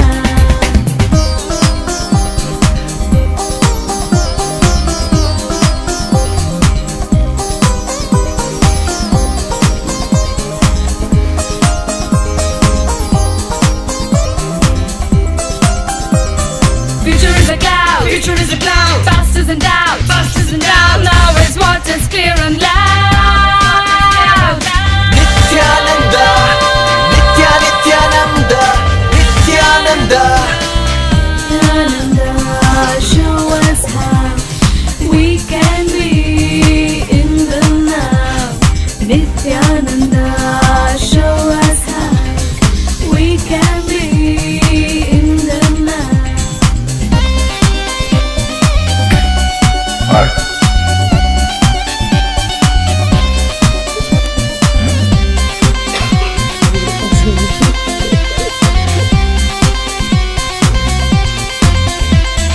Nothing is ever wrong with me. It's always the other guy who mess with me. Oh, what can I do? I'm the best. I deserve more than all the rest. I am the son of cyber rage. I explode in angst and rage. Who cares if people are friends? All I want to see, follow my trend. Nityananda, show us how we can be in the now. Nityananda, show us how we can be in the now.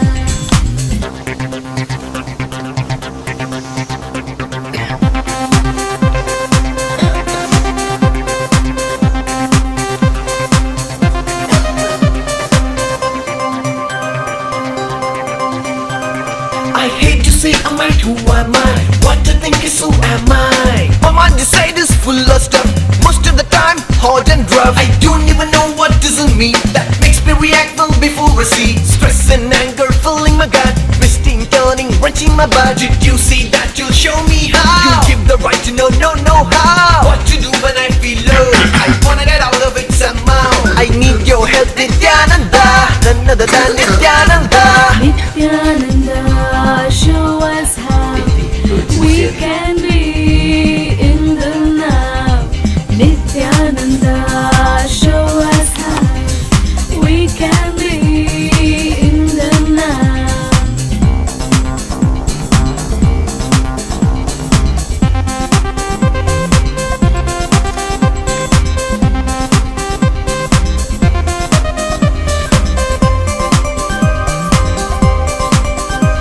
I'm led by what I was taught.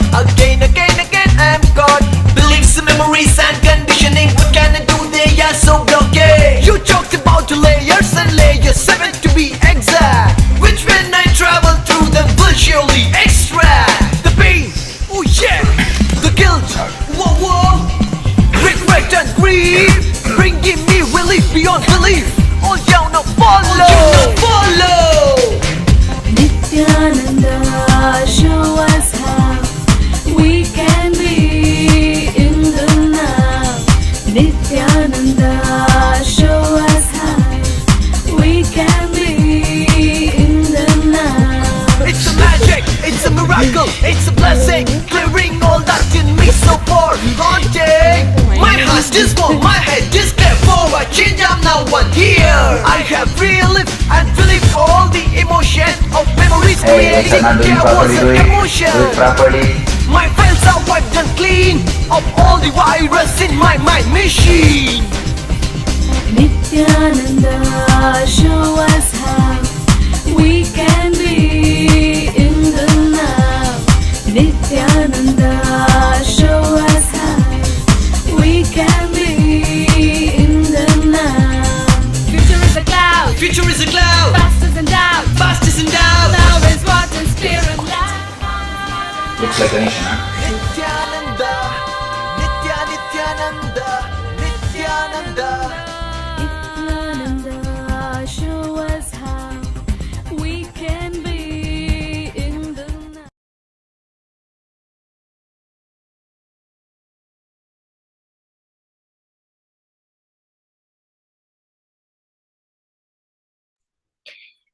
So beautiful how Swamiji made that, the details, the each and every jewelry of Ganesha that Swamiji added.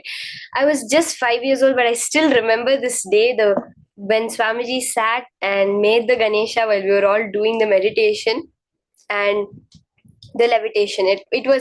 It's unforgettable experience. Now this same Ganesha we are all going to make. Okay, when we are molding the Ganesha, so you can get the clay that you have, or else you can even get, if you do not have clay, you can get mud also from your backyard or anything. You can get mud, mix it with water. With that also you can make the Ganesha. Let's get ready to start.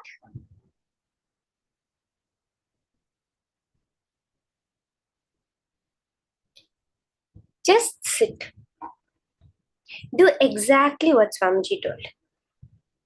First, visualize Ganesha within you. That inner space that is there. The space, that Chidambara of you. Where you find all your thoughts happening. Where you find your whole being rests. That space. You're going to now mold that shining golden mass of space into Ganesha. Do it each and every part very detailedly. And at the same time, with the clay you make it. So you can start. So you're going to make the head. As you're making the head out of the clay, you're making the shape of the head, you're pulling the trunk, you're rolling it. Do the same thing with the super consciousness inside of you. That inner space, that golden clay that Swamiji said. Visualize, you're rolling that, you're making the trunk shape out of it. You can use even mud from your backyard if you do not have clay, because that also functions like clay. Anything which, will form a shape when stuck together, you can use it.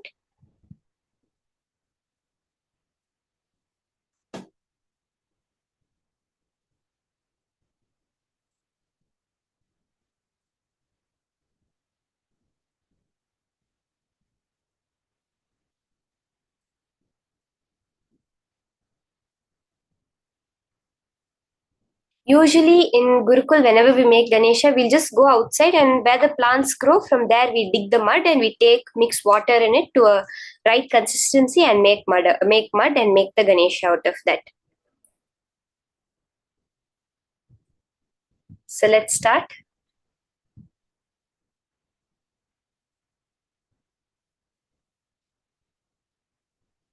As you're making the Ganapati internally, make it externally. Every part.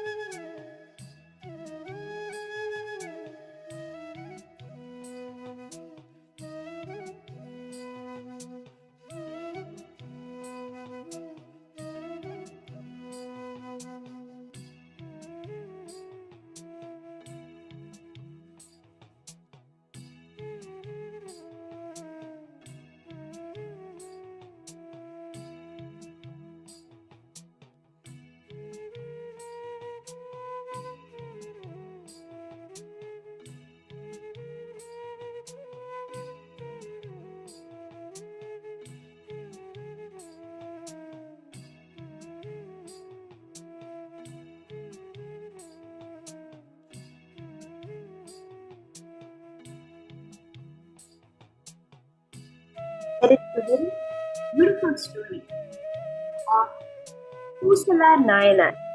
He was the 53 Nayanmars of Shiva tradition. His whole life, he wanted to build a Shiva temple very sincerely. continue making the Ganesha. I'm just explaining to you the detail, the very understanding from which you're doing this.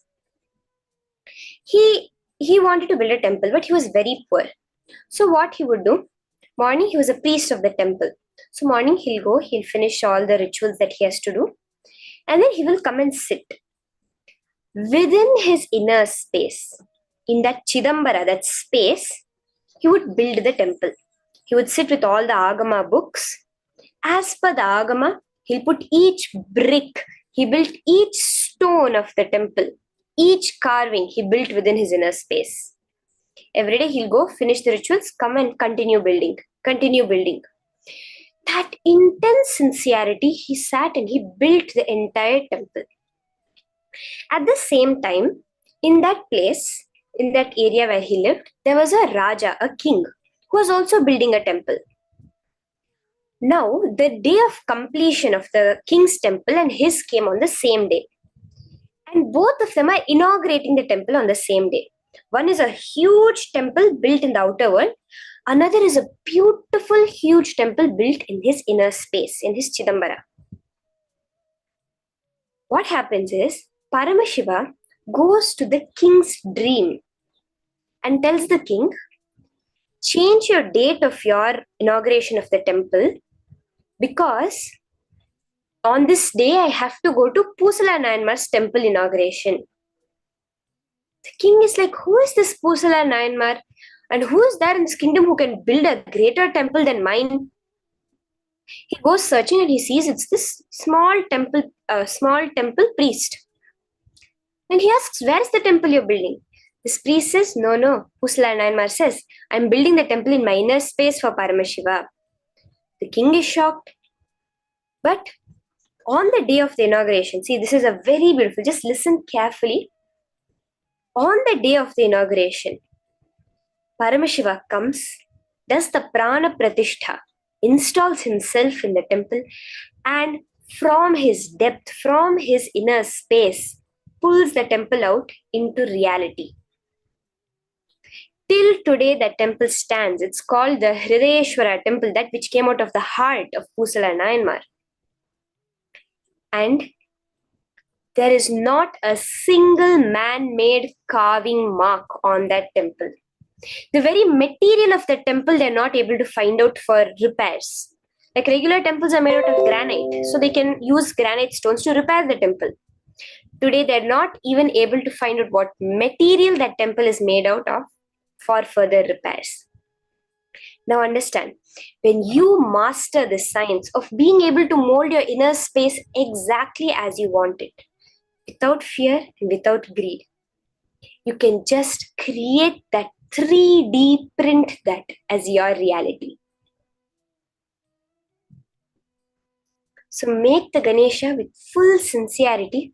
We're starting with Ganesha. Ganesha is what? The Lord that removes all obstacles. Now when we are embarking, when we're starting this journey of realizing ourselves as Paramashiva, Paramashivoham, we're starting with creating Ganapati in our inner space and outer space.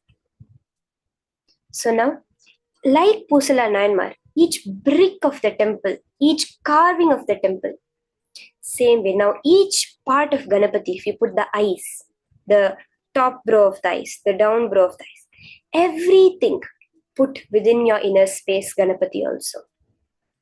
If you're putting the lines on the ears outside, draw that, put that, create that, mold that within your inner space also.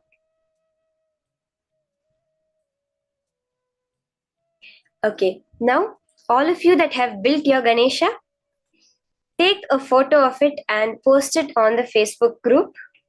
Let's all see how our Ganeshas came. We saw Swamiji's Ganesha. Now let's all see our Ganeshas also. Take a picture of the Ganesha you built. Swamiji said, the Ganapati you have built within you will be there with you forever. That Ganesha, who is removing all obstacles, will be there with you forever. Now, let's go to the Facebook group. The group is facebook.com/groups/Mahaparamashivoham. go to this Facebook group and post your picture of your Ganesha that you made.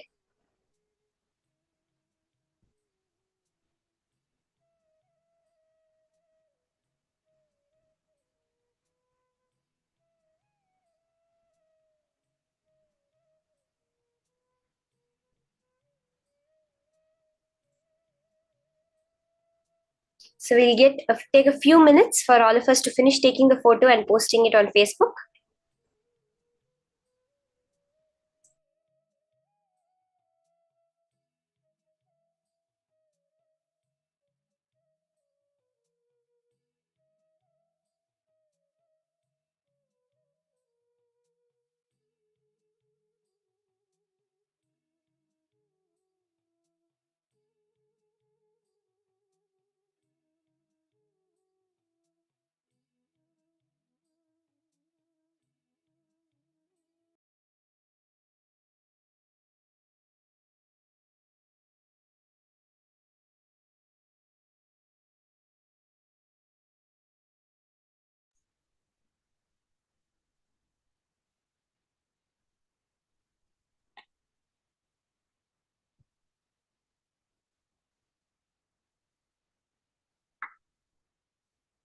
The Facebook group is facebook.com/groups/Mahaparamashivoham.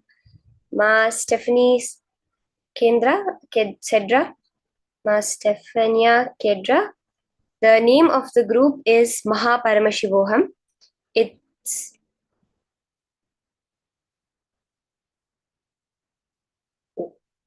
facebook.com/group/Mahaparamashivoham. Now we're going to be entering into the power manifestation. We did one power manifestation session, we did the third eye. Now we're going to be doing the power of consciousness over matter.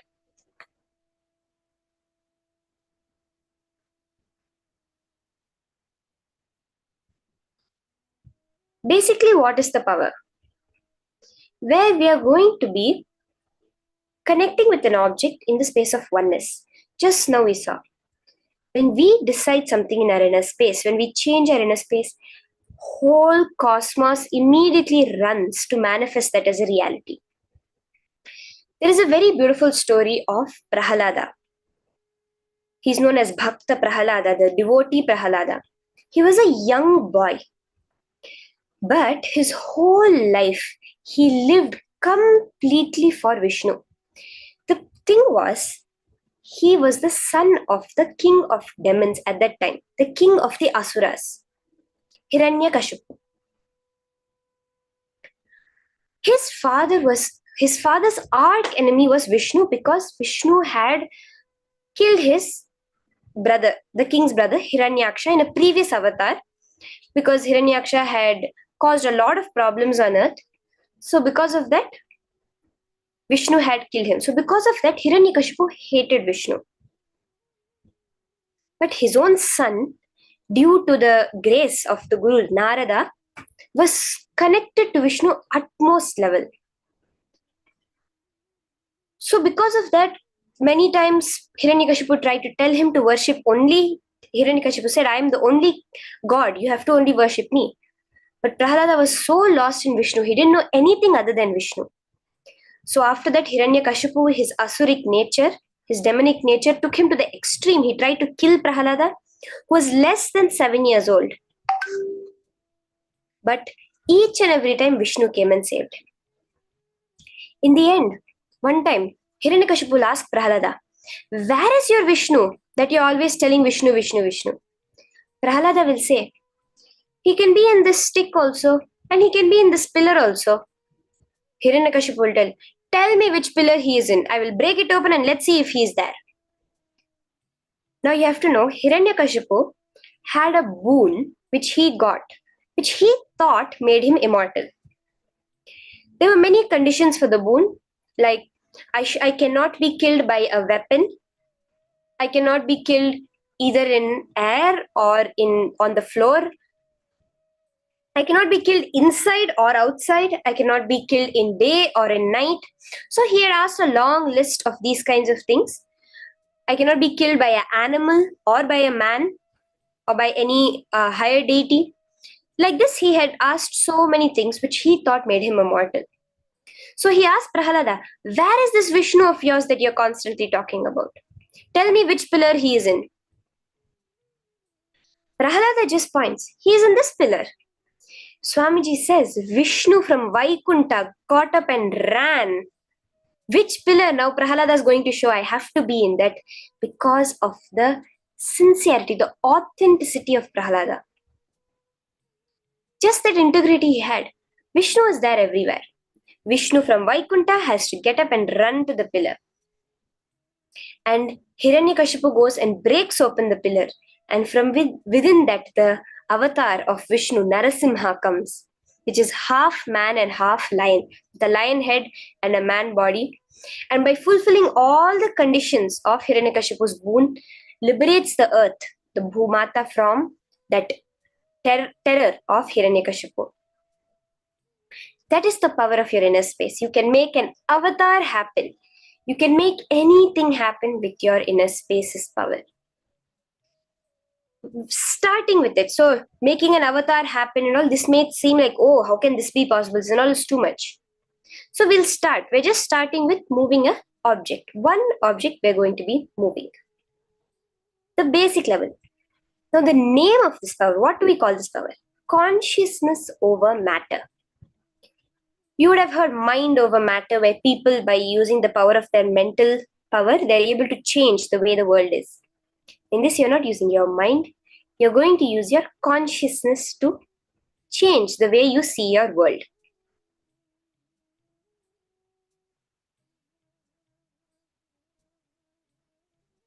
So let's start with the Shastra Pramana for this power, the scriptural reference in the Vedas and Agamas, the source books of Hinduism.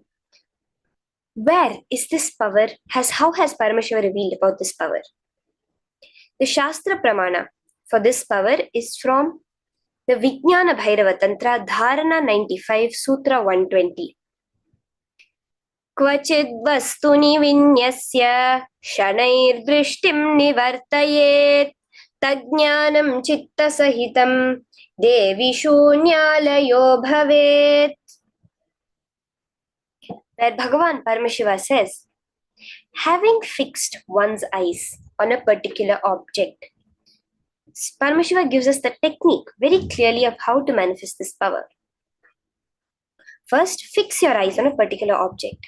So in this round, we'll be moving a coconut. We're going to be moving a coconut on our hand, on our palm. So if you do not have a coconut, you can take an orange or anything. Now you're choosing this object. Once you have fixed your gaze, your attention, your awareness on that object, slowly withdraw the sight from that object. Not just close your eyes, not just sight. Eliminate the knowledge of that object along with the thoughts and impressions of it. It's like, now if I remove the color of let's say I have a coconut in front of me. I'm removing all the color from the coconut first, all the brownness of the coconut. Next, I'm removing all the threads of the coconut, all the fiber that will be on top.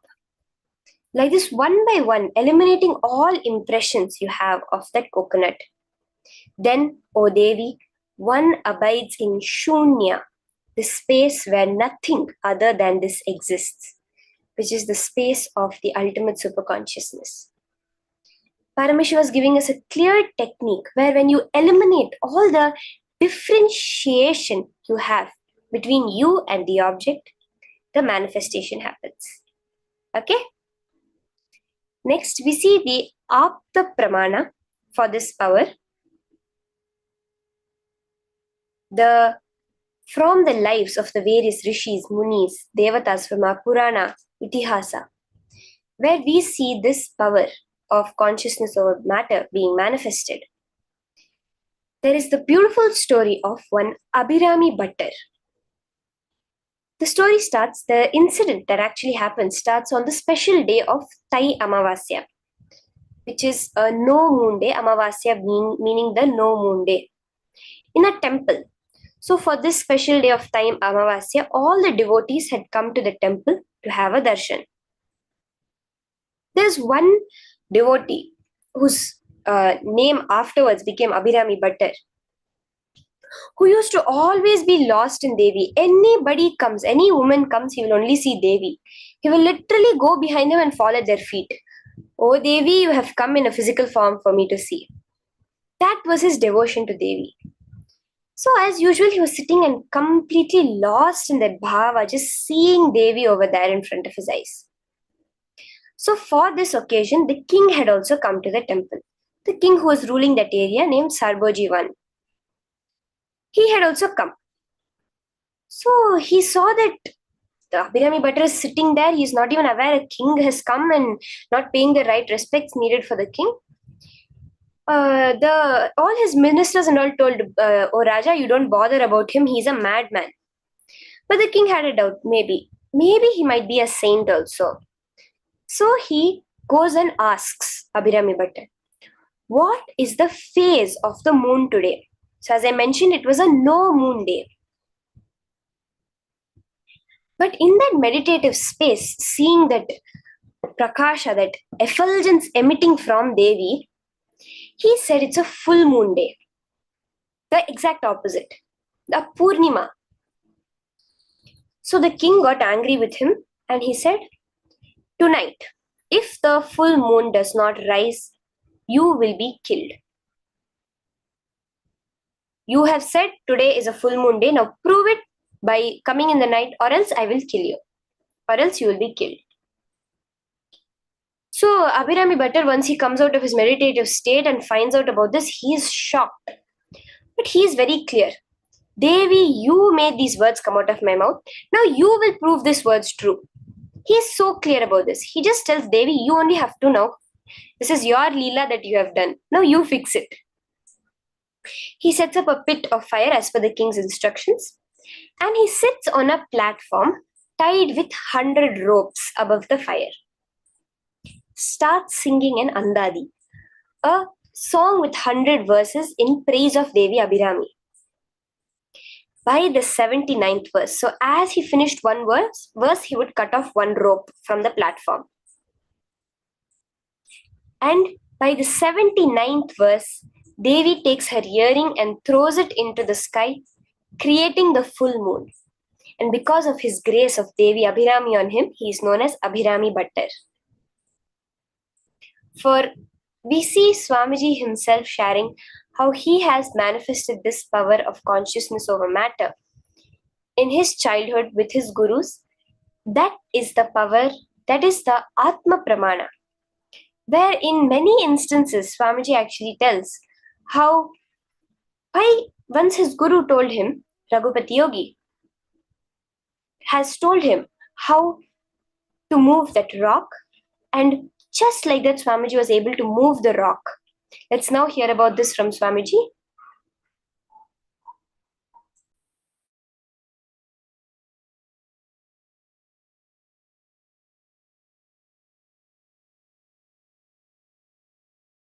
Raghupati Yogi will do all kinds of this weight lifting and everything. He's a amazing yogic body. He will show visibly the power of yogic body. He will tie the iron rope in his chest and break it, blast it just by breathing. And lift any size rock, just like that he will lift, or he will roll. There is one huge rock in Arunachala hill which has rolled, and at least some 200 feet it has rolled and stopped. Nobody knows how it happened. I know. It's Raghupati Yogi's work. One day we both were sitting and talking, and he was explaining on Yoga Sutra, when you feel one with nature, nature listens to you. I said, how can that be? He asked me to feel one with the rock. I just contemplated, meditated, and I was feeling one with that rock. Huge boulder. When I was in that ecstasy, he just moved my hand. Suddenly, without telling me, he moved my hand. I literally saw the whole boulder rolling. I did not touch, there is no physical contact with that rock, boulder. Just that feeling one with that rock, when he moved my hand and that boulder started rolling. I started shouting, oh, what happened, what happened, what happened, what is happening? Stop, stop, stop. Then he stopped my hand and the boulder stopped. I think from that time only I started shaking people.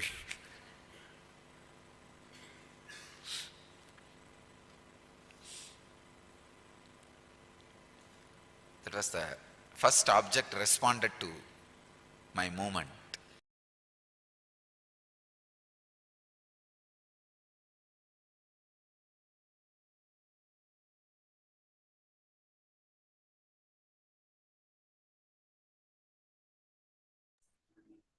Ma Sonira, Ma Anandasagara, many of you I see your beautiful Ganeshas, Ma Sarojaplish, that you have made. Now the same way you molded Ganesha, you're going to mold your reality. Are we all ready? As we just understood the various levels of reference, the same way we are also going to manifest this power, just by feeling oneness with the object. So let's start. You can get any coconut is most preferred. If you have a coconut, do get a coconut and sit. Or else you can use a orange, a pear, avocado, apple, any other fruit that you have, which you can place on your hand. Now you're going to place the object on your hand, and through the power of consciousness over matter, you're going to roll the object. See, without any movement of your hand. Do not move your hand, do not change the position, just keep your palm straight and place the object on top. Just put your palm straight and place the object. With your all three eyes, you're going to look at that object. Simply in the space of oneness, when you command, the object will move. I know there are many of us who have done this power. Let's start. Let's get ready. Start chanting the Mahavakya, that password, key, secret to raising our frequency. At a lower frequency, everything we see is matter. At a higher frequency, everything is energy. As Swamiji says, matter and energy are not two different things. Now, when we chant the Mahavakya, raise our frequency, the object will just become a part of us. We will stop seeing the gap between our body and the object. So let's start. You can, as it's shown in the picture, you can place your coconut, your Atmalinga, or any other fruit. Take a video of your manifestation. I request all the participants, it will be so beautiful for you yourself to watch it later. Video record your manifestation and post it on Facebook. And start the manifestation. Paramashivoham. Om Nithyananda Paramashivoham. Om Nithyananda Paramashivoham. Om Nithyananda Paramashivoham. Om Nithyananda Paramashivoham. Om Nithyananda Paramashivoham. Om Nithyananda Paramashivoham. Om Nithyananda Paramashivoham. Om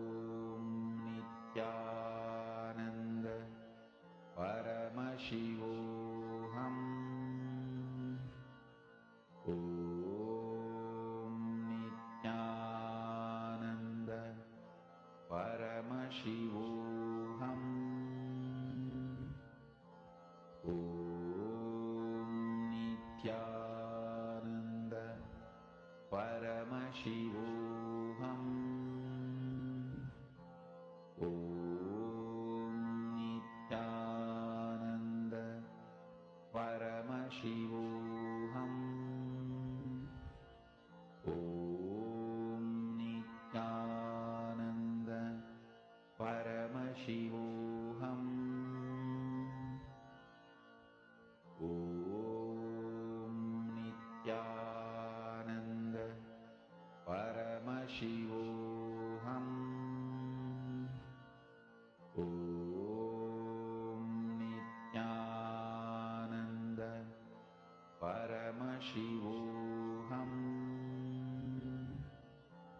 Om Nithyananda Paramashivoham. Om Nithyananda Paramashivoham. Om Nithyananda Paramashivoham. Om Nithyananda Paramashivoham. Om Nithyananda Paramashivoham. Om Nithyananda Paramashivoham. Om Nithyananda Paramashivoham. Om Nithyananda Paramashivoham. Om Nithyananda Paramashivoham. Om Nithyananda Paramashivoham. Om Nithyananda Paramashivoham. Om Nithyananda Paramashivoham. Om Nithyananda Paramashivoham. Om Nithyananda Paramashivoham. Om Nithyananda Paramashivoham. Om Nithyananda Paramashivoham. Om Nithyananda Slowly Paramashivoham. relax from the power manifest. How many of you manifest? Can post your video of your manifestation. How the manifestation happened to you, the way, the object. This is a very basic power Swamiji has initiated. It's so vastly, but just by keeping the space of oneness on your hand, being able to roll the coconut or lift the coconut. Such beautiful Ganeshas I'm seeing more and more on the pictures on Facebook. Ma Navita, very cute ma. Ma Navita Vijay, it's such a cute Ganesha that you have made. So cute.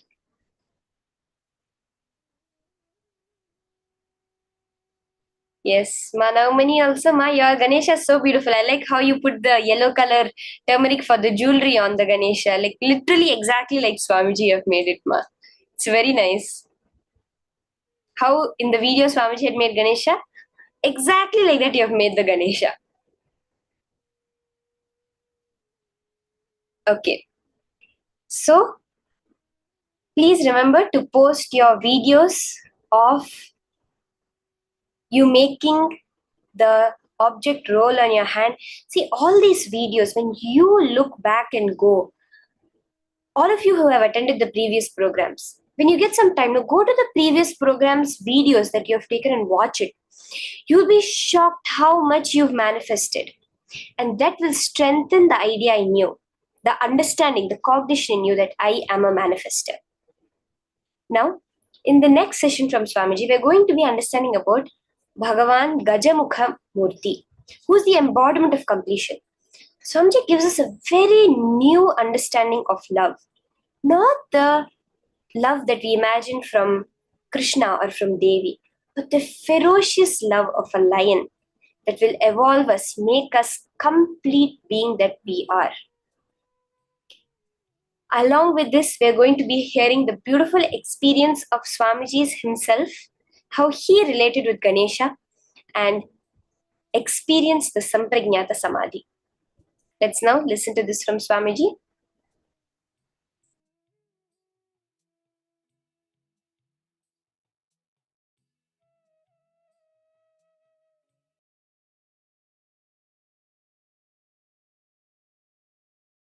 I'll explain now from Akashic records as it has happened. Parashakti decided it is time to manifest Ganapati, means who will guide and lead all the Shiva Ganas. So she was making the body for that being from her own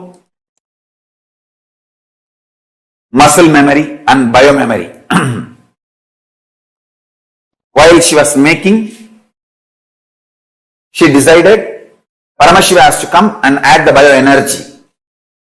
She leaves that body and goes for bathing to get ready to do puja and invoke Paramashiva to add bioenergy into that being. But by the power Parashakti herself made, that being become alive and started moving around before even Paramashiva added his bioenergy, because of the power of Parashakti. But the being has not yet become fully conscious. It started moving around, but not yet become fully awakened. So it did not know who is father, who is mother and all that. That is when Paramashiva came, it tried to stop. Paramashiva tried to tell that being, hey, I have come here to add my bioenergy to you. And me and Parashakti has to sit now together and complete you. You are potential, but you have to flower. But the being was not that conscious or ready to understand. And it was just trying to throw some simple tantrum. As a cute baby. Then Paramashiva understood he has to now cut the head and add forcibly the biomemory of Parashakti and bioenergy of him into the being to make that experiment success. So it is a simple experimental success strategy. To make the experiment success, it is a simple strategy he has to do. I should say, it's a most non-violent decision Paramashiva made. He did not kill Ganapati. He just removed some parts, added his own bioenergy and biomemory of Parashakti and put the whole thing into it and put beautiful elephant head and made Ganapati and made him as the head of all the Shiva Ganas. So it's absolutely non-violence. It is just simple surgery. Surgery can never be violence. It's like how you remove the tumor. The tumor removing surgery, it was just conscious surgery done by Paramashiva. He never killed Ganapati. He only just did surgery, removing some parts not required and added some parts required. I should say that first tumor removing and transplantation surgery done by Paramashiva is Mahaganapati successfully.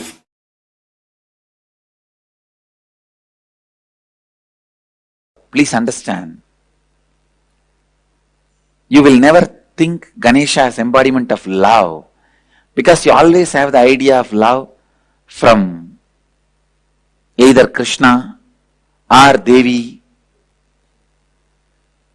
you need to understand Ganesha makes you complete with all the incompletions and the ideas of impossible. Ideas of impossible. He makes you complete with all the impossibilities.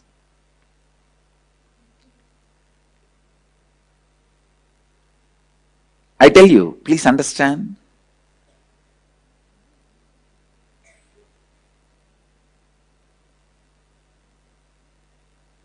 You need to understand this truth about love. Let me describe. There is one kind of love where a bird eats wherever she gets the food she eats and stores little in the mouth, comes to the nest where she is staying and feeds the, what do you call? The kids of the babies, the birds. In English, you have a different word for everything. That's the problem. Anyhow, the birds feed their kids. You all understand, that's all. Language is for me to make you understand the concept. Now you understood over. The bird eats and stores the little food in the mouth and comes and feeds its babies. This is one kind of love. There's another kind of love where lion takes the cub to teach hunting. Understand? There are two kinds of love where the bird eats and brings little food and she feeds her kids, baby birds. This is one type of love. There is another type of love where the lion takes the cub for hunting. Understand?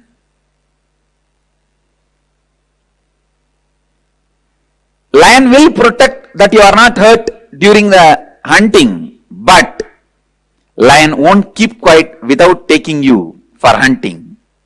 It will not let you rest.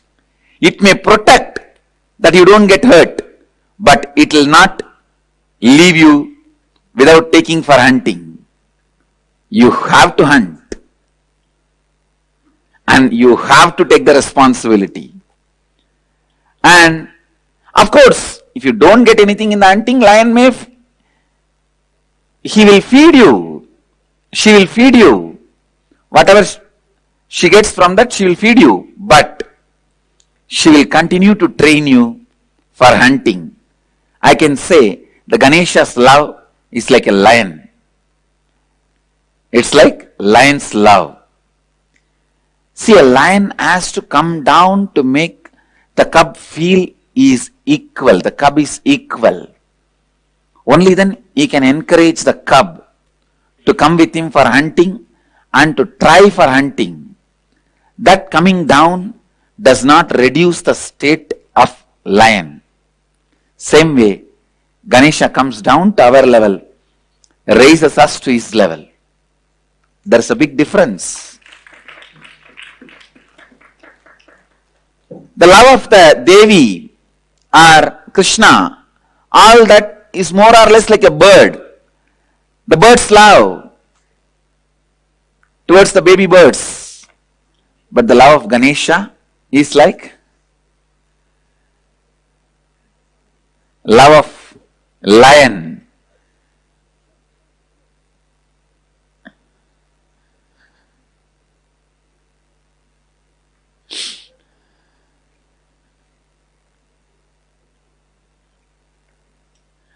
So understand, I tell you, this love only needs a lot of sacrifice. See, in the love of the bird, the baby bird will know mother loves. Baby bird also will reciprocate. In that love, nothing, you don't need much sacrifice. But in the love of the lion and the cub will not even realize lion loves it. Cub will not even realize lion is loving the cub, and so lion has to do a lot of sacrifice. He has to sacrifice. Please understand, the greatest sacrifice is the feeling satisfied. The other person understands you love him or her. Even that lion has to sacrifice. Lion has to sacrifice even that. Lion does not even wait the cub to recognize the lion's sacrifice. It continues. It carries on.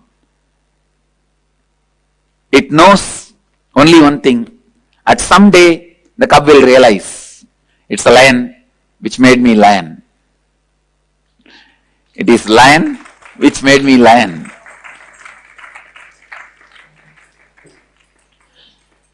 So the greatest sacrifice is the people whom you love.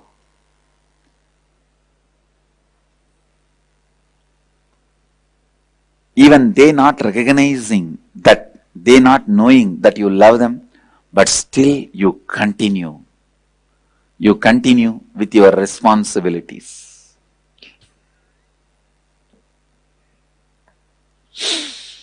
I can say this is the most powerful love.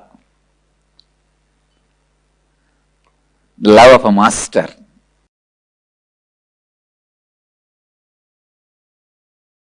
If you are new to Hinduism, I will introduce Shiva is the largest worshipped god in Hindu tradition.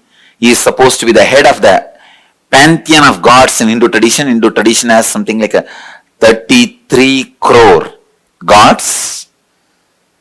And I believe that was the population in those days. Each one can have your own personalized, customized god. That's the freedom Hinduism gave for everybody. And Mahadeva, Shiva is supposed to be the head, lord of all the gods, and Ganesha is the first son of Shiva.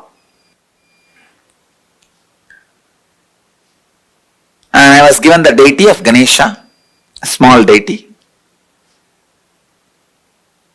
I started playing with it, living with it. Just like Barbie doll. You give a Barbie doll to your kids, how they clothe it and bathe it and literally live with it. Morning when I wake up, I'll wake him up from my bed. When I brush my teeth, I'll brush him also. You can still see the deity with a lot of scratches in this area. It's all my brushing. I'll try to brush him with my toothbrush, and when I take bath, I'll give him bath. When I put clothes, I'll give him also clothes and the ashes and the sandal paste, everything. And when I eat, I'll try to make him eat. Of course, food won't go inside, but I'll put the food in the mouth until I eat. You are not eating properly. If you don't eat, you will not grow. Whatever my mother tells me, I used to tell him. And I literally lived with him. Then, of course, in those days, kids will go to school only at the age of 6. So no school. But I'll play with him. He's my playmate. Night when I go to sleep, I'll put him next to my bed. So usually I'll sleep with my mother. My mother will be this side. I'll put him this side and tell, you sleep with your mother, I'll sleep with my mother. And one day I went to the temple. In the temple every day you will see some elderly person will be coming and sitting and telling some story in the temple. There will be some discourse, some satsang, some pravachan. It's a regular lifestyle in this city. Every day somebody will be talking in the temple, giving some discourses, satsangs. One elderly person, he was telling us some story. He was telling a story about how Ganesha ate the food when a saint offered. Let me tell you the story, only then you will understand the whole background completely. There was a elderly man in a village. He used to do temple worship every day to Ganesha. One day he was sick, he did not go to the worship. He sent his son. The son went and offered the food to the Ganesha as usual, but Ganesha did not eat as usual. But this child thought Ganesha usually used to eat. So he forced Ganesha, you please eat, otherwise my father will scold me. Why are you not eating? But Ganesha did not eat. Then this child started eating his head on the temple wall, saying that if you don't eat, I will commit suicide because my father will scold me, he will not allow me to live. You eat. When the child was trying to commit suicide, Ganesha appeared and stopped the child and ate the food. It's a story. A great saint story. And that child became a great saint.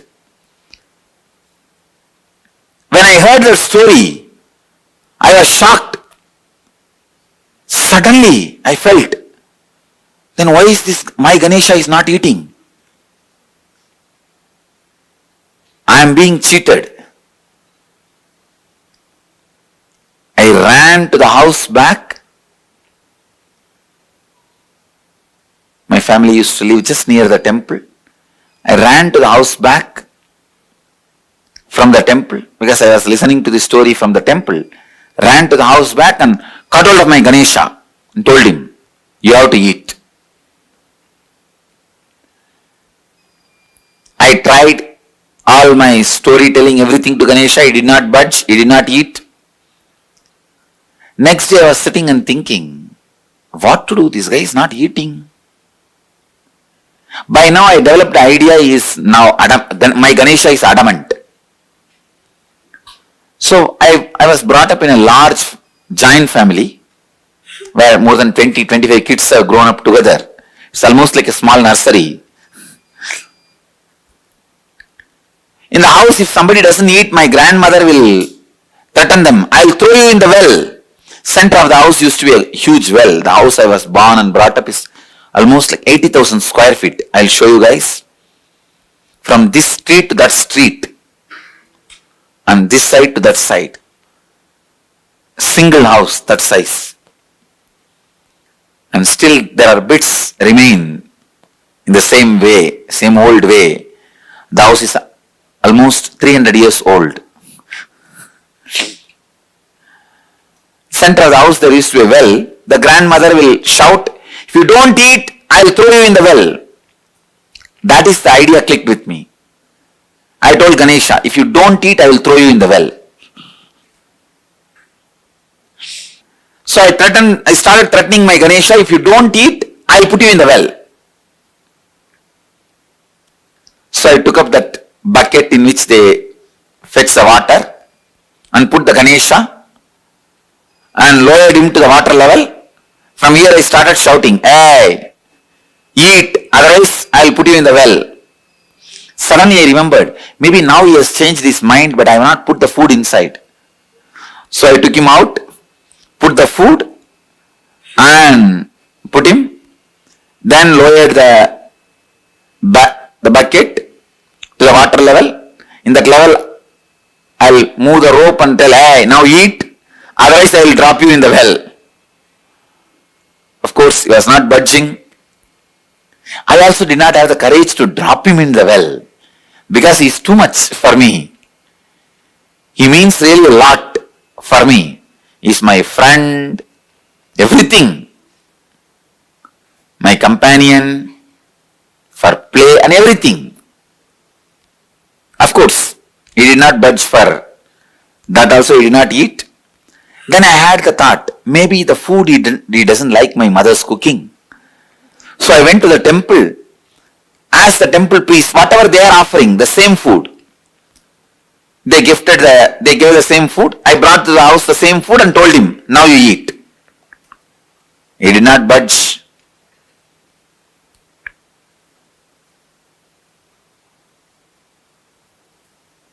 Suddenly, while I was arguing with my Ganesha, it clicked. That saint, when Ganesha did not eat, he tortured himself. But here, I am torturing Ganesha. How will Ganesha eat? That click. I can say, that click was the turning point in my spiritual life. I decided, I will not eat till he eats. I will not torture him anymore. So I put the food, sat. 2.5 days. As a 3-year-old child, did not eat, sleep, just I'll sit. Even in those days, very stubborn. The will was so strong. Did not eat and sat without eating.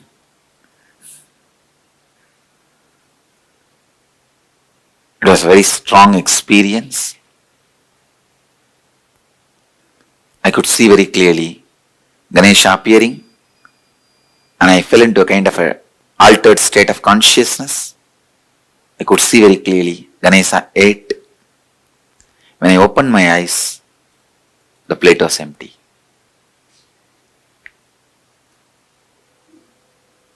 Because I know the feeling I had at that moment was so strong. The devotion I had, it is like a experience strengthening the belief. Faith was transformed as trust.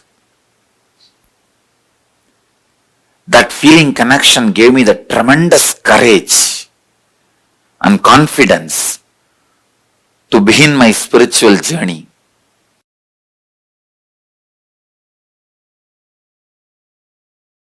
Please understand, the first truth,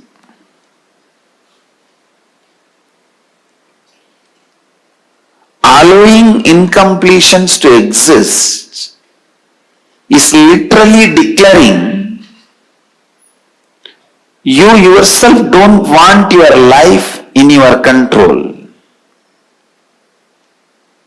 Please understand. Allowing incompletions to exist in you is you declaring that you do not want your life under your control. You say, no, let life happen, whatever. I can't take the responsibility. I can't keep it under my control. No. Listen. Please listen. Utter irresponsibility. Utter irresponsibility. The power of incompletion is such, it dilutes you so much.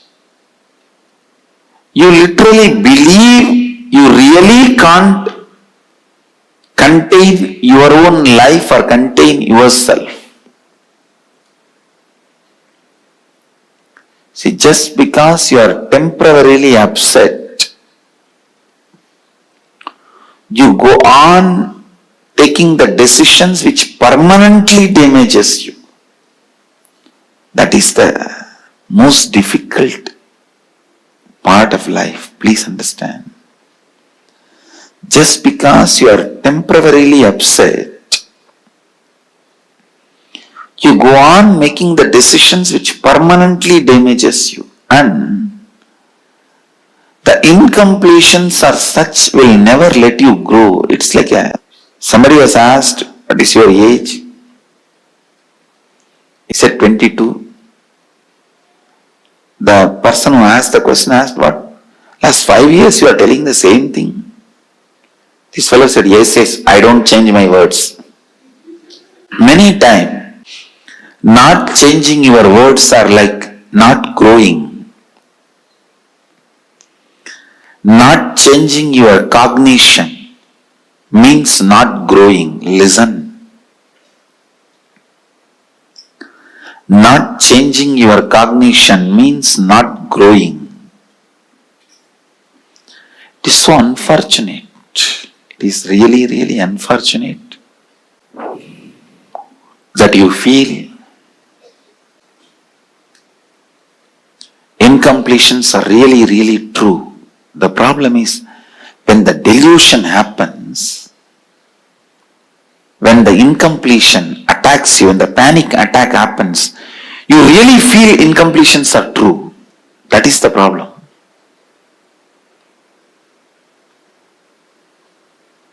When the dust storm, sandstorm happens, you really feel you can't do anything. You are paralyzed.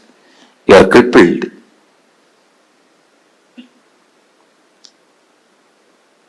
Temporarily, but you feel that is eternal. Please understand.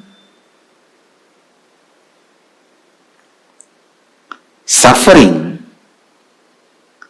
the quality of suffering is, even if it is temporary, it will give you the experience that is going to be there on you eternally. You won't find the end of the tunnel. You won't find the other side of the tunnel. You will feel, oh, it is going somewhere and gone.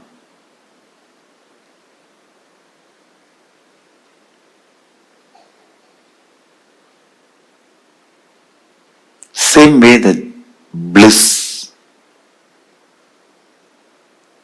When you experience it completely, without self-doubt, will this bliss be with me or go away? That gives you the experience. It will be with you forever, eternally. Understand? Anything you experience at this moment intensely gives you the experience of eternity. Understand?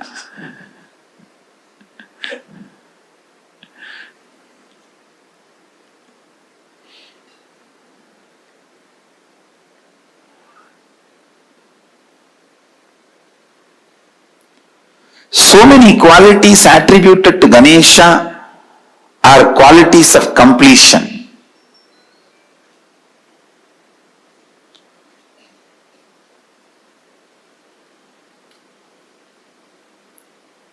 These incompletions, they just totally imbalance you.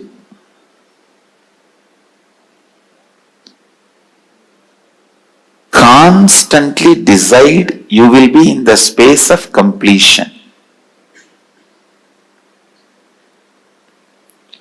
Completion means completion. No question of powerlessness. No question of powerlessness.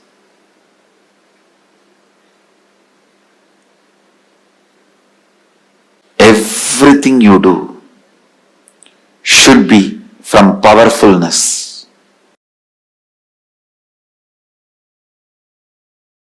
Let's first work on psychologically conquering psychological time. I'll repeat what you have to write. The strong thought currents, powerlessness, incompletions from the past, which is influencing and driving you into your future. Those powerlessness moments, why you decided to become wealthy, why you decided to become powerful. If it is out of passion, great, no problem. If there is some powerlessness, some incident, incompletion is influencing you, pen down that. Let's catch the influence of the past on your thinking system. 94th verse, 22nd technique from Shivanyana Upanishad, which is part of Shivagama. Chittat yantaha kritir nasti mamantar bhavayet iti vigalpanam abhavena vigalpair uchito bhavet. I'll translate and give you the precise method. The essence of this verse is reliving is relieving. Means the past powerlessness which is influencing your thinking, relive those incidents, not remembering. Please understand, there is a big difference between remembering and reliving. For example, something happened in your life at the age of 8, 9, which is still influencing your thinking. I have seen people getting influenced by something happened when they were 3, 4 and all. They are 57. Something happened at 7 influences them. One man came to me and said, I never go to beach, Swamiji. Even if I drive through the beach roads, I shiver, sweat. I have a panic attack. I asked why. No, at the age of 7, I went for a walk with my father. I saw murder happening in a beach and we ran away from that spot. From that spot till I can't, now I am 57, I can't go to beach. 40 years, the pattern with which he is suffering. Sometimes the past influences you so much. See, carefully listen. You are now 57, something happened at the age of 7. If you remain as 57 and visualize what happened at the age of 7, that is called remembering. Reliving means forget your present identity. Just dump it. Throw it. Become that person. At the age of 7, what intelligence you had, how you were, visualize and become that person. Enter into that person's physiological, psychological frame. Take few minutes and meditate on that person. Become that person. Then relive. When you relive, all the powerlessness accumulated in your nervous system during that incident, it may be emotional suppression or the identity crisis, various guilt, pain, suffering, it will all just break, collapse and leave your system. Your system will be clean. System will be cleansed. When the effect of your past is reduced on your existence, you will not reproduce it as it is or in an altered way on your future. Neither reproducing as it is nor reproducing in altered way is liberation. You may ask, then I will not do anything in the future. No, you will do a lot. But not as an altered expression of the past, but liberated expression from the past. The liberated expression means even if you make money, you will do it just to enjoy, celebrate. But if you are making money because you have been teased as a poor, because you have been challenged as a poor, because you have an identity crisis as a poor, even if you become rich, you will continue to suffer. I have seen many moneyed poor people. Understand, paradoxical word. Moneyed poor people. Poor are those who have only money. Uneducated are those who are educated only in schools.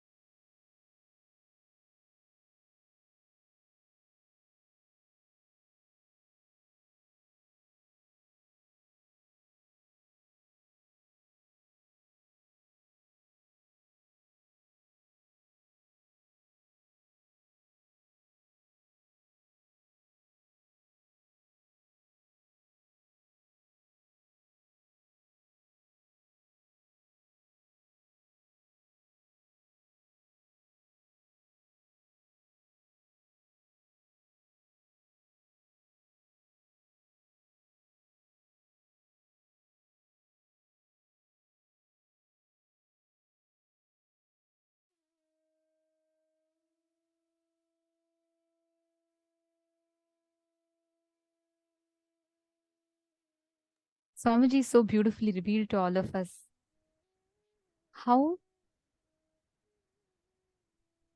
constantly our ability to come to completion, the space of Ganapati, how he resides eternally in that state of completion, that Purnatva again and again. That space is that space of Ganapati, Gajamukha Anugraha Murti.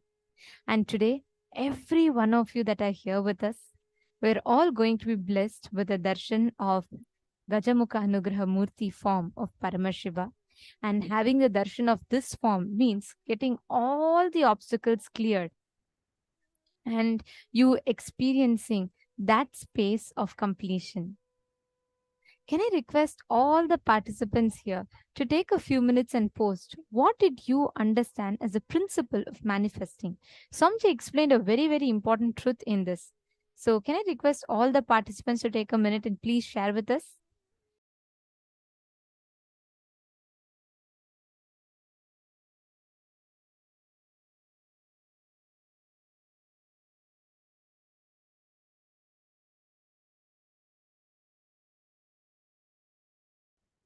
You all can post on Facebook. You all can let us know.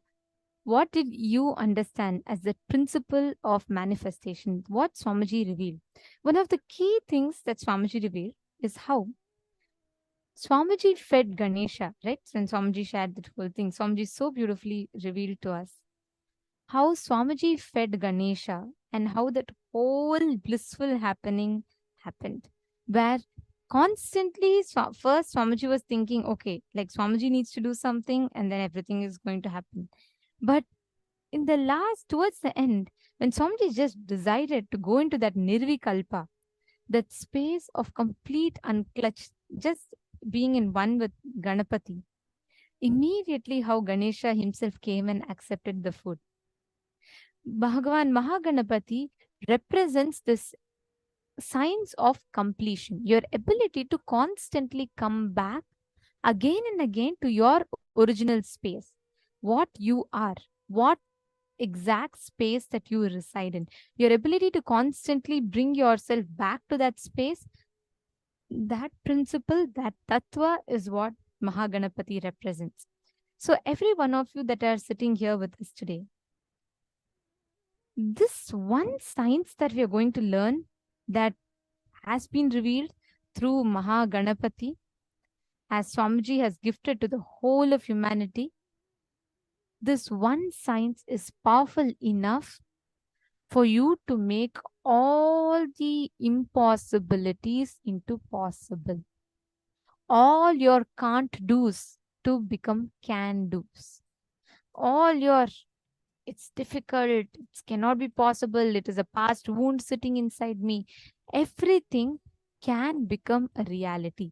This science is what Mahaganapati represents and embodies to all of us.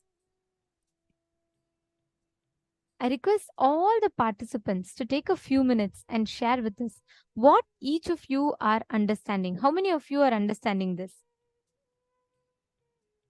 Completion is a science. The way you complete, how you complete, all your past wounds sit inside of you as a pain pattern. All the past incompletions, past wounds sit inside you as a unexpressed pain pattern. That is what we call as incompletion. Now, you completing that hangover of the past and moving forward to the future is the process of completion. Somewhere when you were young, the example that Swamiji gave, right? When this man used to go to the beach and he saw this incident as he was a child, and even 40 years later, he could never go to the beach because of the hangover of that one incident. How many of you experience like this? How many of you have some incident which happened when you were young, which still now you are stuck with? You're not able to move forward with it. How many of you are able to relate to that? Can I request all of you to put yes in the chat? How many of you have such incidents? I request all the participants to please post.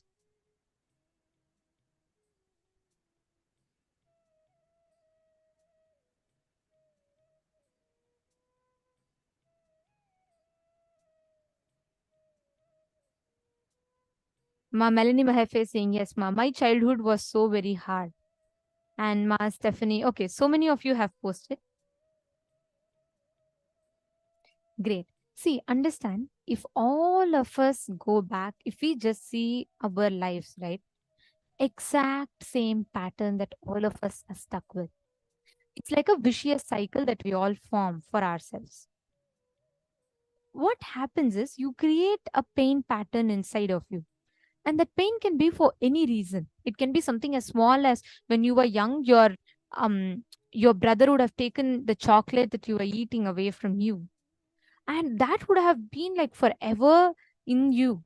Like you will feel the character might change, but the cognition remains.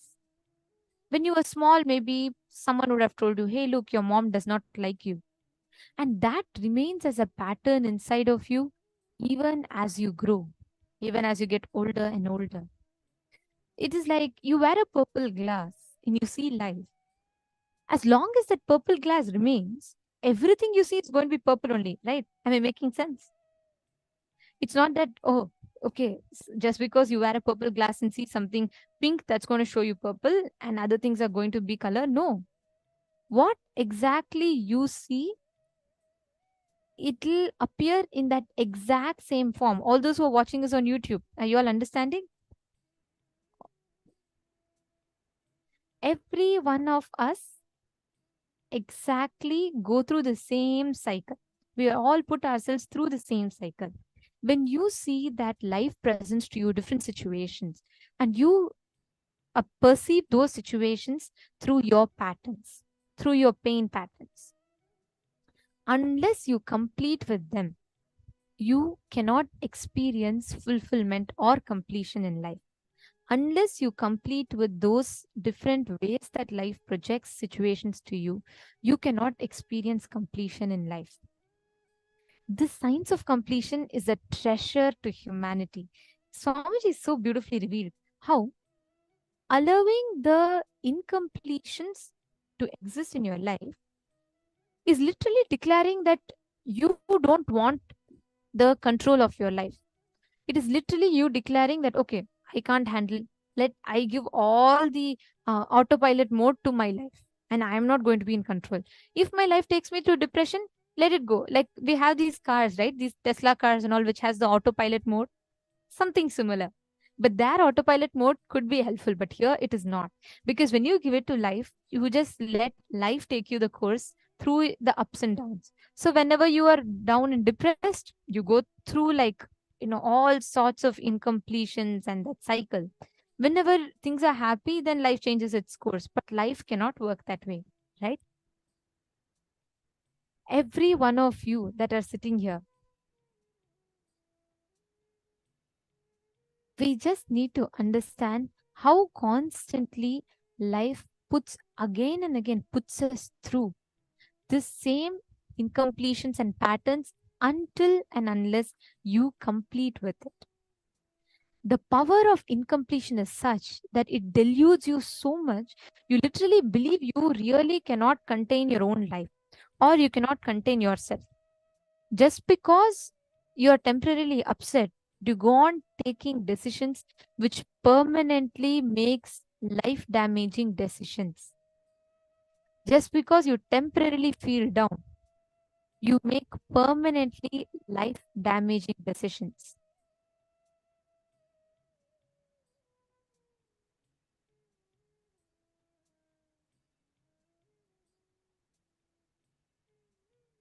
This is how incompletions or patterns function in us.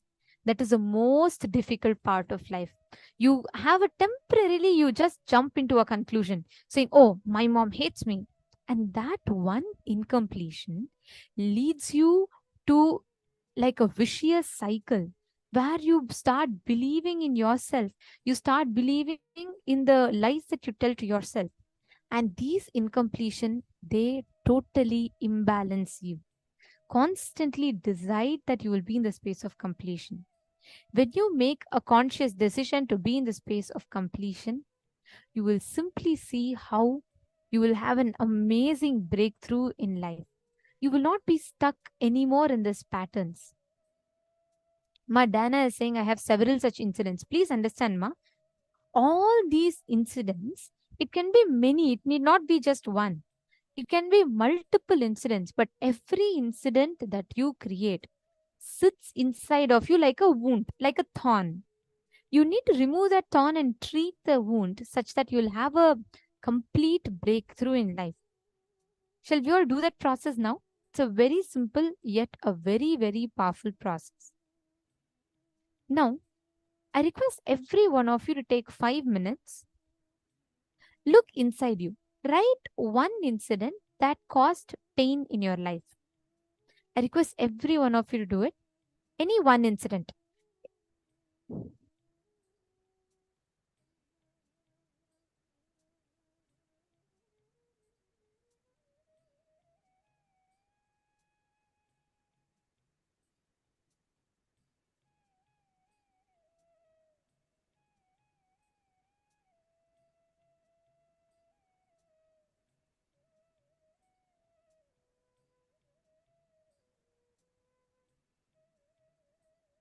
Take a few minutes. Please pen down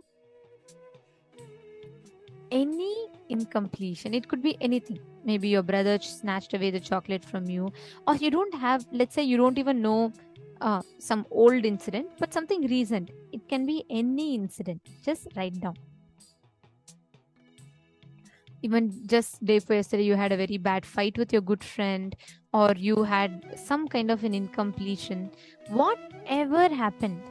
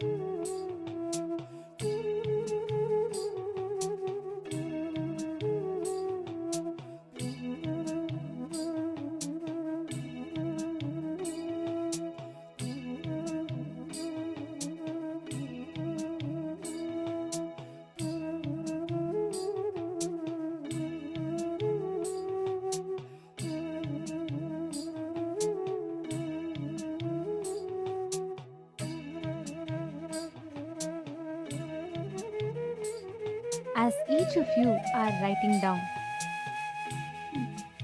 look into your lives and relive each of these incidents. It can be anything. It can be just a small incompletion that sits in you, or it can be something extremely big, extremely painful for you. Whatever the incidents could be, look into your life and relive, meaning go back to that incident. Go back to that exact same space. There's a big difference between you remembering something and you reliving something. For example, something happened in your life at the age of 8 or 9 and which is still influencing your thinking. And that you're going to be going back to that age of 8 or 9. Like, for example, when you were 8 years old, you were in your first grade, and your teacher would have asked you, okay, who's the president of the United States? You would have just put up your hands completely confident. You would have asked for the current president. The teacher would have asked for the current president. And let's say the girl stands up and the girl puts up her hand very confidently and she says, the current president of United States is Barack Obama. Everyone bursts out laughing. And this girl gets so influenced, she gets so hurt, incomplete by that.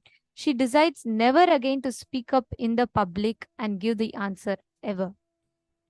That incompletion, when she is a child, 7 or 8 years old, starts growing deeper and deeper, even when she becomes 40 years old and when she becomes a CEO of a company and she is heading her company, she still sits and suffers with the incompletions, the pain patterns. And even if she gets an idea, she will give someone else to tell the idea, but she will not speak up in the public.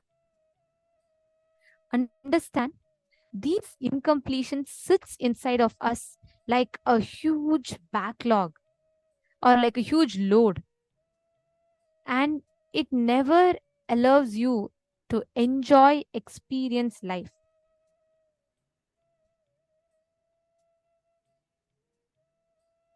Every one of you, pen down. Go back to that earliest incident as you were. You should not have the current logic. See, with current logic, if you look back at the same incident, right? You will just see that, oh, okay, so what? It's just it's a silly incident. It's just something funny. Every kid will do that, and it's just an embarrassing incident, but it's okay. But as that moment, you will not cognize that way. You will not think it is okay. Everyone were around you were small kids and everyone were immature. No. You will just, at that moment, you will feel like the life is so unfair to you. Ma Karima Mariova, yes, you asked, it could be recently or only during childhood. It could be even recently. Typically, most of the ideas that we build in life starts from after you're 7 years old. And it builds from there on. Every one of us carry these incompletions. So sit and relive. Go back to that logic of being that 7 or 6-year-old child. And from that logic, from that space, just complete with it. Relive and relieve yourself from that incompletion. I request every one of you to do that. Go back to that incident that caused you hurt, pain, whatever it caused you, and relive that whole incident from that same logic that you were in at that point in time, and relieve yourself from that pain or suffering that you carry. I request every one of you to do it. Let's do it sincerely. Relive, go back to that same age, same space. Go back carefully. Visualize that person. Become that person. Go to that logic. That same pain, that same anger, hurt, whatever you went through, go back and relive that same incident. Take a few minutes.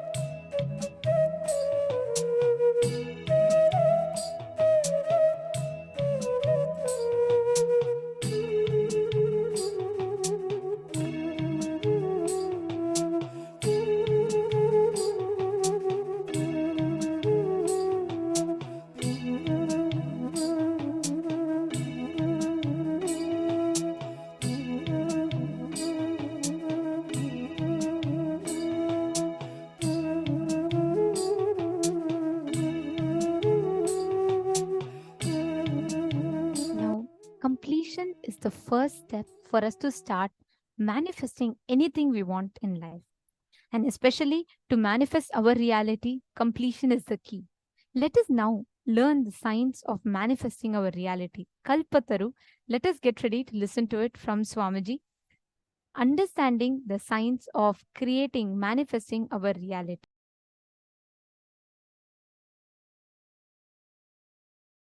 Human being is a seed, possibility. You are a possibility, seed. This is the first truth with which you need to have Shaktipata. You are not finished product. You are not done. Listen, you are not done.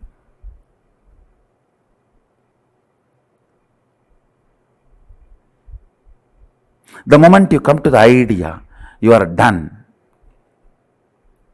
I tell you, you are done.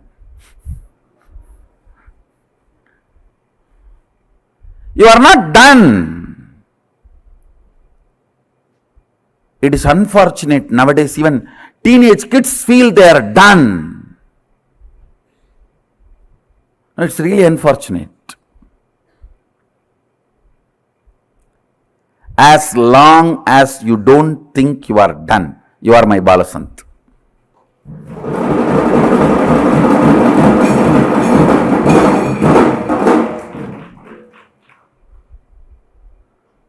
You are a seed. Understand? This is too important idea, truth. You need to imbibe. You are a great possibility.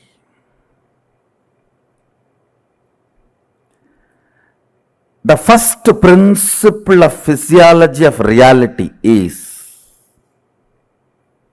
whatever is perceived by you as reality is a great possibility. It is not conclusion. If you think you have a disease, your reality is poverty, it is not conclusion. Understand? It is not conclusion.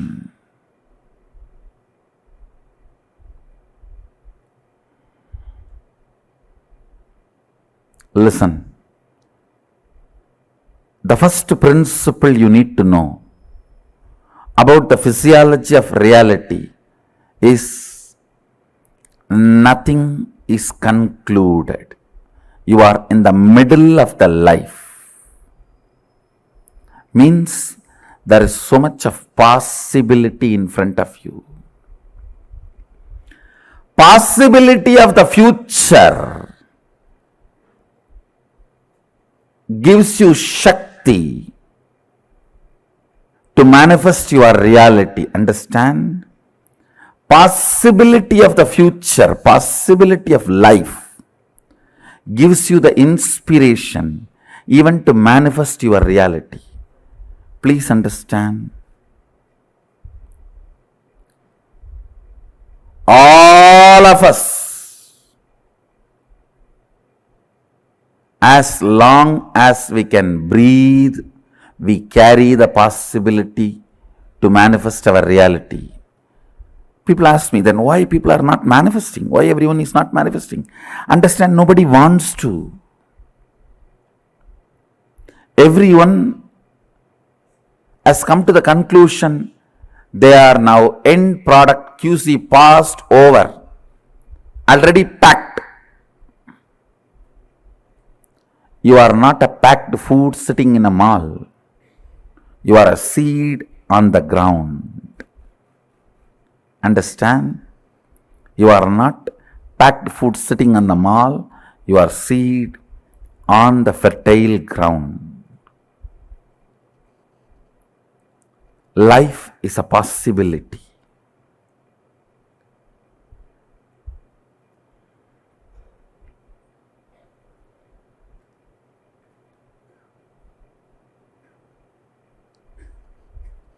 All the ideas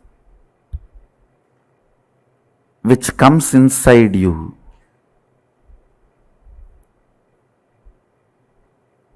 that you are done, nothing can be done. It is all over. All that need to be completed. You need to have Shaktipada with this first principle. Life is a possibility.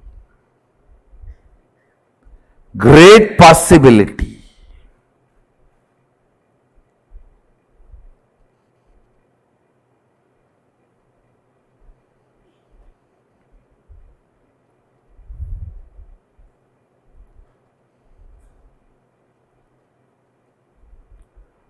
Look into yourself and see in how many places you closed the door of possibilities for you.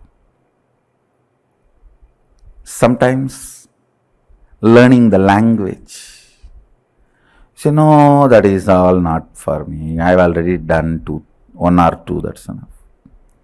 Or learning something like as simple as swimming or cooking.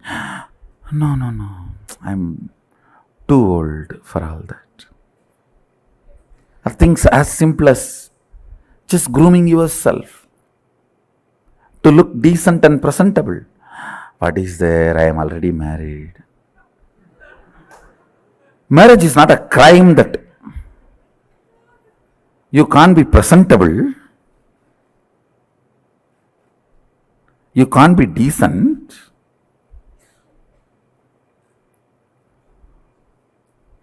Now in India you can hear this very commonly. I am already married. What is there to groom? The second statement. Listen to the second statement.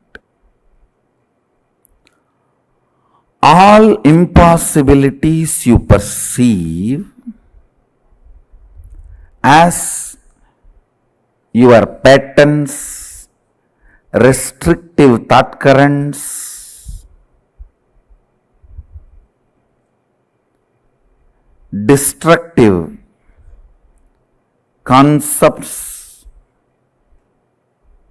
the patterns you carry, the samskaras you carry, thought currents you cherish, which are restrictive, destructive,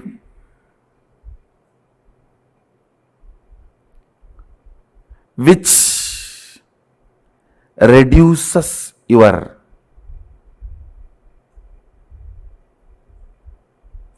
power manifestation. All of them are dead. Please listen. Listen to the second statement. I'll give you an example. If you think, I want to get up in the morning and do yoga and build my body, but my laziness, you see, morning, any alarm cannot wake me up. If you think you have that lazy pattern which is restricting your possibility, or that boredom, I really want to learn French, but you see, I am tired and bored. I don't know when I will open the book and when I want to learn. I really want to learn English, but I cannot stand reading one statement and one sentence. If you think all these patterns are torturing you, listen carefully. The good news is all your patterns are dead. But the person who need to break the patterns will is alive.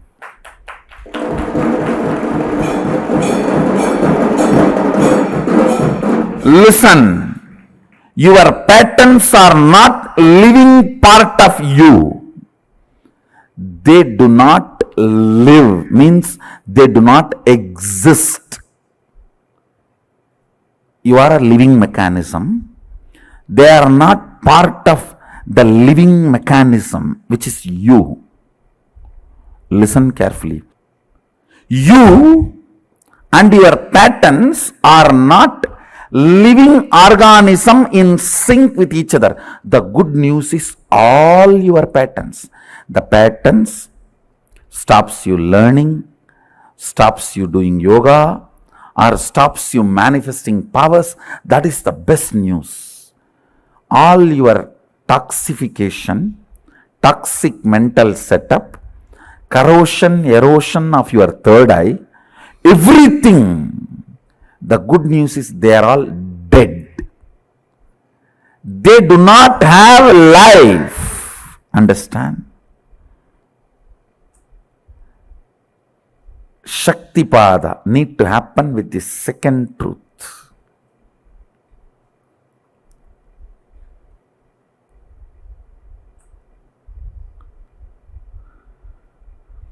When Sadashiva gave this science to Devi and Vishnu adopts this science to run the universe, he has divided it as 4 parts for our convenience. These truths I am sharing with you all are from the part called Vidyapada. Listen to this principle very carefully. It can liberate you once for all from tons of the internal and intra confusions and conflicts with which you are stuck. I tell you, 90% of the problems are inside. The remaining 10% does not exist. Same way, as long as you perceive problem, it's a problem inside.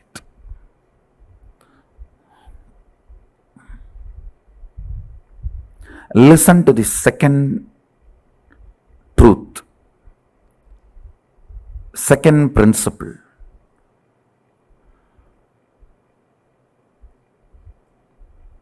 Everything you think stops you, whether your physiology, mind, life. I have seen people coming and telling me, I always want to be loving Swamiji, but the moment I see that fellow, I just burst. Mess up the whole thing, only then I even remember I wanted to be very loving.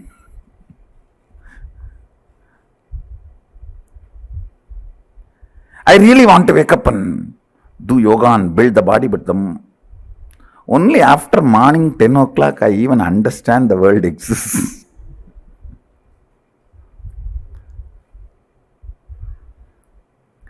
I really do not want to drink, but I don't know what happens. The moment it is weekend, Friday evening, I already discover myself I am in the bar.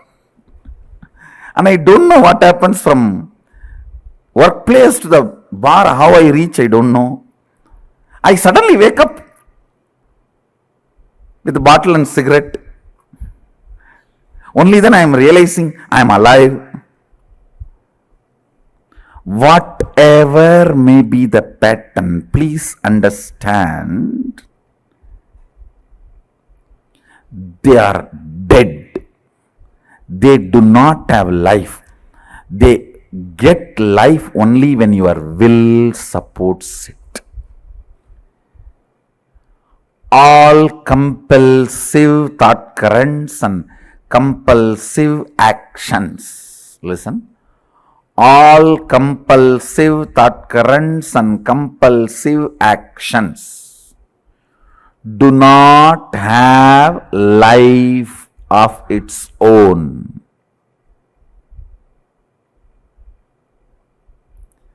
Every day you give life to it, believing the patterns have its own life. No. Patterns suck your blood and make you believe they are alive, independent of you. It's like politicians making you believe. They suck your blood, but they make you believe they are alive, independent of you. And you are dependent on them.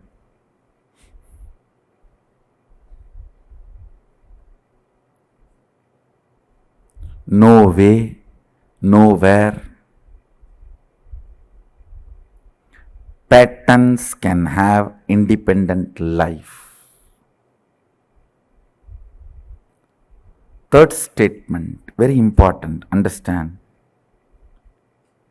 Your will gives life to your patterns. You deciding you will not give life to them anymore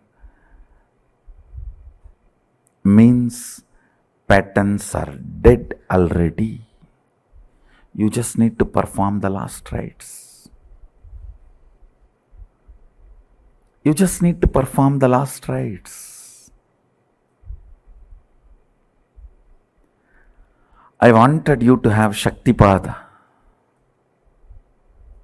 Means realizing these three statements. I'll repeat all the three statements. First,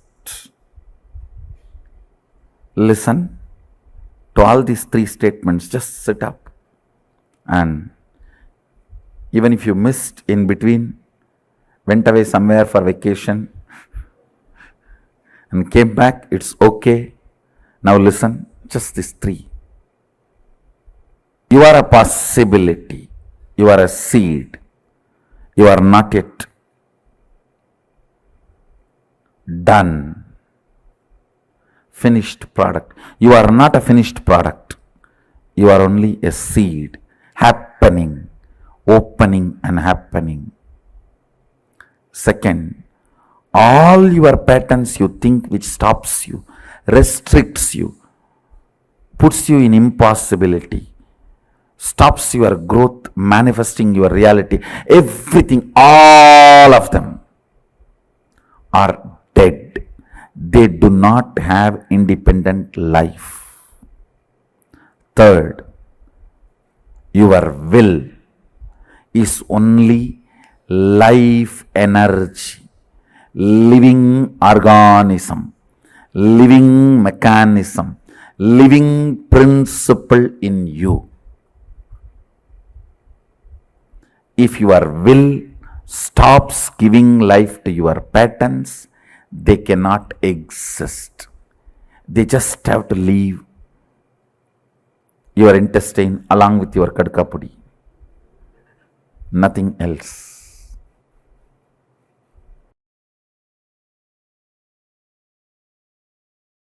Now, I wanted these first three principles to be internalized in all of us.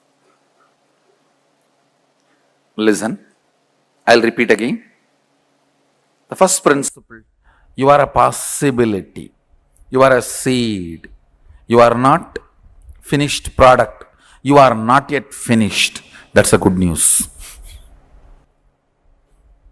You are not finished yet. That's a good news. Any idea, concept, pattern which is stopping you internalizing it. If you have few minutes, pen down. Listen carefully. See, when I say you are not a finished product, I mean, in your health, what do you want to become? You can become. It's not that your life is, your body is sealed, that nothing can be done anymore. You can't change the shape, size, or strength, power, energy. There's nothing like you can't change all of them. It's all over. No. You can change anything as you want. Still, the possibility is open, available. In every level, whether health or wealth or mind or relationships or whatever, in every level,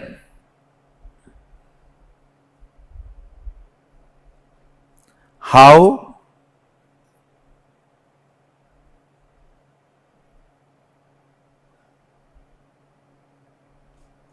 things can happen, how possibilities can open If you have any idea, pattern that it is not possible, pen them down. By bringing it to your awareness, I'll make them powerless over you. I'll remove them from your inner space, from your cognition, from your depth. Second, the impossibilities you carry. Listen carefully. The patterns which restrict you. Oh, this is not possible, that is not possible, my wife will not allow, my boss will not allow, and the society is not going to allow. So many impossibilities you carry. The patterns you carry. My own laziness will not allow, my own energy is not that capable, or my thinking is not that capable, I am not that intelligent. All the stupidity you carry.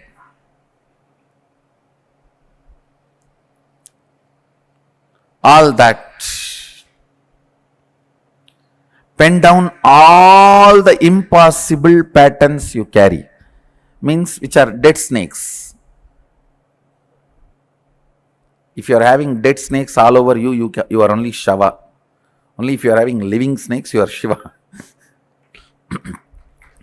Will is the living snake. All the patterns are dead snakes. So all the dead snakes you are carrying, pen them down.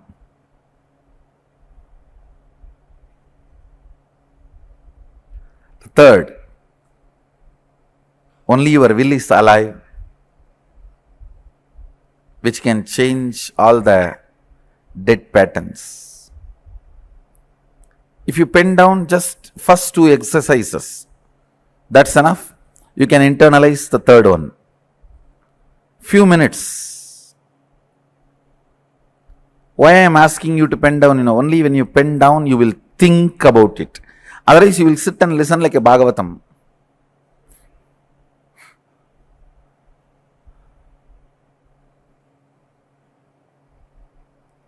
I want you to think, look into these ideas, try to internalize. Let's take few minutes and pen down all the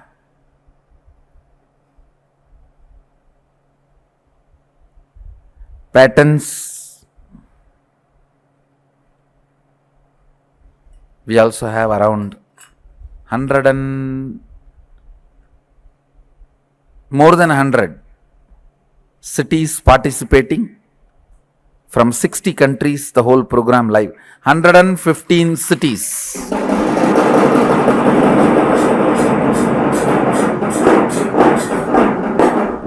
From 60 countries participating in this program live through two-way video conferencing.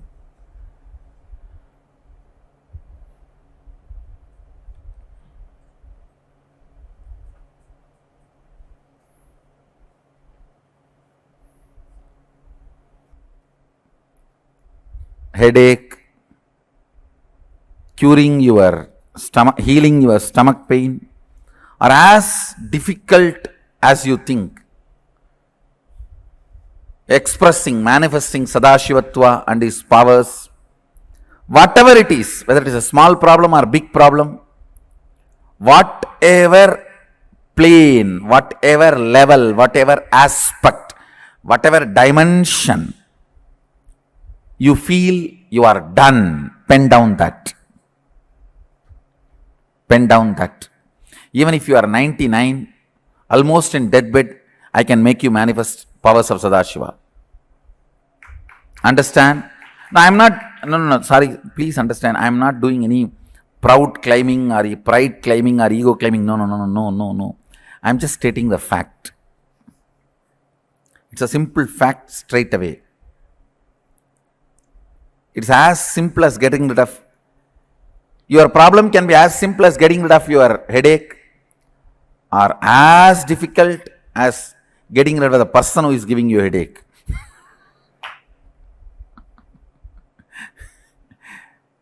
whatever, the moment you feel you are done, it's not possible, pen down that.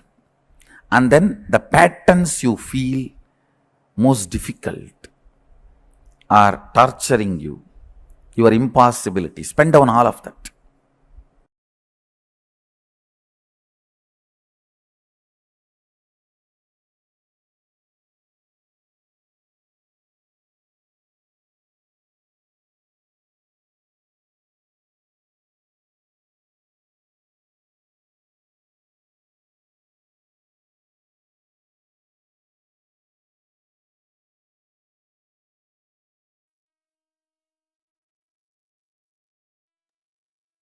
You are not a dead product.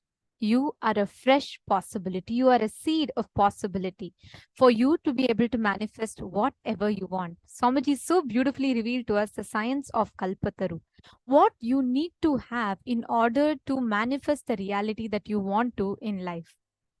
So can I request every one of you here to post one powerful cognition that each of you clicked with? Because this is a very, very important session. The revelation that Swamiji revealed in this is very important. So I request all the participants to take a few minutes and please share with us what is that one cognition that you clicked with in this revelation of Swamiji's. All the viewers that are watching us on YouTube and all of you that are watching us on Facebook and all the participants on the two-way video conferencing, I request every one of you to please share with us. And another gentle reminder, today the special darshan that we are having is only going to be available on the two-way video conferencing. It is exclusively available only on Zoom. So every one of you that want to join in the darshan, please don't miss. You all can post here. You all can join the two-way video conferencing. Okay, my Hedi Shlak has posted, human being is a seed, a possibility. I'm a seed. I'm going to see the life. 90% of the problem is inside. Everything we think stops us is inside of us. Very nice. Christine Jones has also posted, we are a possibility. Gauri also has posted, we are a possibility.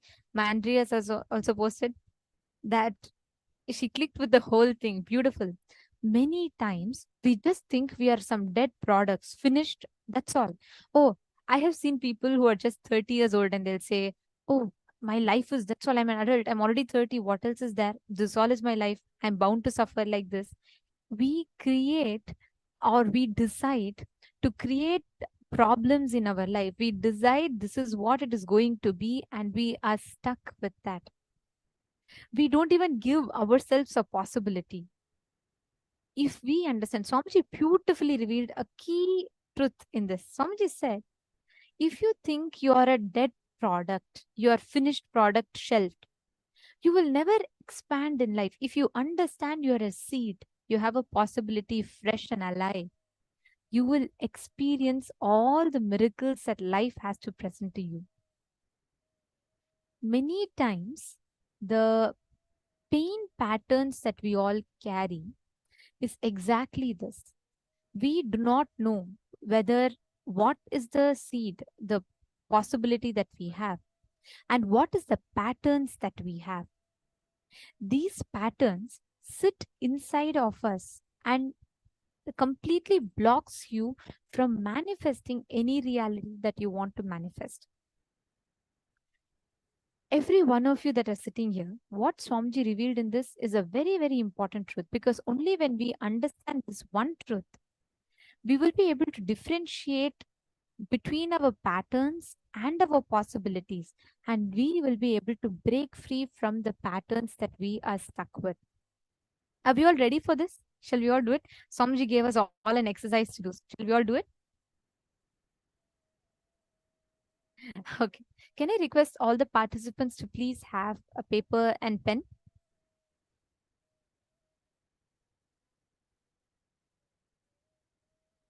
Yes, please keep a paper and pen. And we are going to be doing the exact exercise that Swamiji guided all of us to do.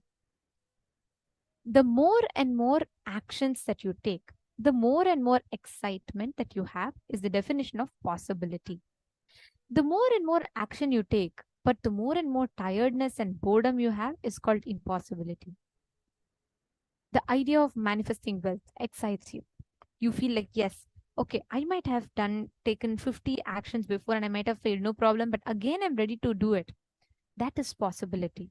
But you try once and you say, oh, I don't think investing is anymore my forte. I don't think I should be doing it anymore. Giving up on the very concept of making money is impossibility. Many of the times we're all stuck in the ideas of impossibility. Constantly we think we have a valid justification. Oh, you know what? I really tried, but it doesn't seem to work for me. So I don't think I can do all of this. I don't think this is cut out for me. All the patterns, all the thoughts that we create. Ma Chetana has posted all patterns, thoughts supported by our will. Exactly. Ma Chetana, whether it is your positive thoughts, the so-called powerful thoughts, or whether it's the powerless thoughts, impossibilities, for both, we have the power. It's like you have the power cord. Whether you want to plug in the fan with it, whether you want to plug in the light with it, or whether you want to plug in some exhaust fan with it, everything is your decision. The power is in your hands. But most of the times, what we do, we say, oh, something good is happening. Maybe somewhere I did something right. But if something bad happens, what happens? Poor God. We go and fight with him. We say, oh, God, why God does this to me alone? Look, my friend is more lazier than me, but she seems to enjoy a happier life.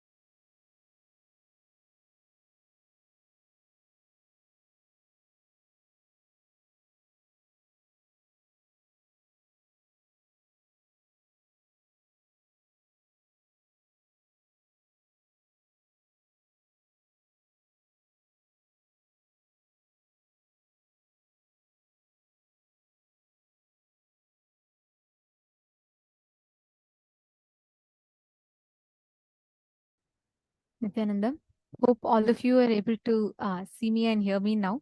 I apologize for that glitch. The audio is hopefully fixed now. Okay, so coming back to the topic that we were all discussing, Swamiji revealed a very, very important truth. And Swamiji gave a very particular, very specific exercise for all of us to work on. Carrying the ideas of impossibilities. These are like dead patterns in us, like dead snakes that we carry. And as long as you carry that, you will constantly feel like life outside is responsible for that. And that life outside can be anything. You will blame God, you will blame people, you will blame situations, you will blame your boss, you will blame your spouse. You will find all valid reasons for your failure. But like Swamiji beautifully says, all valid reasons are invalid for life. If you're all able to hear me now, please could you confirm in the chat? And if any of you have any questions, please feel free to ask us. Please feel free to let us know. I request all the participants to share with us any doubts you have, any questions you have. Please let us know. We'd be more than happy to answer them. Great. Now, it is just with this understanding, if you realize all the dead weight that we carry inside of us in the form of patterns, it will simply completely be liberated from you. You will be completely liberated from the patterns. The patterns will completely liberate you.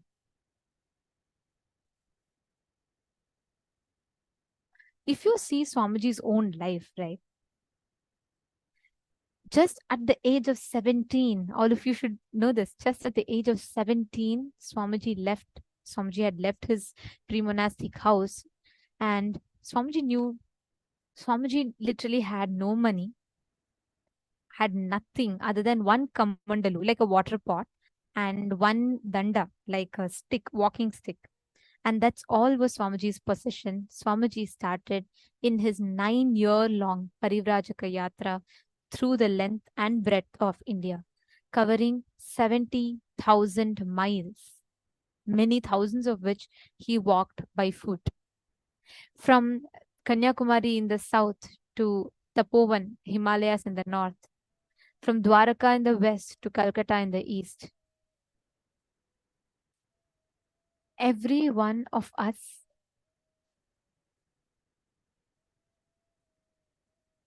should just see this from Swamiji. How constantly carrying the the possibility in his inner space. Swamiji said that when, in Swamiji's words, and I quote, "When I started my Parivrajaka Yatra, I never thought or planned I'll walk the length and breadth of India. I will spend so much time in my Parivrajaka Yatra. The first few days of the Yatra, I carried the idea of possibility. That's all. The concept of possibility gave me so much courage, so much joy. I never imagined I will spend 9 full years." First thing, let us understand this. You can change anything as you will, as you want. Still, the possibility is open, available in every level, whether health, wealth, mind, or relationships, or whatever it is. In every level, how things can happen, how possibilities can open up. Now, let's start with the first part of this exercise. Anywhere in your life you feel something is impossible, can I request all of you to please pen that down? Wherever you feel like I can't make money, that is impossible for me. It could be anything for that matter. You might feel that money is impossible, or you might feel that you are not able to manifest something. Relationships are impossible, or it's impossible for you to manifest health. It's impossible for you to manifest good, successful career. It's impossible for you to manifest good wealth. Whatever you have as impossibility, pen them down. Every one of you write it down. Just go all out. Anywhere you're stuck in life where you feel it's impossible, pen them down.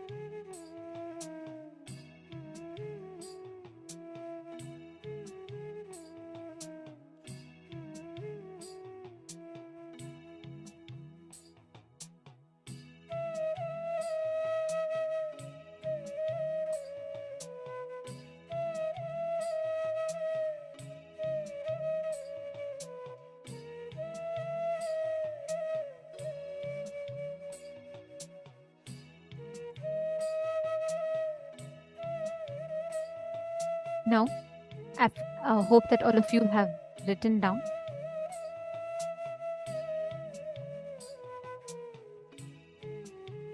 In all the impossibilities that you have penned down,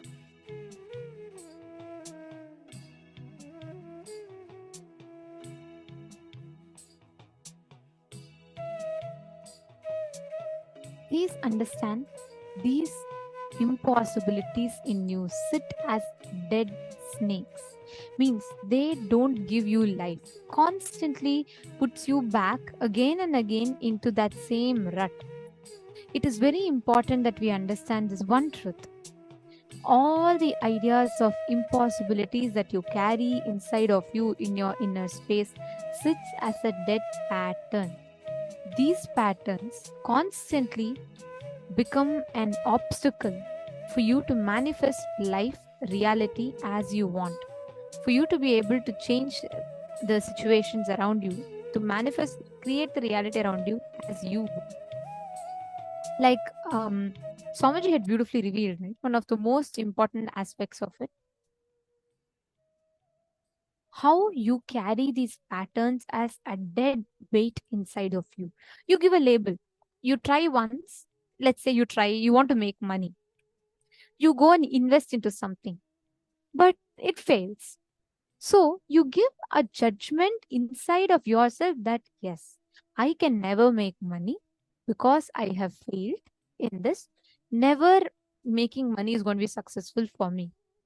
You carry that as a pattern, and as long as you carry that, no matter how many times you try to make money, you will never be able to make money, because your will is giving power to the concept, the idea that you carry, that you cannot make money, that impossibility.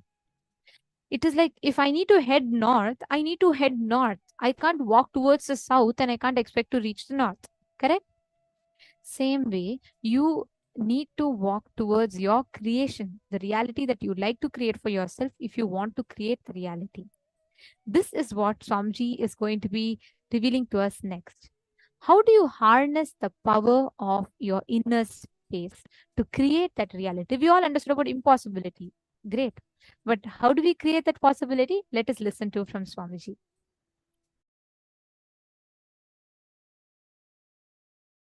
Your thoughts become words, words become actions, actions become life, life becomes reality. It is a simple science, straightforward science. Kalpataru process is initiating you to harness the power of your reality by making you harness the power of your words, power of your thoughts, power of your actions, power of your life. People who want to enslave you, constantly brainwash you. Life is full of difficulty and impossibility. Why do you think all over the world, in all Bollywood, Tollywood, Gollywood, Hollywood, in any wood, sandalwood, all these movies, the story of rag to riches sells high? See, this rag to riches story is such an attractive story. Everybody just celebrates that person as a hero. If he is from rag to riches, means penniless to billionaire. This rag to riches story is such a glamorous story. Why? Because you feel it is impossible. He has achieved impossibility as a possible. No, I tell you.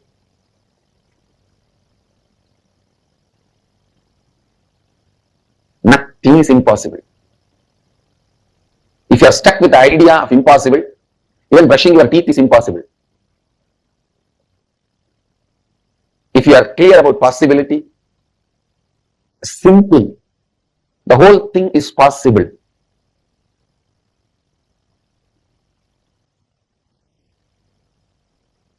Whenever a Kundalini arises, understand? Kundalini is portrayed in Hindu tradition like a snake. The hiss of the Kundalini snake is possible.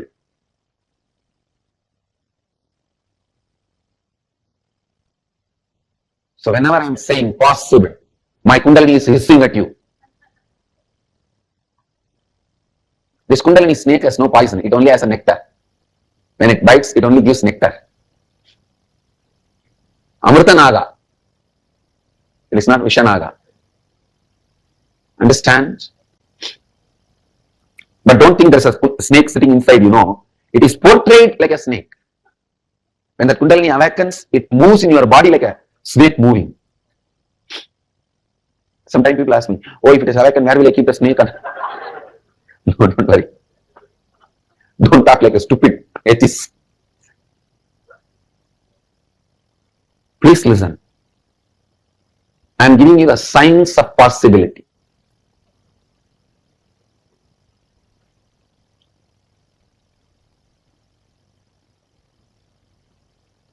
The first step, creating the space for what you want. It means, listen, during any kalpataru process, take up only one desire to cause it as reality. Don't take up two. You will mess it up. Don't become greedy. Greed is nothing but powerlessness. You are afraid. Who knows? Second time it will happen or not? Science of making what you want into reality. Just teaching somebody to fish may help him whole life, but immediately he will not have food. Just giving him fish, he will have immediately food, but the whole life, what he will do? Both are off. I give you immediate food and teach you to fish. Listen. First, take up only one desire to make it into reality. Second instruction, visualize that it has already happened. For example, if you are taking up a desire to become healthy, visualize, create a space, it has already happened, it is present. And all the doubt you have, how can it happen? How will I become healthy? All the doubts you have, all the denial you have, start completing with all that. When I say completing, when this kind of patterns, self-doubt and self-denial started in you, constantly doubting you and making you believe impossibility. When that pattern started, look into it and decide to relive and complete. Drop it. Decide to hold on to this new space you created as a reality for your life. Tell yourself with integrity, authenticity, responsibility and enriching, I am aligning all my thoughts, actions, feeling and life to this reality.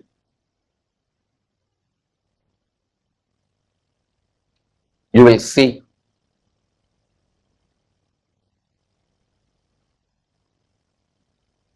simply the space you created start opening itself, radiating itself, becoming reality in your life.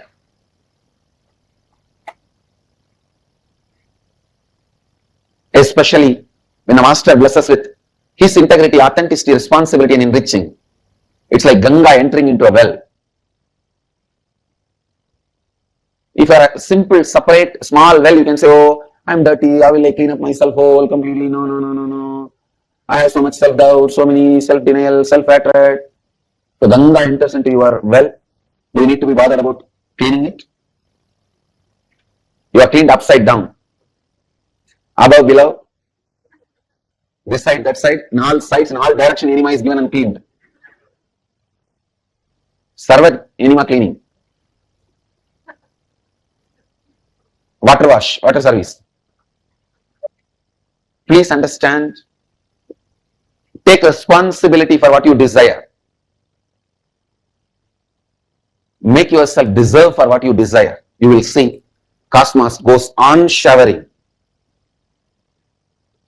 There are one bunch of fools in the planet Earth constantly believe life is a struggle, nothing is possible. With that impossibility itself, they are born, live and they die. But I tell you guys, you are not sinners to believe impossibility. You are Amritasya Putraha, Hindus. Blessed are those who are born in the religion who introduces you to you as sons of immortality. Amritasya Putraha. You are not a sinner.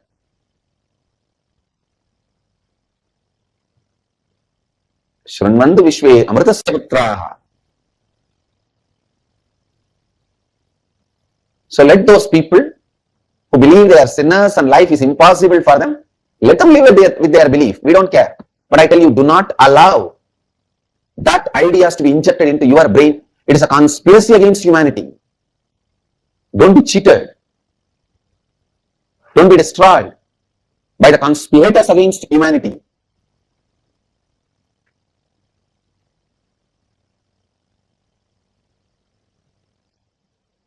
Blessed are you who are born in the religion which introduces you to you as sons of immortality. Whoever carries whatever belief, let them carry and let them live. But you don't need to be affected, abused by the wrong beliefs. So you understand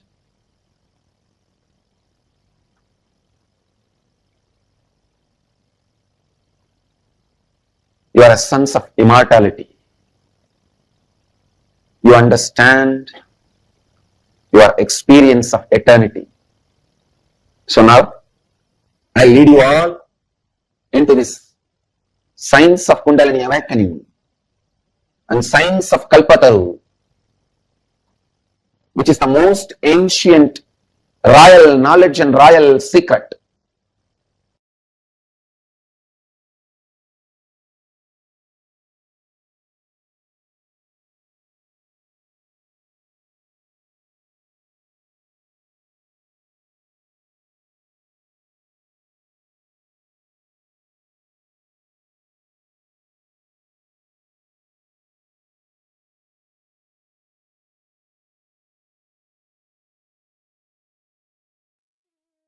The way Swamiji reveals these truths, right? It's so beautiful.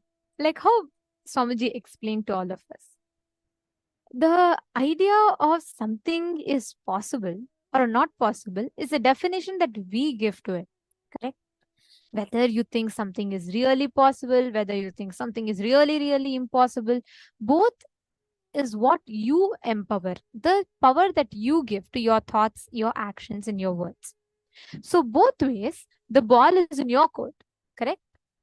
Swamiji has so beautifully revealed to us about how constantly we can create the possibility in front of us. We don't need to be bogged down by the idea of impossibility again and again. It's a science. Kalpataru is a science. The thoughts that you carry inside of you, if you constantly cherish the idea that it is not possible, this is not going to happen, then what will happen? Life tells you tathastu, it will not happen, so be it. It's like a vast canvas, right? Let's say I give you a vast canvas and anything you write in that canvas is going to become a reality. Every moment, if you keep saying, okay, this is not going to happen, I just know I'm not going to make it, this is not going to be meant for me. Understand, every time you keep uttering that, life tells tathastu, tathastu. You say life is a struggle, life will tell you tathastu, means so be it. You will tell life is unfair to me, life will say tathastu. Only when you decide and realign your inner space with the idea, like Swamiji said, possible is a kundalini that roars inside of us. Possible, possible, possible. When you constantly keep uttering that it is possible within you only create that as a reality in front of you. And you can use that energy to cause anything that you want in your life, to cause any reality that you want in your life. Carrying that space of possibility in you constantly is Kalpataru. You carrying the idea inside of you constantly that it is possible.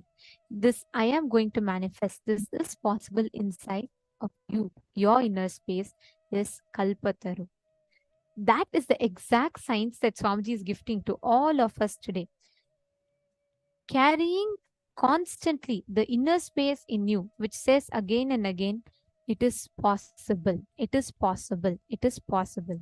Means again and again you are reiterating to yourself that you are going to be able to create the reality you want. But there's a gap, correct? One side of you believes it could happen, one more side of you believes it is not happening. But this gap between you want it to happen versus it not happening is what is incompletion. And that is the obstacle that sits in our inner space that Swamiji is talking about. Now we are going to be learning about how you can clear carrying the space of possibility in your heart. All of us carry the energy to make what we want as reality in life. Life already gives you that energy. Whether you want to manifest money, you want to manifest business, you want to manifest health, your ability to create what you want as reality is life. Swamiji has so beautifully explained this. There's a series of it. Your thoughts becomes your words becomes your actions becomes life, and your life becomes reality. Many times you very casually just go on uttering a certain words. You decide, you make a declaration, and you start creating that declaration as reality. Ma Alexander has posted, when Ganga enters you, you will be cleaned up, upside down. Yes. Because like Swamiji said, Ma, when you do that completion, when the master initiates you, when he enters into you, he does like a complete cleansing process of you. Completely you are cleansed. That is what is completion. When you decide to remove all the impossibilities in your inner space, just look back into your life. See what are all the impossibilities that you carry in your inner space, and see how this is sitting in you like a huge thing and not letting you move ahead, move forward in life. All these words that you very casually give, you decide that this is not going to be happening, I'm not going to be able to do it. That is the impossibility that you carry inside of you.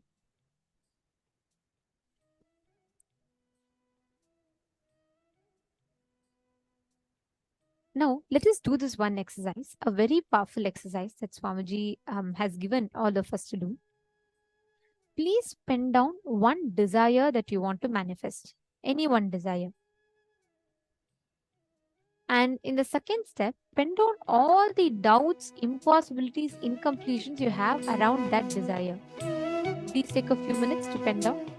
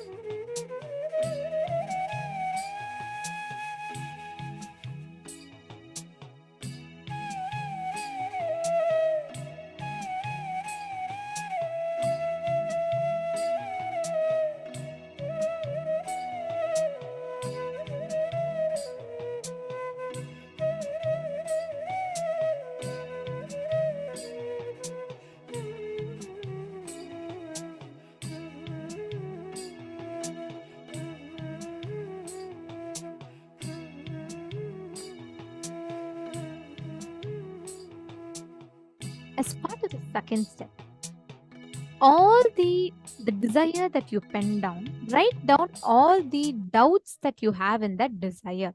Can I request every one of you to confirm in the chat if you have finished writing step 1 and step 2? You all have finished writing down one desire and you have finished writing down all the doubts that you have on the desire. Could you all please put yes in the chat?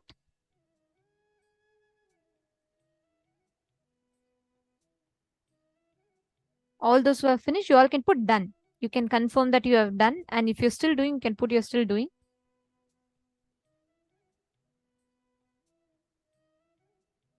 Great. Okay. Great. Looks like many of you are still doing. How many of you have finished? Ma Margarita, Ma Mota Wang, Ma Coco Violin, Ma Anna, Ma Shufen. Come on, can I request all the participants to please come on camera? Ma Lee, Ma Yishan Meow, Ma Ona, Ma Mary Long, Ma Naina Patel, and Ma Mahanugrahadananda, Ma Jnana Prakashini, Ma Bhuma Cannon, Ma Bhuma Cannon. From which place are you, Ma? And are you here for the first time? Nithyananda? Okay. Ma Lalataksha is still doing. Some of you are still writing. No problem. Those of you are writing, please write. But those of you are done, I'll guide you to the next step so that you all can come back. Sorry, you all can continue. And all those who are still doing, you can finish this and then come to the next step. No problem. Now, as part of the third step of this process, each of you in the desire that you have written down, pen down the source of that belief. For example, let's say you have the desire that you want to really have a breakthrough in manifesting job. In that, you are stuck, but you feel like it's a big obstacle. You're not able to pin down what is the source of that belief. Maybe you feel like money is very difficult. It is not happening. And pin down the source of that belief that you have. It could be that in your young age, you saw your parents struggle for money. They were not able to manifest.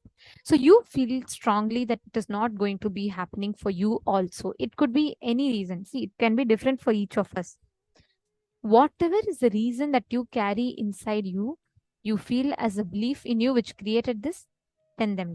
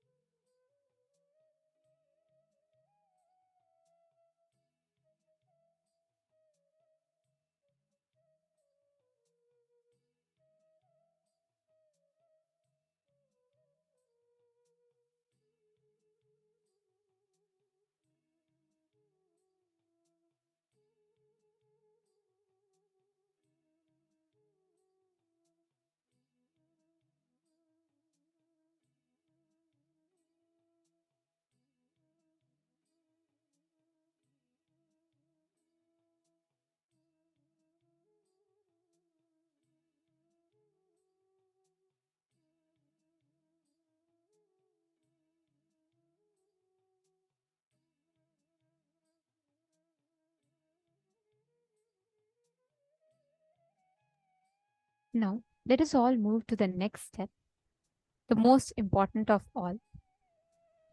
In the incidents that you have written down, please look in, identify, and complete with those beliefs, the incidents that created the belief in you.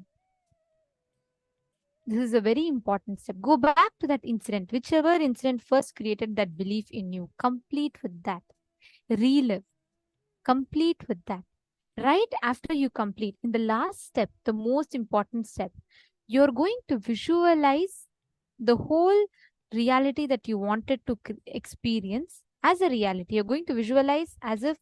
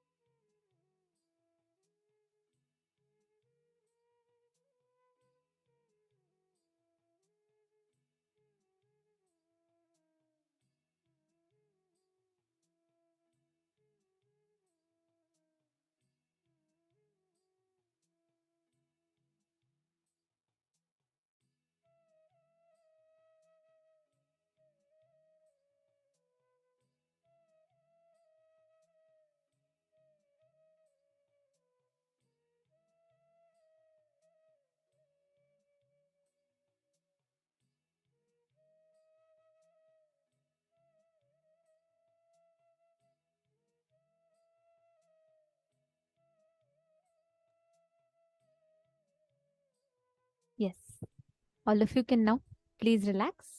Great. Now, in the same space, let us enter, decide to manifest whatever we want as reality in life. Life, exactly the same way, is just a manifestation. Whatever you want to create as reality gets created as reality in front of you. You have the power completely in your hands. You have the key to control completely in your hands. And that is exactly what we need to do in order to manifest whatever we want in life. I request every one of you here, all the participants, with that space inside of you, consciously deciding to manifest. Decide to create everything in your life in that same space, whether it is good, bad, right, wrong, anything. Just decide to create that in your inner space. All right. Now, I request all the participants, every one of you here, to manifest the power of rolling coconut, being able to move your coconut off of your palm from the same space.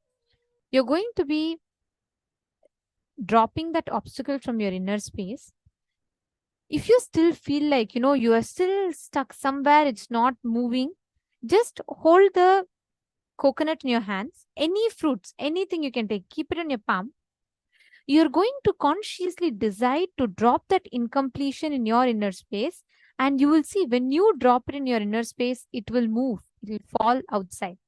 The coconut will physically fall outside. This is a technique to measure whether you have manifested it or not. I request all the participants to do this. Please hold a coconut on your palm. Please place a coconut on your palm. And whatever is the obstacle that you are facing, visualize that obstacle is a coconut without you touching it. Just by chanting the Mahavakya, you will be able to manifest. Please chant the Mahavakya. Let us all start manifesting. Nithyananda Paramashivoham. Om Nithyananda Paramashivoham. Om Nithyananda Paramashivoham. Om Nithyananda Paramashivoham. Om Nithyananda Paramashivoham. Om Nithyananda Paramashivoham. Om Nithyananda Paramashivoham. Om Nithyananda Paramashivoham. Om Nithyananda Paramashivoham. Om Nithyananda Paramashivoham. Om Nithyananda Paramashivoham. Om Nithyananda Paramashivoham.